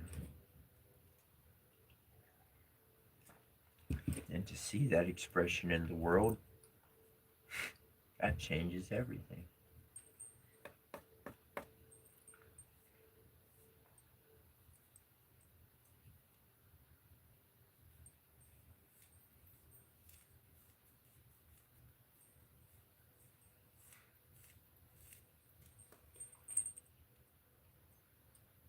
I thank you for being alive. I thank you for being who you are.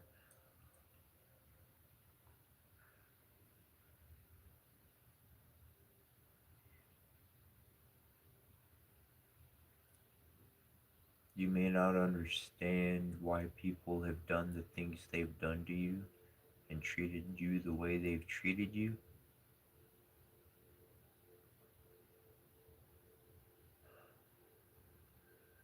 but I tell you,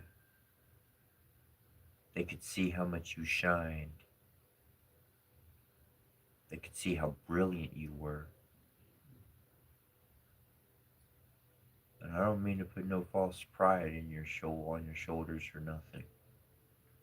But I just mean some darn good self-value and some self-worth. If you ain't got none, then you need a bunch. And if you got some, then you need a little bit.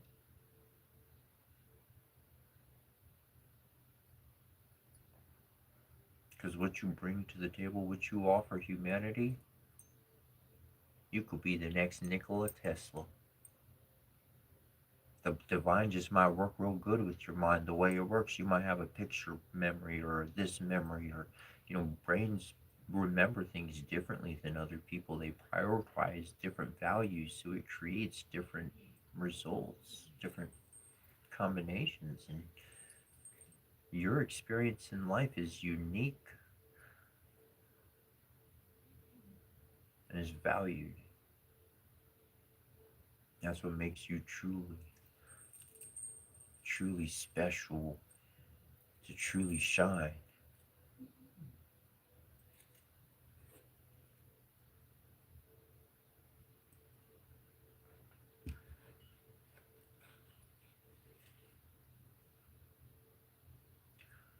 When you get the synchronicity, I was mentioning this earlier, but when you get the synchronicities in life, in nature, seeing a foul face in the clouds or something of that nature, of that sort,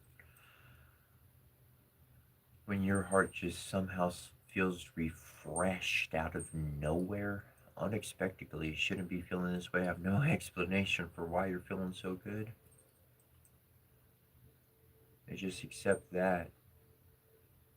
Accept that as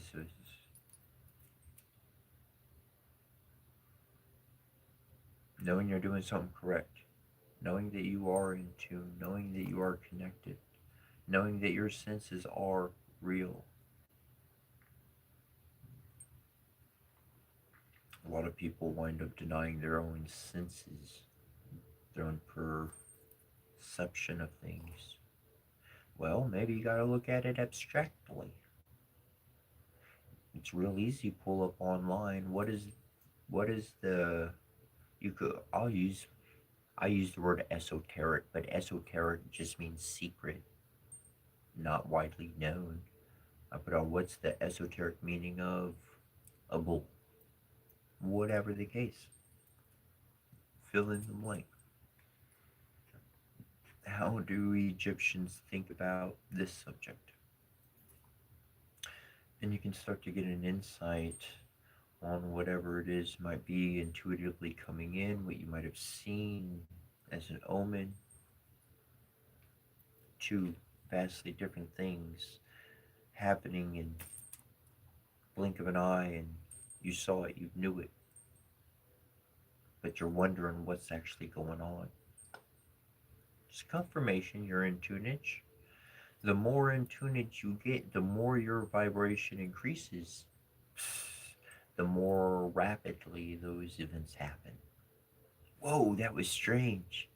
To me, I'm on the right path. I got you. It's like having a breadcrumb trail ahead of you, and those are the pieces of the breadcrumb. Those are the breadcrumbs, the synchronicities, those moments, things just connected, moving forward.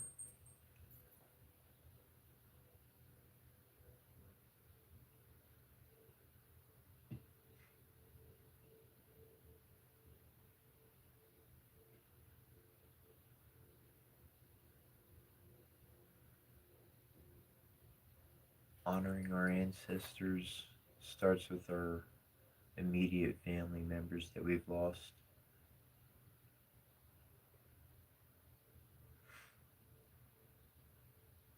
For the most portion, this kind of journey, it's a natural process. It's not something that you force.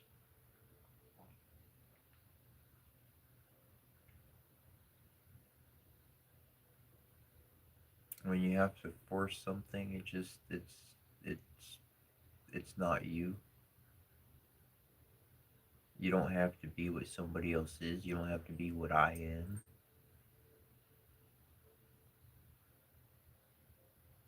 That's how we're complements to each other. That's how we have a really good time together. Is our diversity, our differentness.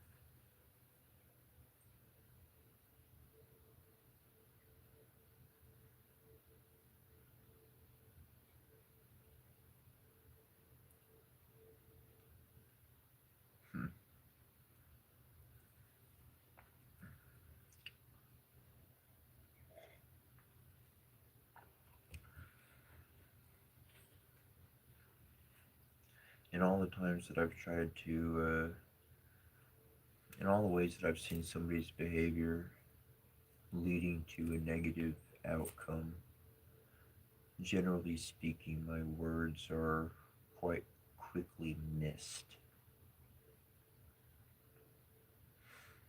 So a lot of times wind up, I've been, a lot of times I've wound up not saying anything in situations where I already knew the individual was going to contend or completely miss what I was going to mention. Sometimes I kind of just say it anyways, but not usually.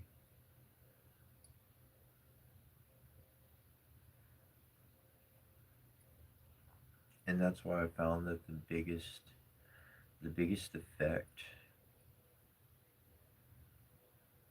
on people who are acting as a bully in some fashion or some way in your life, whether it be a grouping or a person, number one, they're seeking attention. They just don't know how to be sociable. They didn't have those interactions. And the greatest effect you can have is just to not engage them anymore. It's a real simple lesson, but it's a very hard experience to go through. Because in the Bible it says that love is long suffering, but it does not say that love will suffer forever. It doesn't say that love's going to suffer till a bitter end. It just says that it can endure for a long time, longer than most. It can endure for a long time.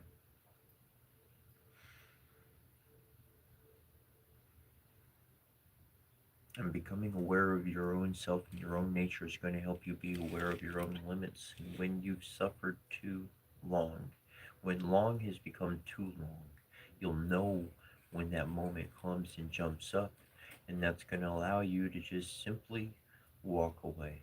Because the greatest thing you can do, there's two options I've found most successful with anything. If somebody is exhibiting a behavior that I find is not good or healthy or whatever the case I disagree with, then I'm just going to turn away from it. Just not going to engage that. I'm not going to support it. I'm not going to say anything ill. I'm not going to I'm not going to support it. I'm not going to give my energy. I'm not going to give my essence. I don't need to curse it.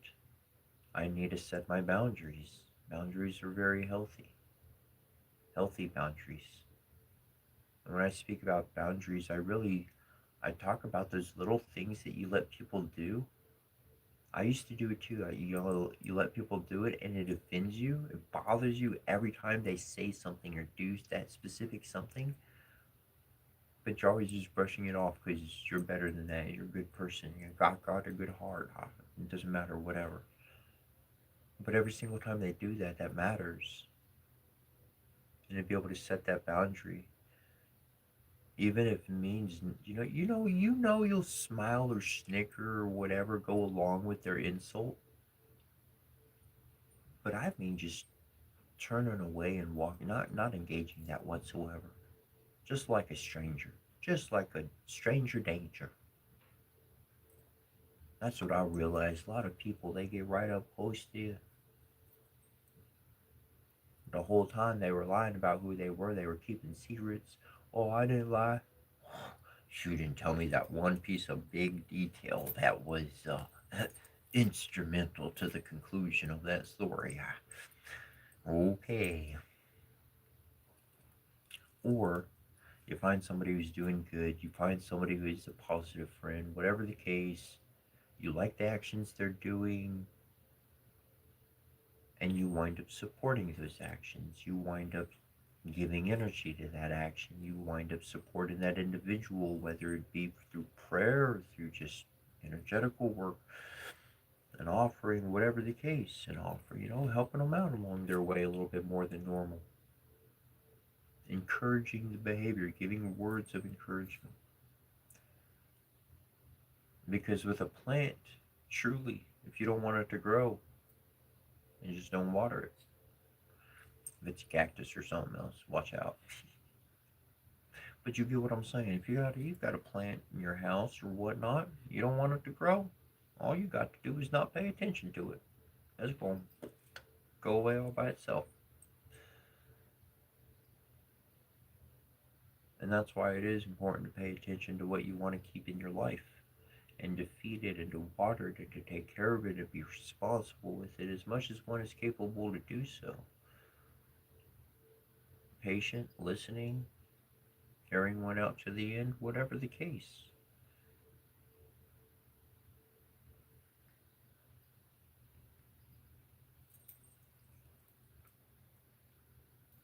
Anyways, it's about that time. So, it is that time. Thanks for being with us today. Much love, many blessings, and as we usually say, Donadegwai. Till we see you next time. Much love.